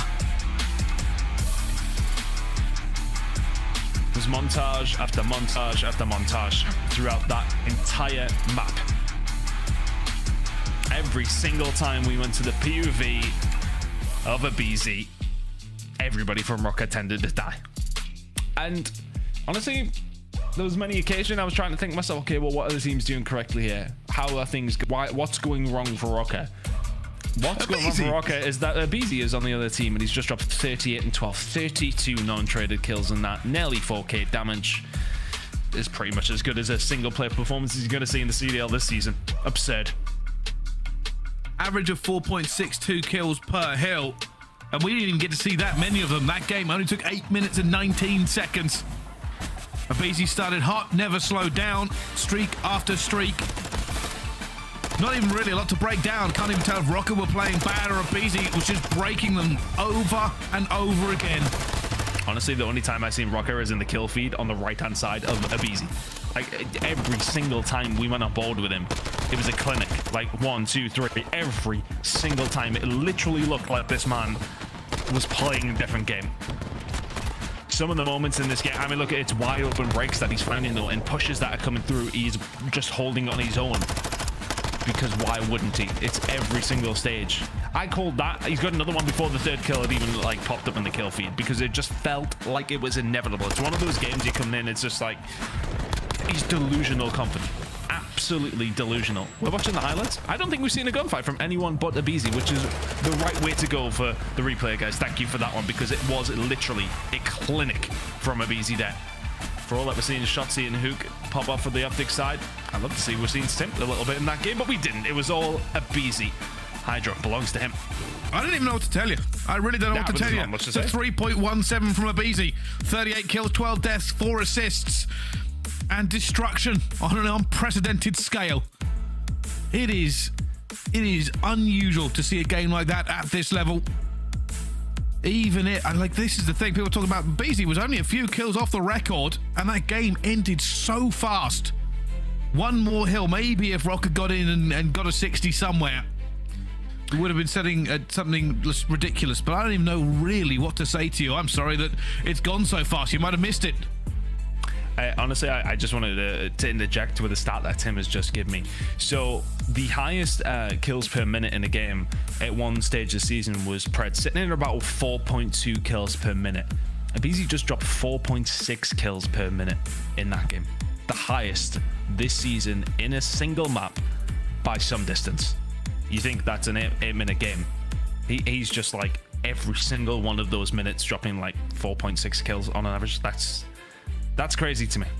Insane. If the game had went on 2 more minutes, we might have seen a 50 bomb. Put it that way. Insane levels of performance from aBeZy. That is ludicrous. I mean, I'm running out of words at this stage. I think Slasher had about 12 engagements during that game. He didn't need to do anything. And that's no disrespect on Slasher whatsoever. Look, aBeZy is running forward and killing everything he sees. And that's as far as my statistical analysis of that game will go. Yeah, that's just probably just wondering where the rest of the Røkkr players actually were. There's not an awful lot of breakdown about that game. I hate to say this to everybody watching. Normally we could talk about rotations or anything else, but realistically, that was not close. That was not fair, and it certainly wasn't fun for Røkkr. On to the S&D. I mean, that is literally the epitome of too easy for aBeZy, but we have a map number 2 coming up. And maybe Røkkr can lock in for this one, but it's Search and Destroy. You're playing Atlanta FaZe. Looking over towards Mercado Las Almas. And well, if I lock in, maybe not. 4-0 record for Atlanta FaZe. First blood percentage is there. Round win percentage is there. The stats do not lean kindly towards the Minnesota side.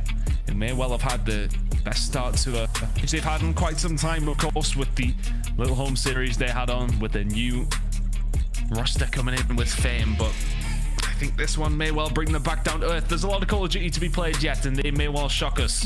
Vegas Legion have already done that today, but Atlanta FaZe at this moment in time just seem to be seamless. And there we go. You can see there's a snipe going over the top, and Cammy gets a hit marker. Not what they wanted. Goes down to a 3 versus 3. But because Røkkr are on this defensive side first, they have not got really any presence towards A. Obviously couldn't make that push over towards it. Far too easy for those grenade over towards those hedges sides. And it's a difficult push at the best of times. So they give up the side, go for the retake. Cammy not in too bad of a position here though, Brycey. Kick out by Simp. Looking for it. Cammy just round the corner, finds the first one, trying to get out of it, and he has done it. Advantage now to Minnesota Røkkr. Sniper has come to play, and it has opened the opportunity here for Røkkr to take this round. Bomb's starting to go down. It's the only play FaZe have really got to make because they can't challenge Cammy from this angle. They know that this one is just strictly off limits. Cellium will have a look anyway. Cammy will then start to get pushed and finds the second. Well, if you can't stop aBeZy with an AR or an SMG, might as well get the big stick out. He falls 1v3 for Cell. Cellium going to find Cammy. That's the first one down in a 1 versus 3. 2 more and Bomb to play with. It's not defusing yet. They've seen him as well. Cellium's going to be weak and will fall to Bance. Røkkr finally get an S&D round on the board. And off that hard point, and they needed a win. Yeah, just anything on the board at this stage would be great for Røkkr, but that's actually a really nice win to have. Round 1, defense can't really push over towards that A side too quickly at all. So the fact that they can find these retakes basically based off Cammy finding these picks, it's good utilization of the sniper, especially in round 1 defense when you can't make that push over towards A. You have to give it up, have to go for a retake, and Cammy does a stellar job at doing that. FaZe do bleed. Round number 1 goes towards Røkkr. Well, let's see how this continues. At least this time Røkkr are putting up a fight in the S&D. Here comes the hit. Both teams into A already. Afro going for it at the same time, but he has been heavily damaged. Slasher will take down aBeZy again. More nades on aBeZy than anybody else. Honestly, I think the majority of Slasher's interactions over these last 2 maps have really been just finding the grenades onto aBeZy. Simp is waiting in the cantina. He knows they're tagged up because the shots came in. It's easy cleanups for Simp. Fame will be able to answer back. I was about to say 2 versus 2, but Simp gets dealt with as well. Slasher in a 1 versus 2. And now the problem for Slasher is that Røkkr have changed the battlefield. They will not fight at A. They will not wait to run into his gunfight. And he's going to be worried. He's got to get over towards B, but worry about Fame behind him. Fame just playing the time. Slasher trying to catch him on the cross. Does catch him on the cross. That's now going to give time for Bance to put himself in a position. He's just going to play the time as Fame finds his way over. He's a slippery little snake inside of Tim. Slasher will do very well to play this one. And he's just being so annoying. Bance not letting Slasher get anything going, and they are hiding from him as well. Bance eventually gets it, and that's 2 to the good for Røkkr. And that is going to be one of the most frustrating things you'll ever see as a player. Refusing to engage. Not even a smile from Ben in that one. Well, the hard point happens, though. Yeah, well, true. Especially due to Slasher as well, upset he'll be. Wow. Røkkr have started off well on this hard point at this S&D ton. Can they continue it, especially considering, realistically, Atlanta FaZe, one of the best S&D teams in the CDL? It definitely has faltered as of recent, though. I mean, let's face it, they couldn't have kept it up, really, could they? What was it, 13 in a row or something before they get stopped? It would have taken something to continue that form. This time around, Røkkr can challenge over towards the side, but aBeZy has been unleashed towards the hedges. Run for your lives, my goodness me, everybody falls. aBeZy actually not the one that finds the bullets in the end, but Bance. Player playing over towards B on an island on his own has got a hell of a job to do to keep Røkkr flawless in the search. Well, that's going to be a nightmare. Already gun Simp will instantly fall. The flank doesn't work out. There's a haul of Minnesota Røkkr just get rushed down. And FaZe, though, getting one back on the board, showing them not to chow anybody at this moment. It's brilliant again. This time around, they get their just desserts, really, for a good push over towards the A side. And it's crucial that aBeZy finds that first kill. Just opens things up. Means those players over towards the hedges side have got to start checking different angles. You've got players in Cantina if you're attacking side. If you're FaZe, those angles start to play in your favor.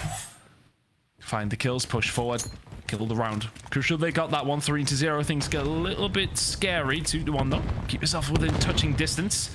Simp's going to have a job to do here as Minnesota Røkkr are sending a lot of bodies over towards B. Simp's here first though, finds the first and gets away with it as well. Looking for the second, he's weak. And Simp has just shut down Røkkr's complete push by himself. Bance and Cammy, the last 2 alive, but they are outnumbered. Simp's also called out that somebody is alive in 10.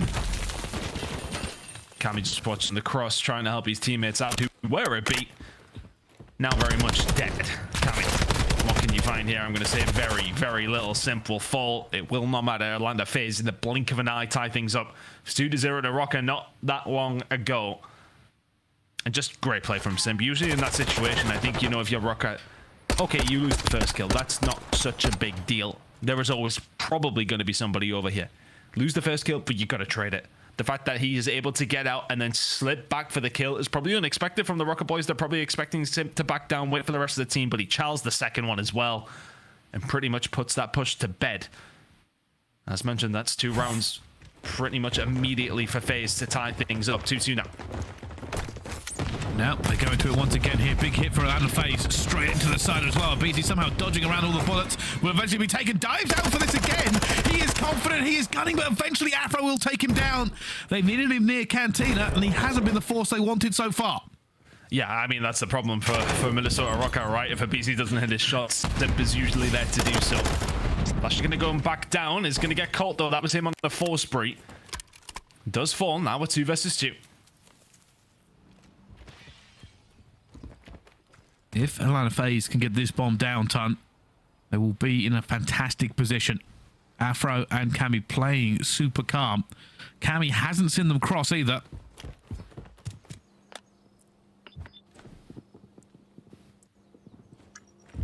No information for either team.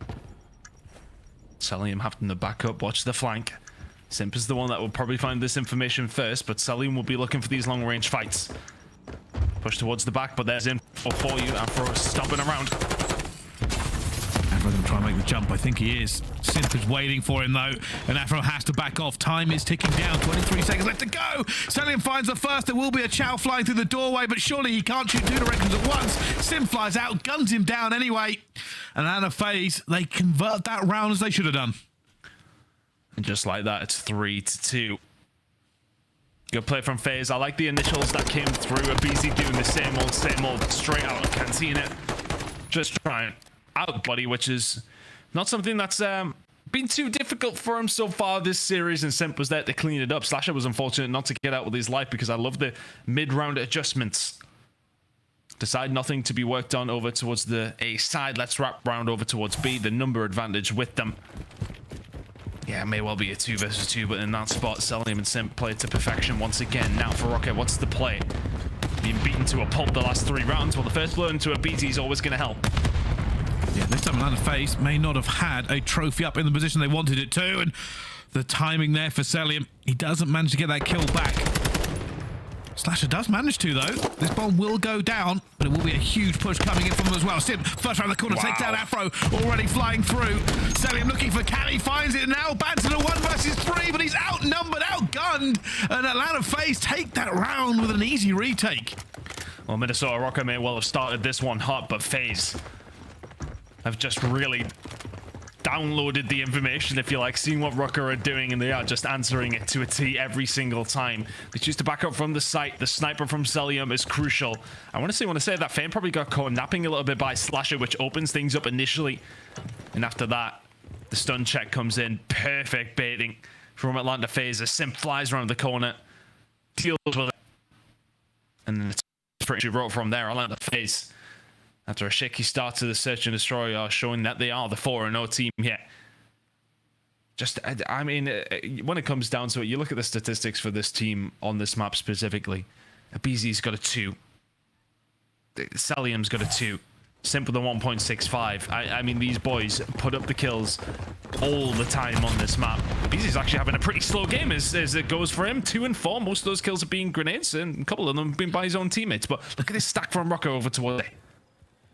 Taking full control of Cantina, and I think Atlanta FaZe know they don't have control of this. Simp with the bomb is backing out slowly. Eventually we'll get out of there. And now the big rotation comes in. For them, Cellium was watching the cross. He's not now, as they had to have somebody go over to back him up. Leaving Slasher on his own.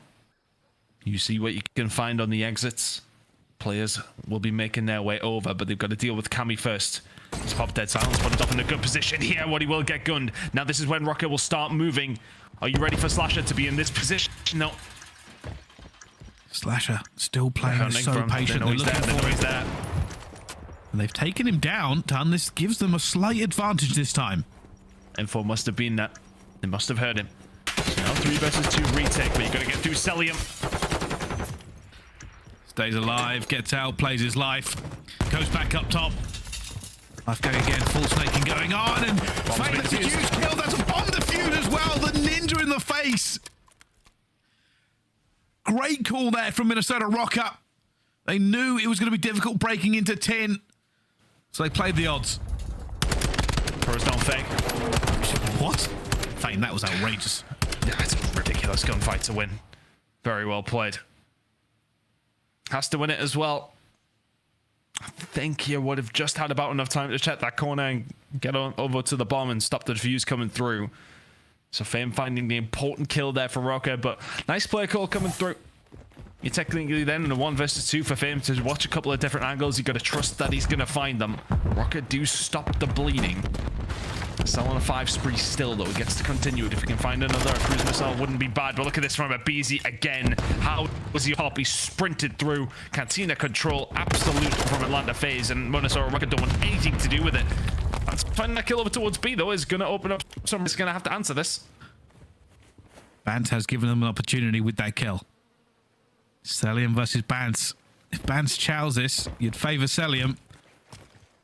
Does he see him there as well? And Cellium goes for the Y chow, will get it. A 2 versus 3 now. They need to get this bomb down very, very quickly. Cellium also has the cruise missile. Cammy finds the first. He knows surely they're coming down the back there. He's going to see Slasher. Cellium's getting close. He needs his teammate to back him up here as well. Cammy somehow gets out of the window. A 1 versus 2 for Cammy. Finds the second. Looking for the third. Not going to be enough. Cellium wins it. It's 5 now to FaZe. Wonderful again. We'll find the retake. Cammy just, and you know what, he does a good job to get as far as he does. Cellium coming on through, finishing up the round.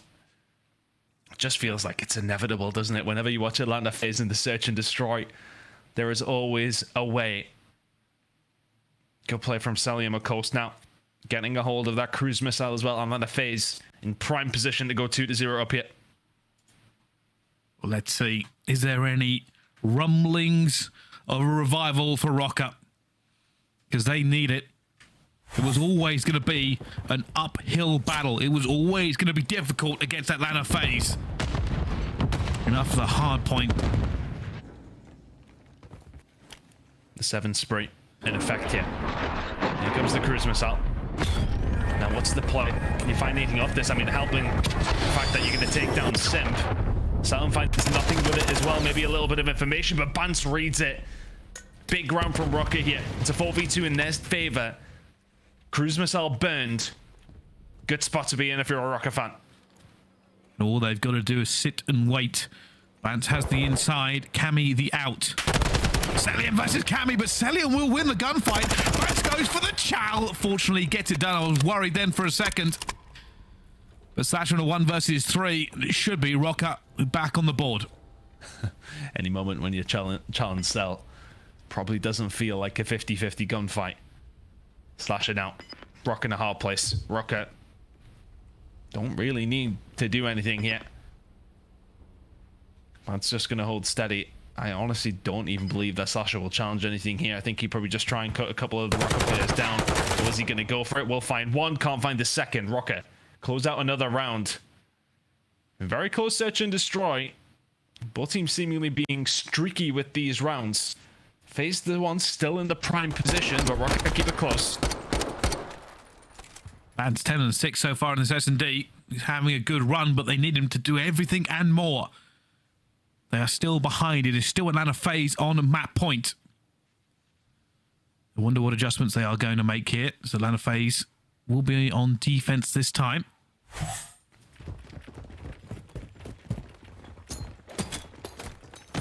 Oh dear, that's not ideal. Ball spree for Bance was nearly ended. The nade bounces off, and that's actually going to give a lot of Atlanta FaZe members time to get into Cantina again. And he is just the Reaper of Mikado, and that is absurd from aBeZy, and that should be game. Oh, the most dangerous player to aBeZy in this game has been Slasher, because aBeZy just kills 3 members of Røkkr every time we see him. Cammy will go down as well. That's the S&D buried, written into the history books. And Røkkr are now 2-0 down. Atlanta FaZe looking pretty good.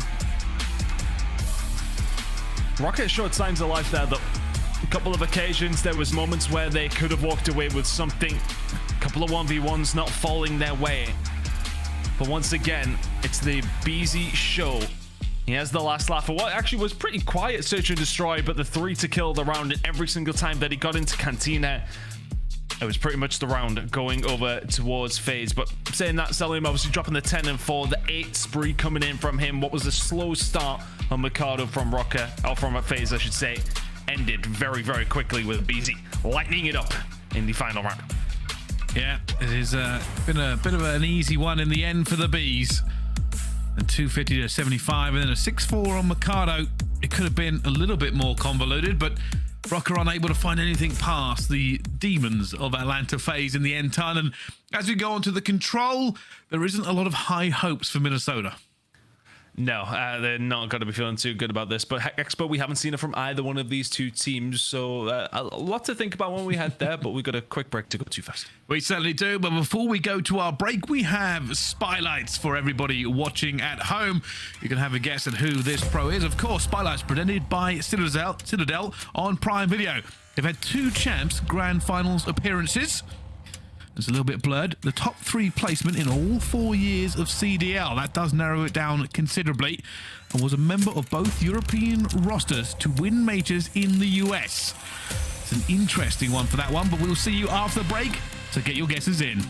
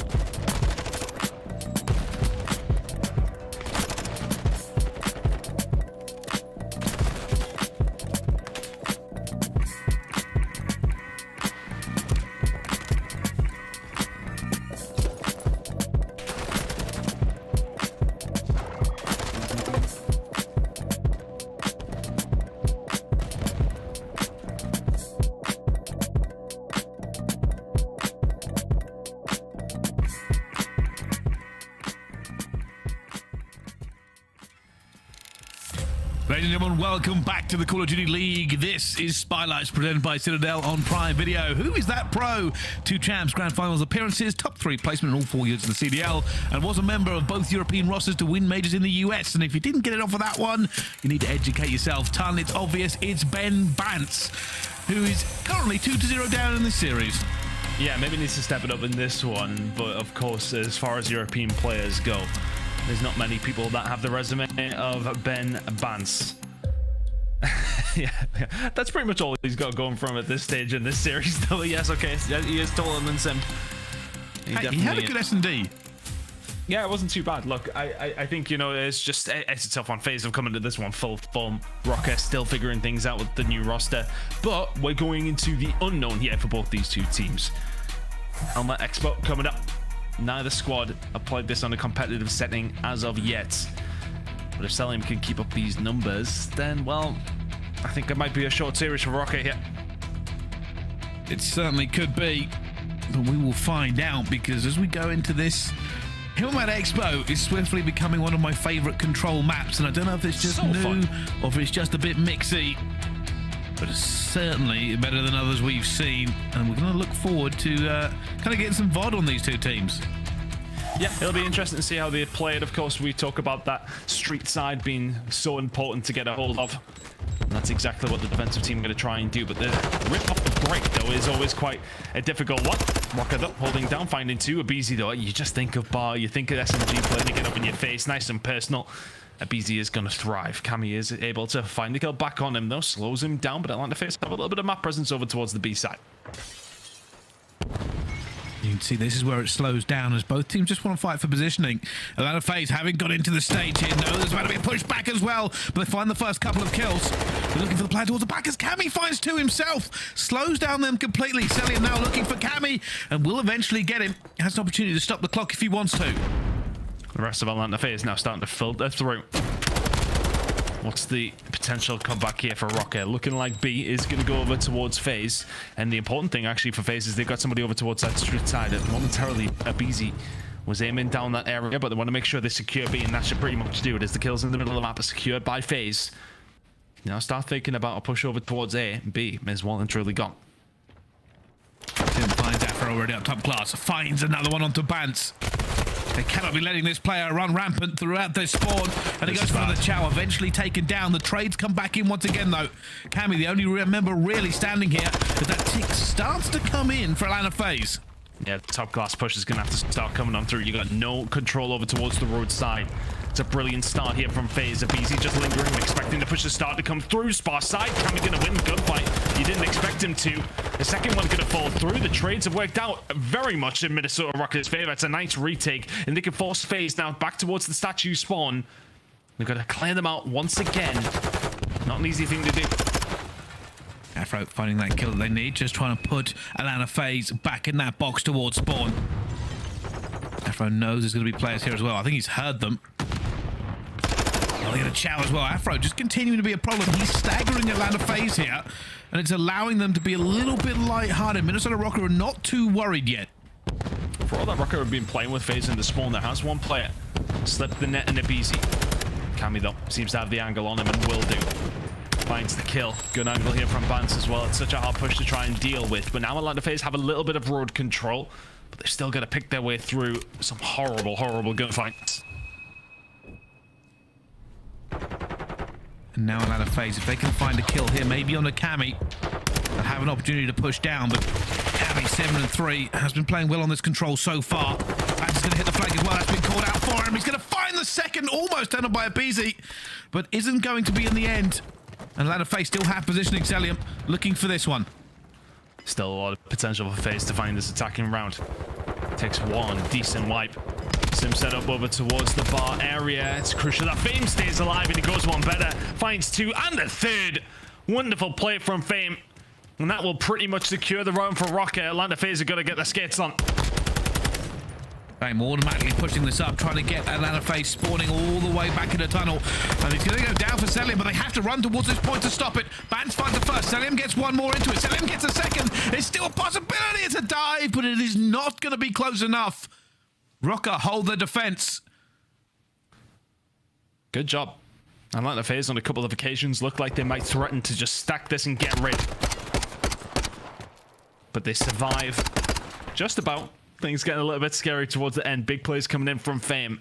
Lingering around the pool area, expecting where FaZe are going to push from. Good start from Røkkr here on Expo. Will find their defensive round. It's very much expected. Defense is still the stronger side when it does come down to this control map specifically, as it is often so the case. Now another FaZe's turn to go on the defensive side. Can Røkkr go one better? They will want to, but can they? Already Afro going for a big push here at the same time. Trying to get positioned. It's so difficult on this map when you play it at a pro level. A single mistake, a single missed push can cost you any time onto a point.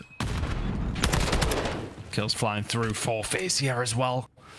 Looking like B is going to go their way. Push out is going to come through. They will force Minnesota Røkkr away.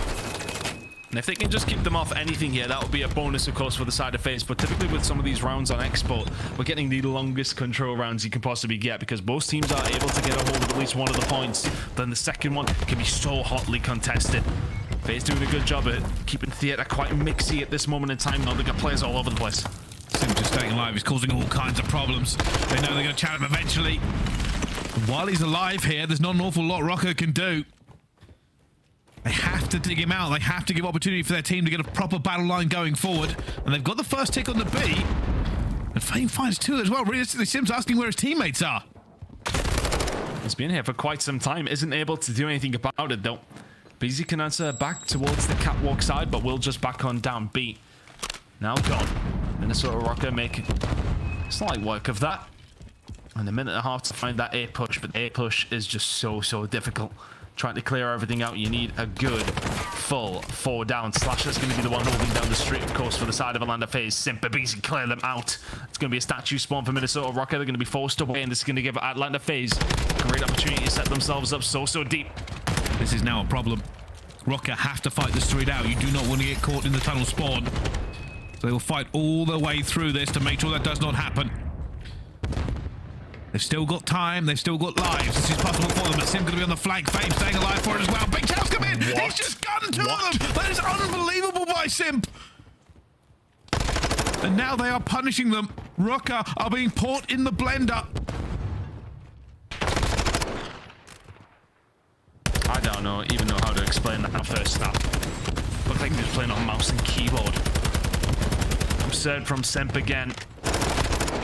Every single occasion that Atlanta FaZe member has to go off with the squad, they seem to be doing so. A couple of kills coming through from Røkkr, though. Potential opportunity for them to find a way out. They at least need to stop the clock and give themselves an opportunity. A slasher falls to Cammy. Two members of Røkkr have managed to get through. But Cellium on Overwatch, going to fall down again. Good Cammy, play. one more time with a big kill. Sim's going to look for the player onto it, but Afro guns him. And they have an opportunity. Slasher's the only player out here for them. And Fame is looking to get them off of the rip. That might be the round. That might be the round. They can just start stacking it. Cammy on a 5 spree. Fame just holding the cross. FaZe have got to do something. Fame hasn't found anything, though. His teammates are going to have to back him up for there as well. Third tick slowly but surely, but it will be contested. Fame goes all the way around. Slasher and Cellium combine, and Slasher finds a 2. Fame has not done an awful lot in this position, and they needed him. And now he has to move. He has to be the catalyst for this next push. Røkkr desperate to stop this clock. Fame will jump in, find Cellium as well. One last glimmer of hope. Can you find the push through? Afro's the only one here. The contestant is in. They know exactly where he is. They find the gunfights. You can see the comms from Fame there, and it's a difficult one because he's trying to set himself up in a position so that he can kind of get the cross whilst players are finding their way in. But he doesn't account for the fact that all of his teammates might get gunned, and then ultimately he's trying to reposition himself to help him out, but during that time they haven't been able to lock it down. Does a good job to try and get things rolling again, though. FaZe mustn't have had the comms to say Fame's still alive, Fame's still alive, we don't know where he is. Finds a couple to maybe open things up, but FaZe bounce back as they often do. Good hold in the end. Nicely done. Yeah, I'll give credit to Atlanta FaZe there. I think they ignored him on purpose. Yeah. Just completely outplayed him in glass. He was expecting a channel or two, didn't come through. Good God. Cellium and aBeZy already combining, looking to win their attacking round this time. They have free roam over towards B, but I think they're going for A first. Jeez. I mean, this man has been on another planet today. Pushing in over towards the glass side. He's just going to try and cut off towards the sonars. That's not going to help. He's eventually going to get gunned by Cammy, who has got an eye on the spawns as well. Good play from Cammy. Crucial kills from Cammy as well. Now, with that in the face, we'll say, all right, we failed to do anything more at B. We will, A will go to B. They get the first tick onto it, and then they play their lives. It's frustrating for Røkkr, but here comes the flank already. Simp's going to find the first on the Cammy. Looks for the second one to Afro. And Cammy will get it anyway. That is disastrous. Not ideal. Disastrous? Not yet. They will get a hold of B, but they need to make sure they keep a hold of Sona's control. aBeZy trying to stagger them off, but can't do so. So now Minnesota Røkkr will start leeching their way towards the street side as Atlanta FaZe chip away at the defenses from the flank if they can. It's a glass push that's going to start coming through. Which way these kills go to fall though. Bance with an important one to the Simp, and now another on the Cell. Slasher can answer back, but we'll find very, very little. This has been a good hold from Røkkr so far. aBeZy's still going to be a thorn in their side. And if he can just set himself up and be annoying, Bryce, that's potentially going to distract Minnesota Røkkr for the inevitable street push that will come through. Afro's setting up for it. He's expecting someone through glass anytime soon. Here comes aBeZy across it, and Afro has called it correctly. Grenade down a second. Chow comes in as well. Well Afro played. knows exactly what to expect from FaZe in that scenario. At the moment, Røkkr are holding. Well, it's a good play from Afro there to reposition, especially for that second gunfight. Slasher playing the smart game there towards the street side. Immediately expect Røkkr to overextend to try and force those spawns away. Finds one player napping. Now the rest of FaZe are in a good position where they can find the push. Simp will find one. That's momentarily 3-4 dead for Minnesota Røkkr. This could be it for FaZe in the attacking round. I think this is it. I just don't even think they can really get there. It's a full stack. Everybody in. Second tick. Third tick seconds away. And already Atlanta FaZe have done it. There was no way for Røkkr to get back across that map. Atlanta FaZe take their attack. It now falls onto Minnesota to find their own. And again, I want to massively highlight that play from Slasher. Instead of going searching for those kills over towards Spa, you see a lot of players push towards the sonars, trying to get some kills over towards glass or bar. He sets himself up just outside of the restaurant, knows that Røkkr, when they find those kills, are going to extend towards the street side. He finds one that then puts the pressure on. Røkkr can't find him, and the rest of FaZe can filter through the middle of the map without being contested from the street side. It may well only be one kill, but was an important one from Slasher. It set up that full attacking round for them over towards that A side. Now only need to hold this defense to win the series. aBeZy looking to make a move in. He already knows. But Røkkr have got some bodies into this one. You see three of them already stacking the site. aBeZy going for a long flank. And they've already caught it as well. They knew he was going to be here, but the rest of Atlanta FaZe try to swing into action. Afro is going to try and stay alive, but Simp finds another two. And they only get 2 ticks, and now they're running scared. Make that 3 for Simp. Just a distraction tactic. If you can't find a kill, stay alive, distract. And now we can transition over towards B. Well read from Røkkr, who will now start to put that pressure on. This has not been clean from FaZe on the defensive side so far. That was 2 ticks over towards A. So a lot for Røkkr to rely on here, but they still have to get a hold of B, which is not the easiest of tasks against a team like FaZe. aBeZy will just be lingering around the bar area, interchanging between here, going down low, go over towards the catwalks. There's so many different angles for FaZe to pick them apart from. And now aBeZy up top. Prime position. Bance can do nothing but cower as the bullets rain around him. The Semtex hits as well. Afro tries to help him out. And eventually they get some reinforcements, but it's not going to be enough. 2 ticks on both points here for Minnesota. Can they convert it? Close, but not quite there. Cammy will be able to find one over towards the B side. Atlanta FaZe may well have no other choice, I should say, than to give this one up. They're giving a lot of lives over towards Røkkr. That's B gonna be gone.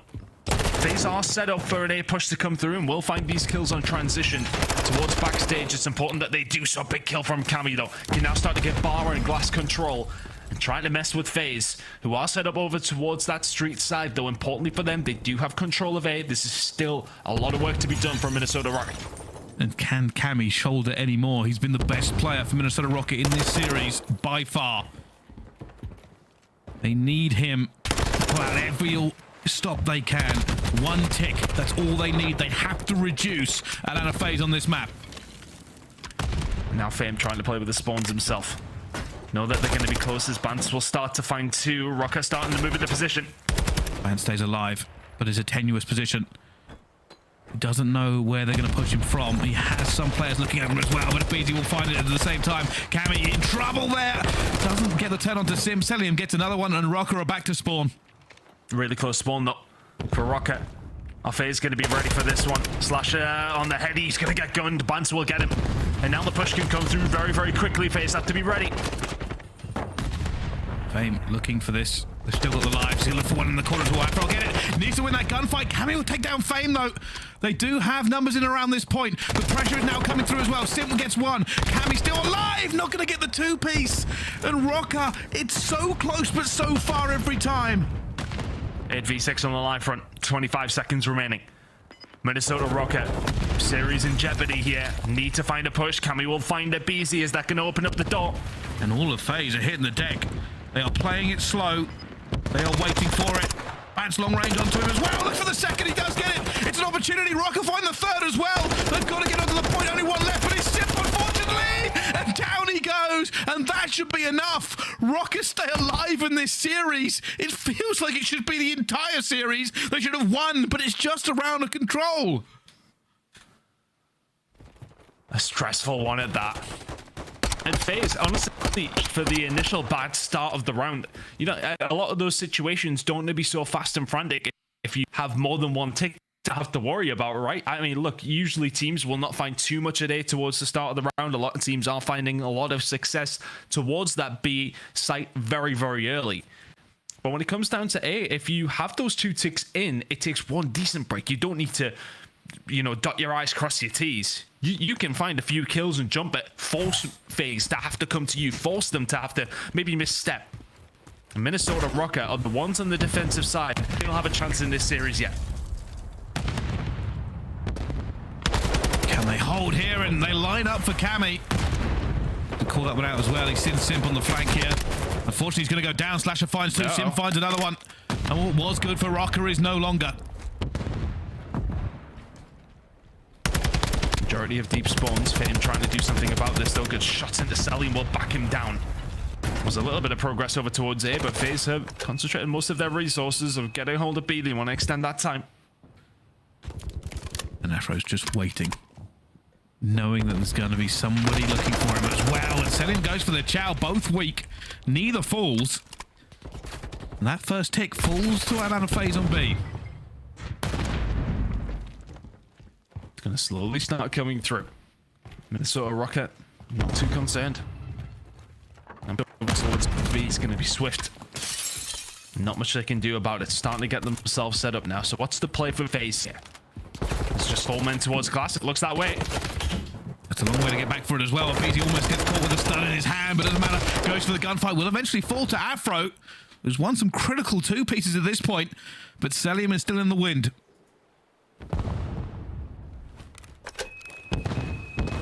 Just waiting for somebody to maybe step out of line. Look at this positioning from Røkkr as well, over towards that restaurant side. So hard to get rid of them when they are towards Diner, but you got to answer back to this. Is Cellium going to be aware of the push coming through? Just trying to pick them apart here, Atlanta FaZe, but they're not having much success. And it has been a masterclass from Røkkr in playing their life. They just will not give them anything, but aBeZy is here. Will he find a two-piece? And he does that so often, but this time falls to Afro. Only gets one tick, but 1 minute 20 left on this point. Plenty of lives for both teams. Cellium gets rid of Bance. So first objective complete. Road control belongs to you. Can't find the kills on Afro though. Surely he doesn't find a third. Just backs on down. And honestly, I feel like Minnesota Røkkr have just played their lives so well on every single occasion. Cammy holding the alpha angle, takes down Cell after they lose 2 lives. And again, it feels like Atlanta FaZe are just clutching at straws here. Simp will be in a position. No, they are slowly but surely capturing this zone. Will be a contest coming in, and once again Røkkr are holding. Huge plays out of so many Røkkr members just to keep Atlanta FaZe at bay for a few more seconds. Cellium finds 2 though. Time for Atlanta FaZe to move back up. Bar control for Cellium, but Cammy, 35 and 25, keeps finding these kills when they need it. And it doesn't look like that he should be finding either, is it? It's feeling a bit more Cold War. Cammy. Bance just gets deleted off the face of the earth. Now Cammy inside the diner trying his best to do something. He also gets deleted by Simp. Opportunity here for FaZe now, but Afro's here to slow it down. Afro being their key player, staying alive here, causing problems for Atlanta FaZe. Dead silence will be popped from him as well. And it goes tense and it goes quiet here on Himmelman. Afro looking for somebody, anybody. Finds aBeZy. 18 seconds left to go. Atlanta FaZe turn. They have to make a move. Yeah, they have to do something. They haven't been able to find any kills. And Minnesota Røkkr have just played their lives to perfection. 8 seconds away. Doesn't look like FaZe have got it in the pack yet. It certainly doesn't. Røkkr have found something against Atlanta FaZe in this series. After a disappointing respawn on the hard points, they play the control and they get that win in the end. Huge kills out of Cammy. Afro turned up as well in the last few rounds. So did Fame, so did Bance. Realistically, that was a team effort to get it done. Røkkr have always been very, very steady at control and showing it again there. And honestly, I think what I just really loved was the way that they played their lives. Attack, defense, made sure never to waste it. It felt like FaZe, outside of a couple of occasions where maybe being a bit overzealous in their pushing, not taking their time, expecting Røkkr to be somewhere where they weren't. Definitely stuff to work on for Atlanta FaZe when it does come down to Expo control. Be happy with how the other two maps in the series have went, but that, I think, is something to probably be looking back on. A couple of they had opportunities, a couple of occasions they offered far too many opportunities to Minnesota Røkkr. Allowing Cammy to drop the 37 and 26. Afro 34 kills to his name as well. Big numbers coming out from Røkkr. As we go through this map, I've got to say, one of the questions was, will Cammy be better after this team change? I think it's a resounding yes, but still struggling against top T's. This entire roster just cannot get the wins that they need so far. One against Atlanta FaZe here, though, would be huge. This is where Fame pretty much secured the first round for Røkkr. Good snap onto the second one coming out of Bart.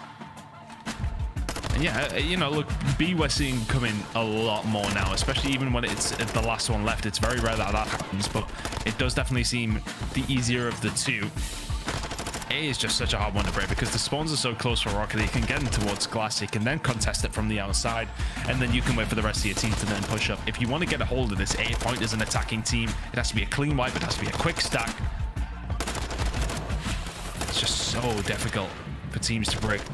Players like Afro out, players like Cammy out. Just really huge plays from them across the board in the right position. That was an absurd gunfight on the Cellium, who was not really at the races there. Minnesota Røkkr now back into this series. Work to be done for Atlanta FaZe when it does come down to export control. Well, there's the final statistics for it, a 1.42 from Cammy. And Røkkr breathe a sign of life into this series. Nobody expected them to win that hard point after win that control after hard point. Cammy with a good map there. 1.42. Fame had his moments. Bance and Cammy, Bance and Afro, sorry, definitely chipping in as well. Cammy, the star of the show there, but still a long way to go if they want to potentially muster some sort of comeback here. Looking towards it, next map is going to be coming up. It's going to be Mikado as well. I mean, typically it's not too bad for Atlanta FaZe, but Røkkr not sitting too bad with their record either. This is still doable to send us to map number 5, but FaZe will be still feeling confident after map number 1. Yeah, 100%. Realistically, the onus has always been on FaZe in this series. They're the heavy favourites coming into it. And after that hard point, you would be correct. A lot of people already think this would be over, but a lot of people already thought it would be over in map number 3, Ton. And yet, we're going to 4. Yeah, look, I think, I suppose, you know, you look towards Expo. If there's any other map, then Atlanta FaZe may well be feeling confident. Of course, LSELO, not there.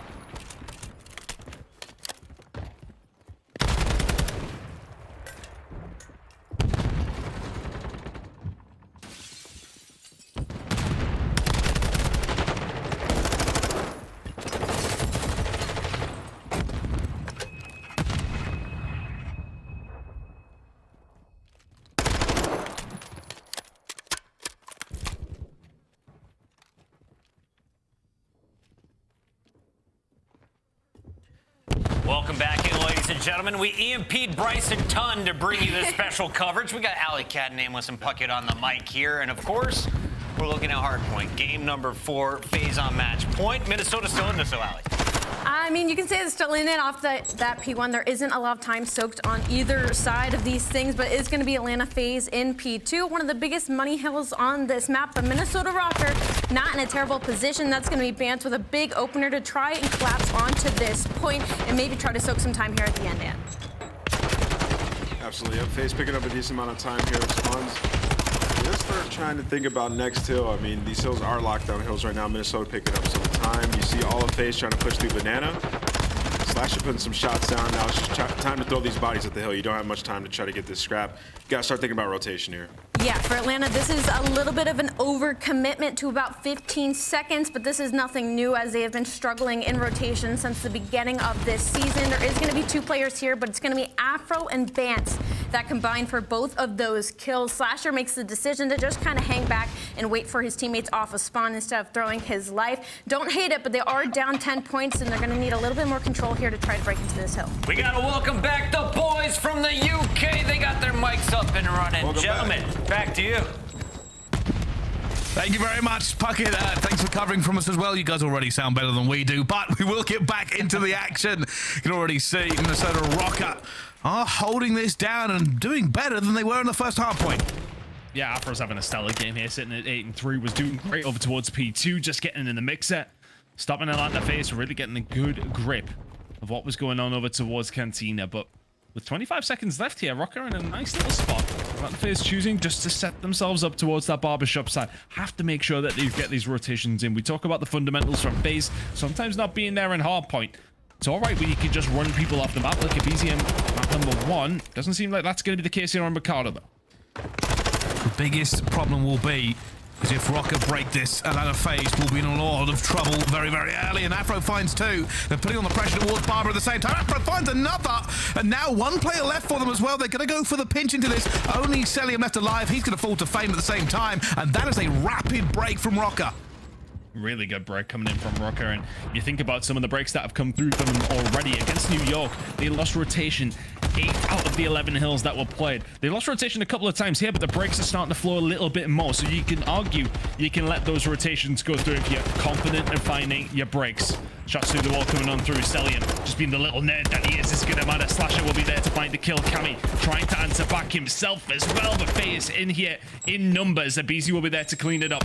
20 seconds to play for, though. The lead will still be 40 by the time we head over towards P5. There we go. Afro looking for it on the rotation. He is going to fall, though. Reinforcements from Bance. Tries to find this gunfight and will do. Only because Cellium is weak, but Cammy takes down Bance as well. And it's a horrible trade coming in from Minnesota.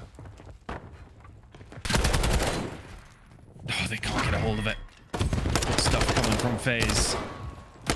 aBeZy, it just continues to find kills you don't expect. It's almost like every single gunfight that comes up, it doesn't matter if he's 1 HP or 100.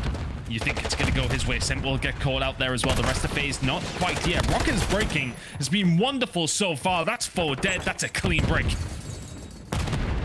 And now it looks like Atlanta FaZe want to have maybe one last push at this. The rotation is worth more than this scrap if they can get it. Afro, though, will find the first blood here. Simp looks for one towards the front as they do manage to get into this point. Very, very well done as they get the points away from Røkkr, but they still don't have the numbers. A Bance 2-piece means we're off to Cantina. Up top is Slasher. Trying to look in some decent holds here for FaZe. Oh, and he gets some horrible, horrible time, and he's going to get inside the point and just try to run away. The rest of the team on their way, but FaZe haven't been able to hold a single one of these decent rotations at all. It's been so easy for Røkkr to find the breaks. The back of the SMGs, Bance and Afro having some great games here. And now they've turned up. It is horrifying. Kind of reminds me of Major number 2 for these teams. They were the force that kind of put them into that 3rd place in the end. And now firing forward once again. Bance is going to find one, find the second. He's on a 6 streak himself. And realistically, FaZe desperately need into this as Bance now gets on his 7 streak. 40 seconds to play for here. Minnesota Røkkr are bodying Atlanta FaZe. It almost feels like when you're playing against FaZe, you're waiting for the moment where they're going to find a route through. They have not been able to hold a hill to save their lives. Simp will eventually find a way back through. That's 20 crucial seconds for FaZe.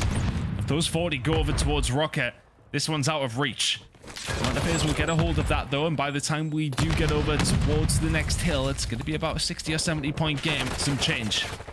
Cellium and aBeZy finding kills on transition though. Røkkr over towards the blue side of the map though. Not in too bad of a spot to do something about this. Flame tries to stay alive. There's a player above him and he is going to fall. Atlanta FaZe, they get the 60 here, or 55 realistically. It will bring them right back into this game and be a disaster for Røkkr already. Simp finds the first that goes down the back alley. Flame trying to get that done as well, but somehow Simp finds Bance before he falls. In towards the backside. Probably needs to be dealt with here by FaZe because the potential pinch could be set up, but it's been a good hold from FaZe so far. Crucial one that Afro respectfully has to answer. Cruise missile coming in. I very much expect the trophy to be stopping this one. Slash staying alive. Looking at the pinch being set up by aBeZy over towards that blue side. Will just slow them down if he can't. Cammy will find the couple. Still a good hold from FaZe here, who have soaked up nearly every single second. My word, Cammy. Finding kills when you don't expect it. Cellium still laying in wait. Eventually going to make a move. As you can see these players go forward as well, but Cammy tears him asunder before he can do too much damage. And Røkkr still in the driving seat.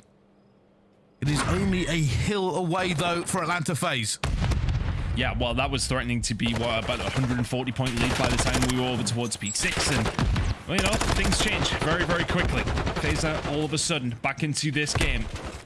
Looking to try and flip the spawns if they can. Good hold so far from Røkkr, controlling over towards the hedge side, controlling the middle of the map, winning their gunfights as well. They haven't allowed aBeZy to take over like he did last time around. But it's looking like this rotation over towards P2.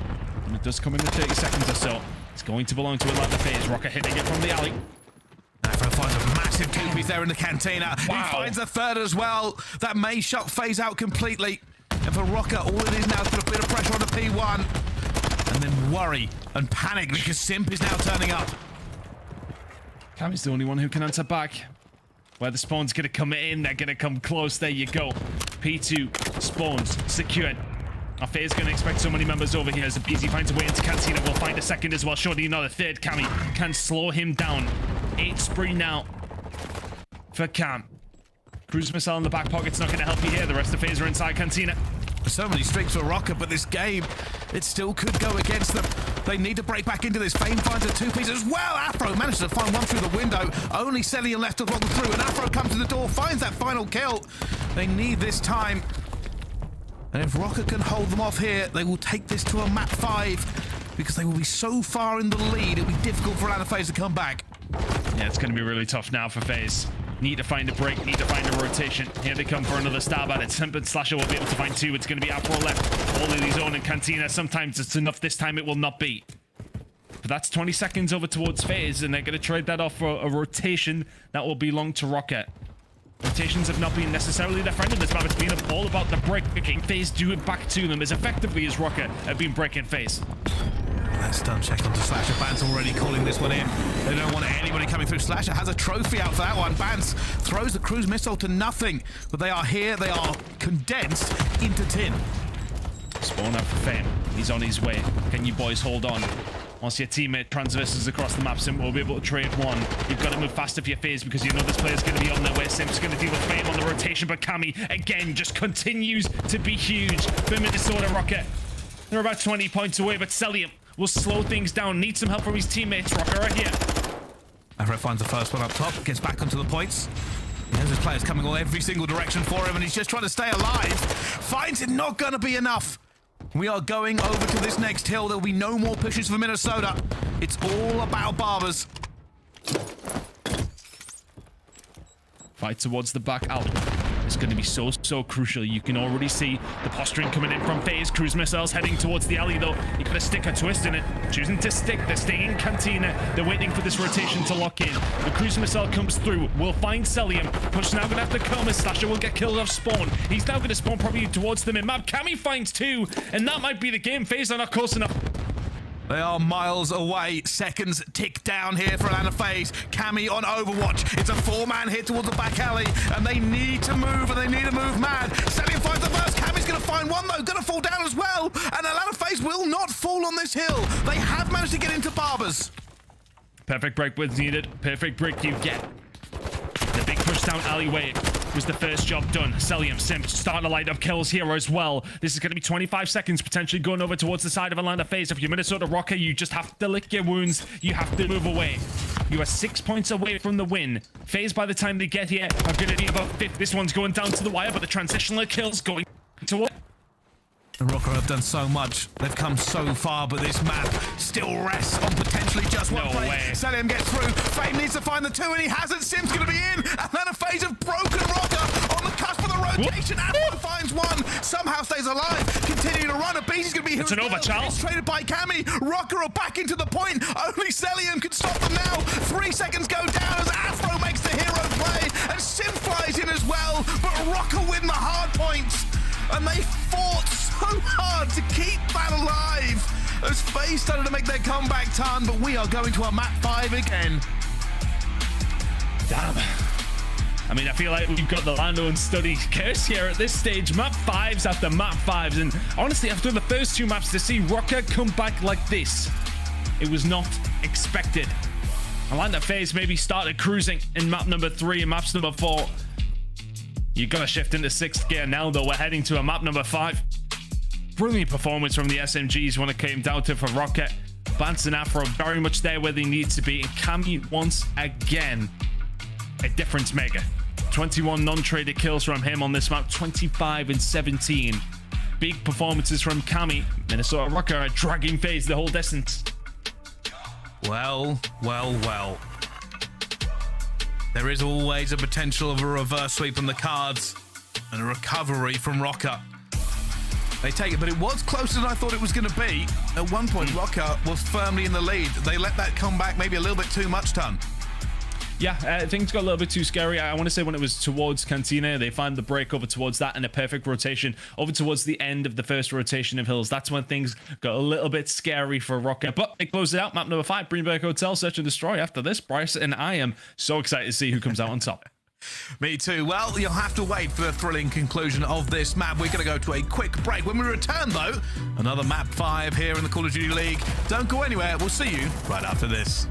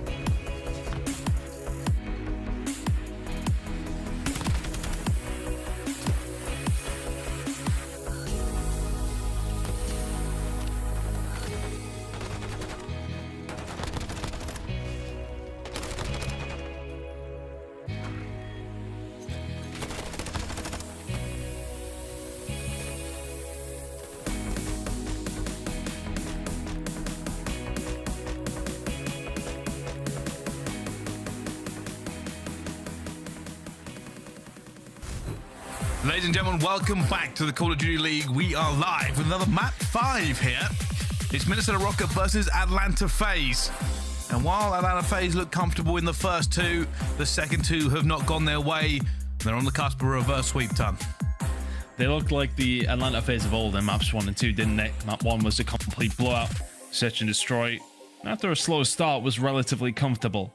But since then, Minnesota Røkkr have forced them all the way to that map number 5. Let's see how things have broken down between these two. Of course, as mentioned, first two maps comfortable, especially map number 1 for Atlanta FaZe. That was the aBeZy show.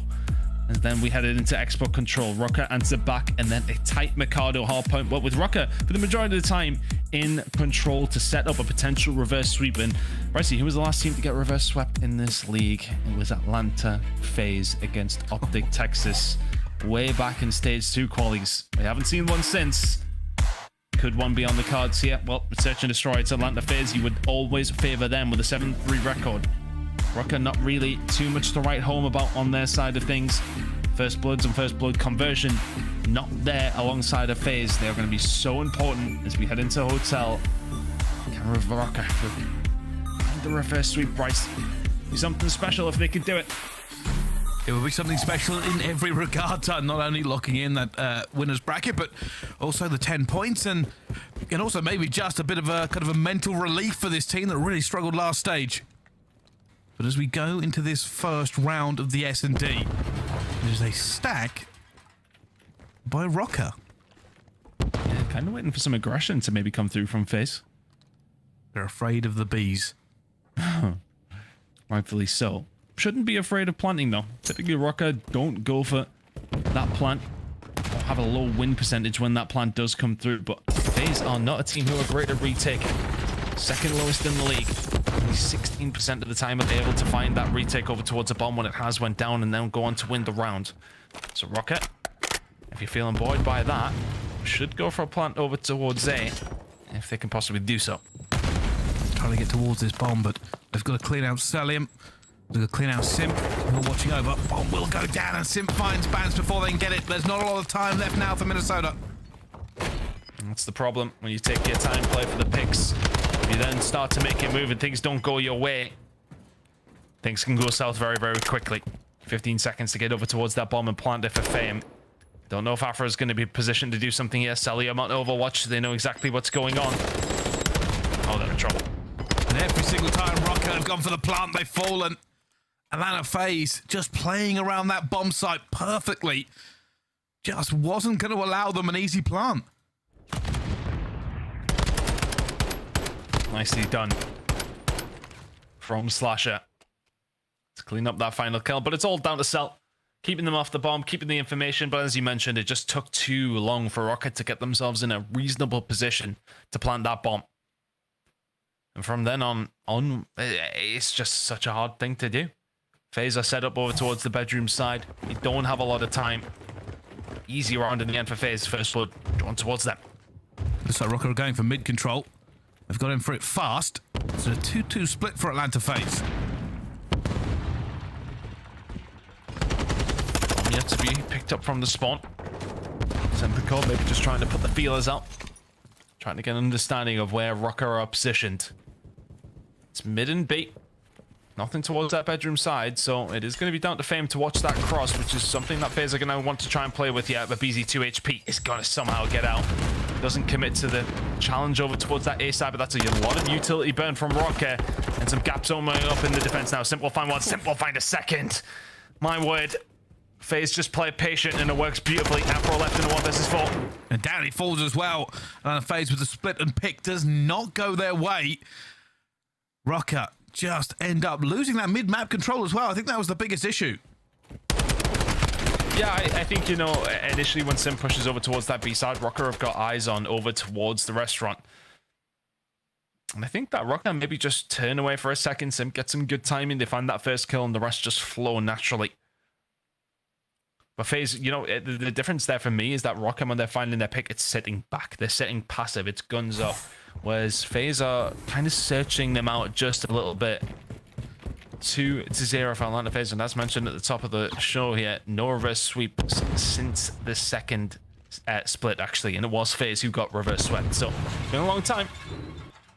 It really has, but a Røkkr, the team to do it. Not starting off great in the S&D. And again, it looks like they're playing around A. You can see Atlanta FaZe are in a slightly different setup, but the problem will be Røkkr will still be worrying about that last one. Can't let this get out of hand. That's the problem. Now we'll push over towards A. As I mentioned, those retakes from FaZe have been left wanting. A lot of util expelled. They know exactly what's going on here. Røkkr may well still just try and force themselves onto that site. Røkkr do not want to approach this. A little bit hesitant. Bance gonna go there. Actually baits out for his teammate in Fame. Still need to get this bomb down though. And here's the monster, the nightmare aBeZy. Again, they get to play off the bomb. They are running out of time. Cellium on the cross. And finds Fame as well, and they still cannot get this bomb down. Røkkr can end it. Afro finds Simp. Unbelievable. Cellium in a 1 versus 2. And Cammy's in trouble. We only got to see the last stages of that gunfight, but we'll get to see the full one here. Cellium will find another. Now on the 1 versus 1. Oh, and he sees him. He sees him, and now he's going to have to chase. Nade going out as well. Cellium gets across to the bomb, and he's going to go for this straight away. Looking for the ninja, and Afro's going to dive out towards him, but doesn't get the kill. And Cellium tried to make a hero play. It wasn't going to go, but Røkkr eventually get around. But my goodness, it is very, very difficult. Cellium trying his hardest, but I'd love to see what actually happened between Afro and Simp over towards reception. That pretty much decided the round. If Afro gets taken out there, Simp's got to Cell and Simp have got an easy task on their hands. Looked like a hellish gunfight that Afro came away with. Wow. Røkkr finally get one on the board, but Cammy and Bance 0 and 3 apiece. They've had a nightmare over towards A. This time again, it's Atlanta FaZe of the 2-2 split, but this time they've actually got bomb in the hands of Simp. Ooh, Bance in trouble, has to back down. Uses the nade to try and slow down the process.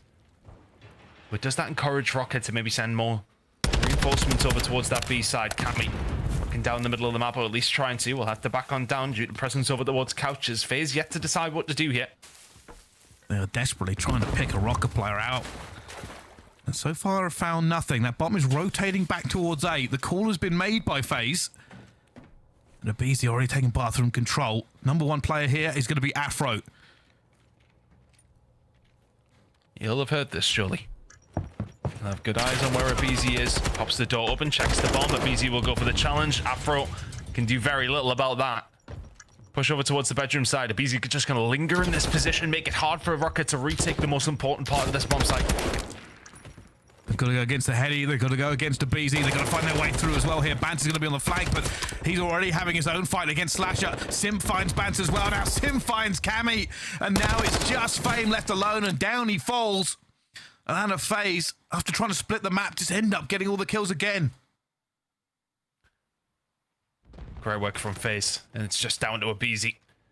That bomb goes down just due to the presence coming in from FaZe.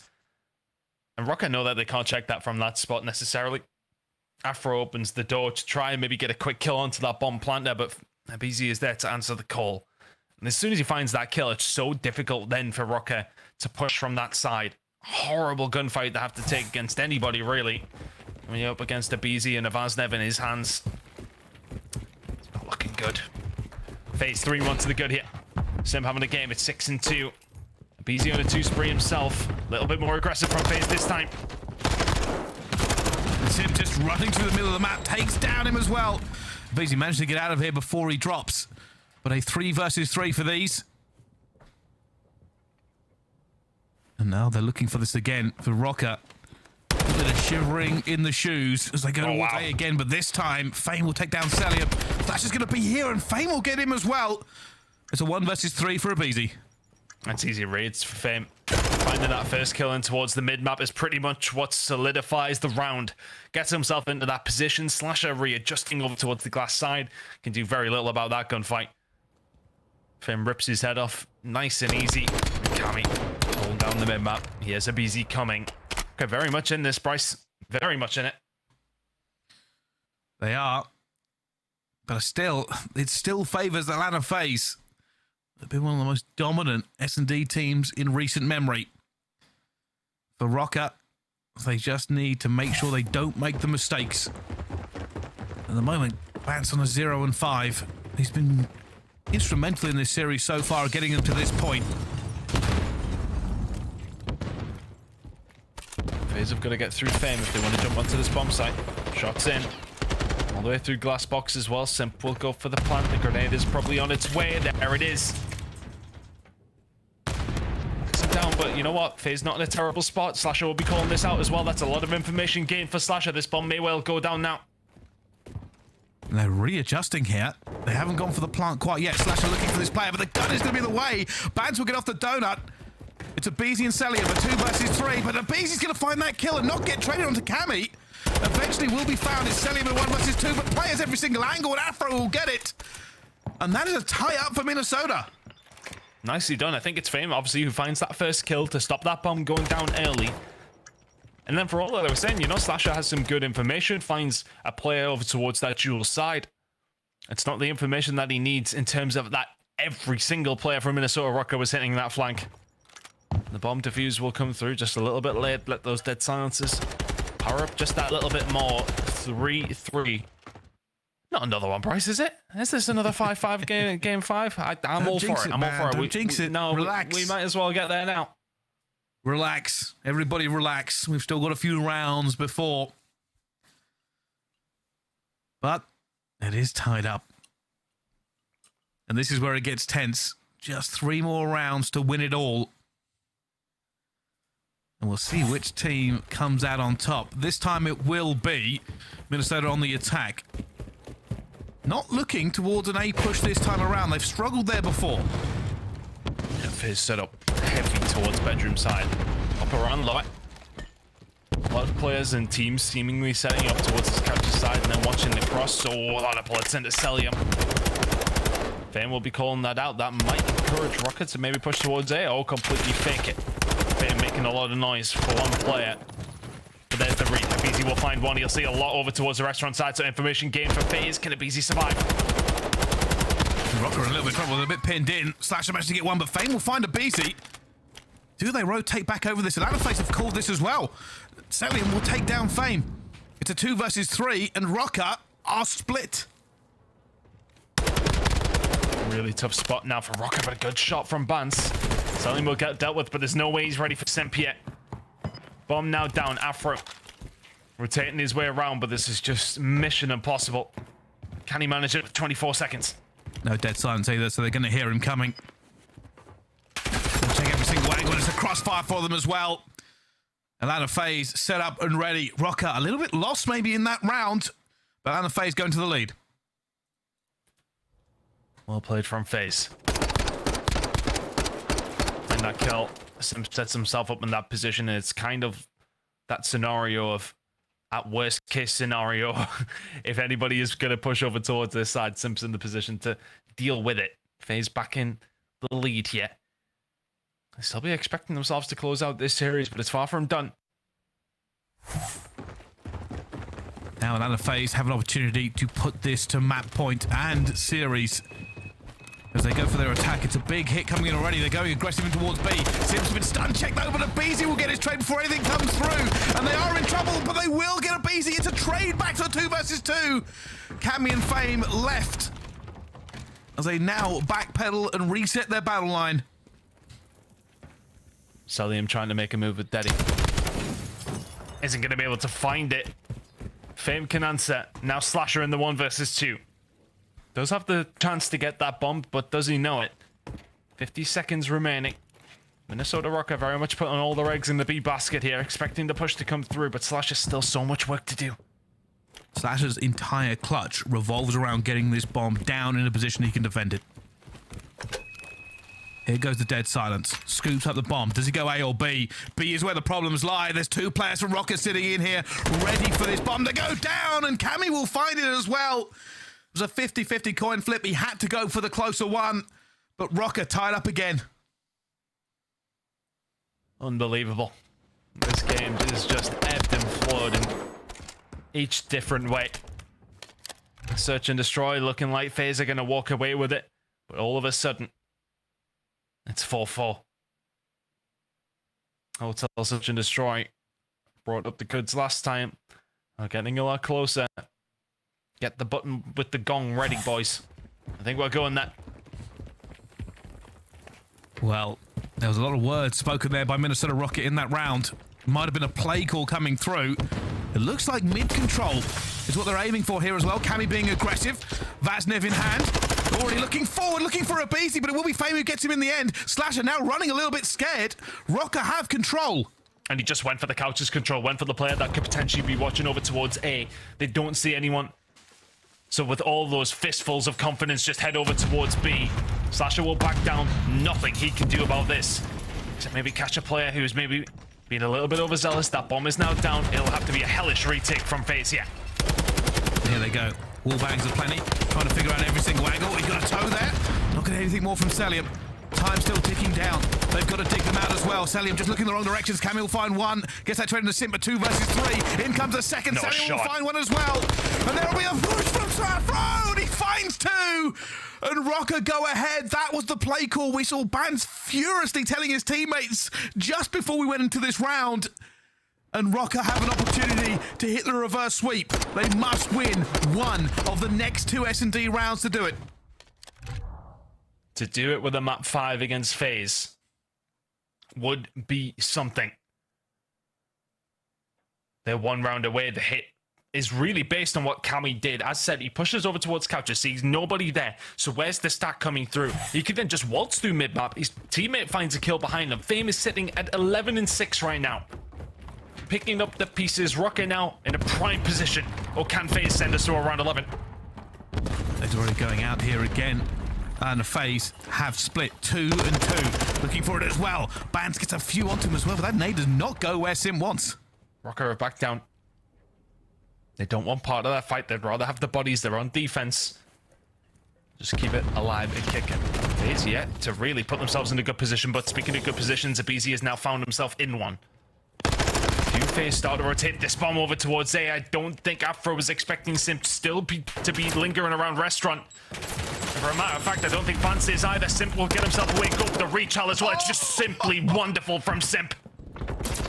It's now a 2 versus 4. Fame already taking shots today. 1 versus 4 for them as well. We have gone all the way. It is another round 11 on map number 5.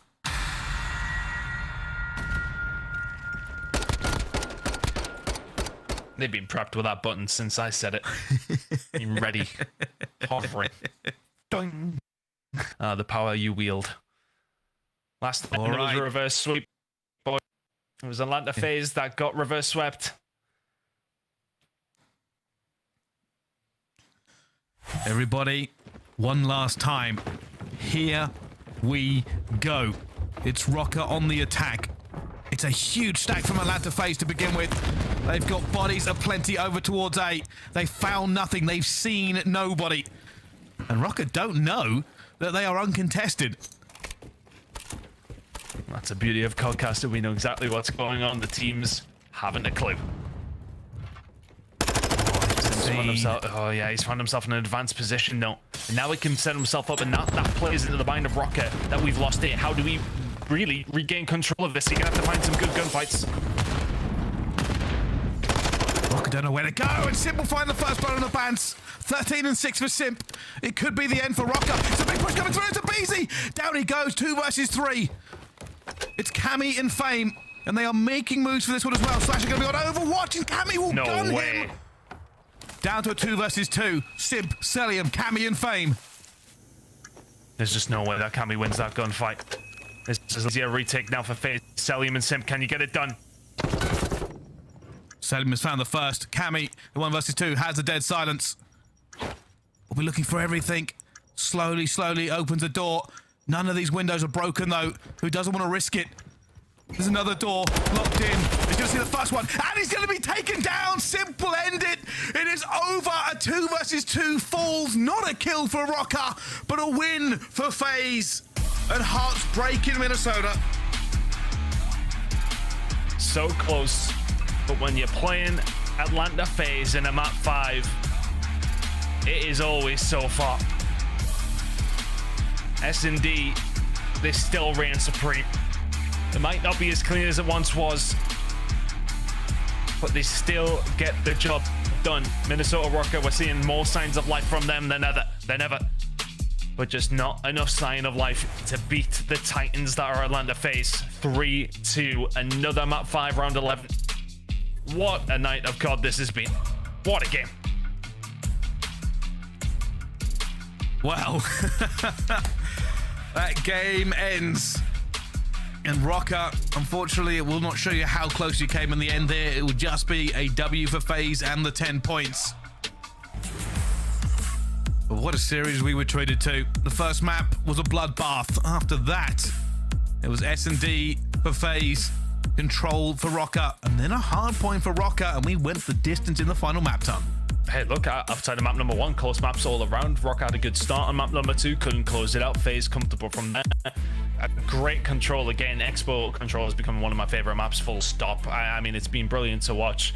A great game between these two, very, very close. As I said, I think Røkkr got some positives to take away from it, but Atlanta FaZe still, they clutch up once again in the search. They certainly do. All right, well, we've had an awful lot of COD to watch, so an awful lot of COD to break down. Back over to the desk to tell us what they think. Thank you, Brycey and Ton. Alley Cat, let's start with you. We thought we were done after 2 games. We were packing things up in the middle of that control. Yeah, no, that control was just incredible by Minnesota Røkkr. I mean, the fact that this goes game 5 once again, I think is a testament to Minnesota Røkkr looking much stronger this stage than previous, but also a bit of some question marks raised about Atlanta and their Search and Destroy being so dominant, heading to round 11 once again against one of the worst teams in Search and Destroy. Got to start raising some question marks. Nameless, we do have to talk about the start here, though. Atlanta was looking clean. What happened in this game 5? Where did Minnesota flip this game on its head and force around 11? So I will say, I'm sitting around watching this game 5, and I'm like, Atlanta FaZe might have my favorite offensive hotel strat of any team in the league. I mean, the way that they do the 2-2 split, it either forces you to challenge one side. You have to have guys at each bomb site just to cover your bases. If you go mid, they converge and they take your spawn. Well, I was like, how is Minnesota going to respond to this? What do they want to do? Well, we saw them. They started pushing through Diner all as a unit, picking up those kills, having a guy sit back mid and making those plays. And that was working out for them on their defenses. They were winning a lot of those rounds. And then also on their offenses, we saw it in both Search and Destroys. Whenever they went towards B, they had way more success as a team. So maybe going to the not obvious bomb site was working out for Minnesota Røkkr. Either way, a great performance out of them. They're looking much better. And the last point that I would want to make is Cammy has returned. The man was going crazy throughout this series. We got to show him some love as well.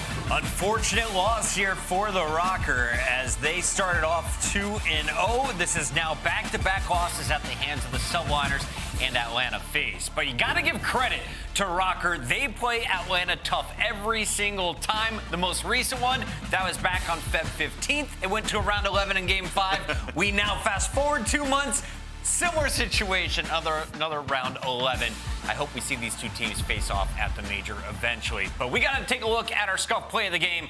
And this one comes from the guy behind Ant. His name's aBeZy. He dropped 38 and 12 in that hard point. The man took over today.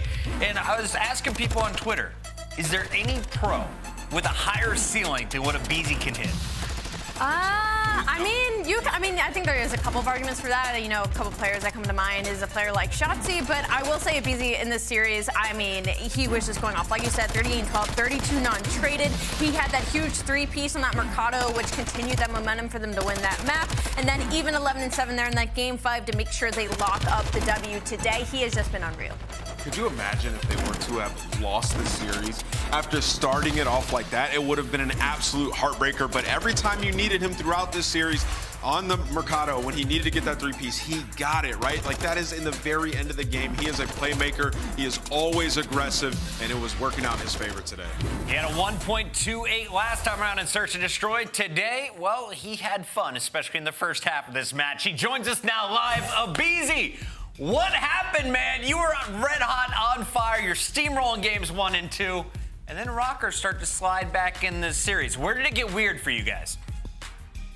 I think it got weird on one of the, I think it was the second defense on Expo. We kind of just like could have clutched that up, but we didn't, and we kind of like trolled, I feel like. But I mean, it was good that we got a rep of Expo because we haven't played it yet in a match, and it was good to see where we are on that map. It was really fun to watch as well, but I do want to touch on your 38-12 performance.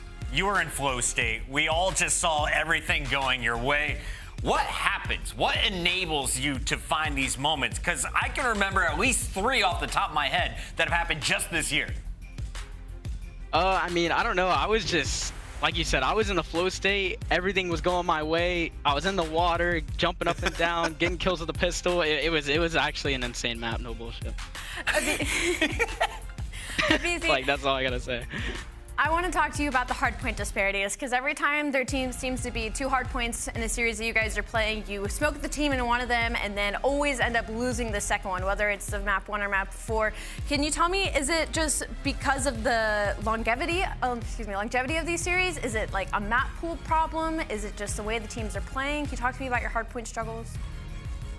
I mean, sometimes it's just gonna go that way. You know, we're gonna split hard points, and I feel like against good teams, if you're splitting hard points, it's not a bad thing. If you're clutch up, if you can clutch up and control an S&D. But like, we definitely we're still working on it. Obviously, we know that we need work on it, and you know, we're doing everything we can every day to get better at it. So.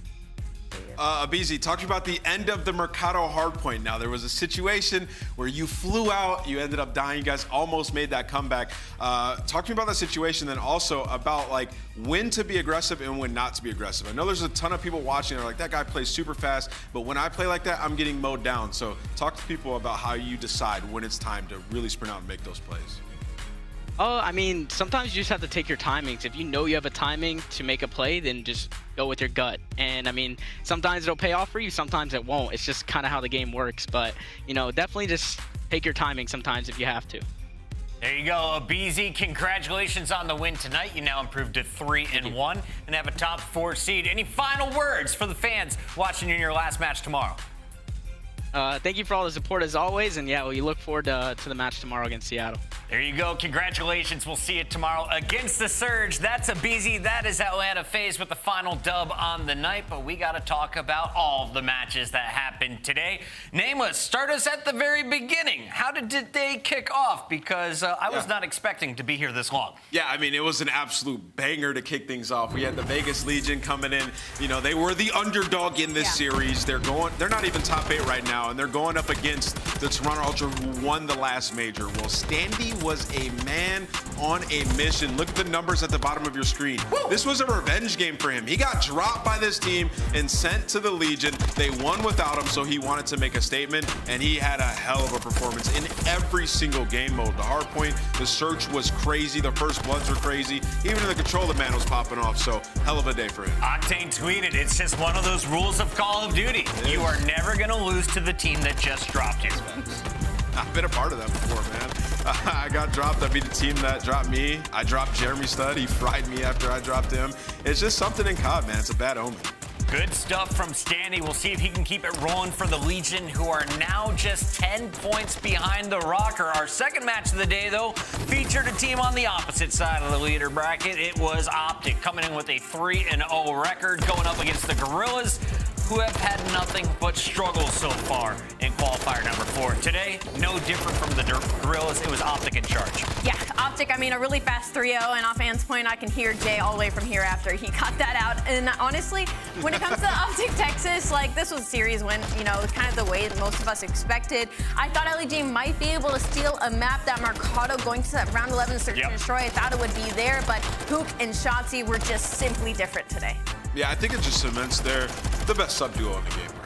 I really don't think that there's a debate. I mean, we're seeing them, they're just on another level. Like, they have turned Dashy into a role player. That's literally how good these guys have been. Legit, and it's not by like it's just by design. Like, the subs are going out and they're getting it done from surge to the respawns. They look incredible. I was looking at this game. Yeah, Dashy had about 25 engagements while the rest of the team's up around 40. They are taking care of business on the front lines as OpTic continues to impress. Currently the #1 seed 2 days before we head into the final major. We got to take a look back at some of the best moments of the day, and of course remind people that we still have 2 more days to go. Nameless, real quick, what would you say the highlight of the day was? For me, it's got to be that first match and Standy getting revenge over Toronto. 100%. I mean, that first match was incredible, right? Like, you think about, like, crazy Cinderella stories last year. One of my favorite ones was the New York Subliners, and Vegas are sort of in the middle of that right now, trying to make it into that top 8. To see somebody get revenge like that is always special. Allie, best game of the day. If anyone's going back and watching VOD, what did you like most? I mean, what Ann just touched on, obviously, the Vegas Legion Toronto. I mean, you gotta. There you go. That game 5, too, was pretty sick. Game 5, I say game 2. You guys check it out for yourselves. Tomorrow, we're live at 2:45 p.m. Eastern, but reminder, pick up your gear in-game between now and then. We got the Flow State bundles available, complete with 2 weapon blueprints and accessories. Pick them up right now. And, of course, get your games in not just on Ranked. You should be grinding some Warzone, because World Series of Warzone is back. This time bigger, badder, and madder, all concluding with a live in-person final. That's right, in-person final for the first time. Check out the World Series of Warzone.com now, or scan that QR code if you want to get involved. And of course, Super Saturday, we got one more before we get to major number 4. Ravens versus Subliners, Mutineers versus Legion, Breach versus OpTic, Surge versus FaZe. Which one has you most excited, Alley Cat? Those bottom 2 are bangers for sure. 6 o'clock, 7:30. Lock in, though, at 2:45 p.m. That's when we start this show. We'll see you then for Super Saturday. Closer than it appears, trying to take it to another tier.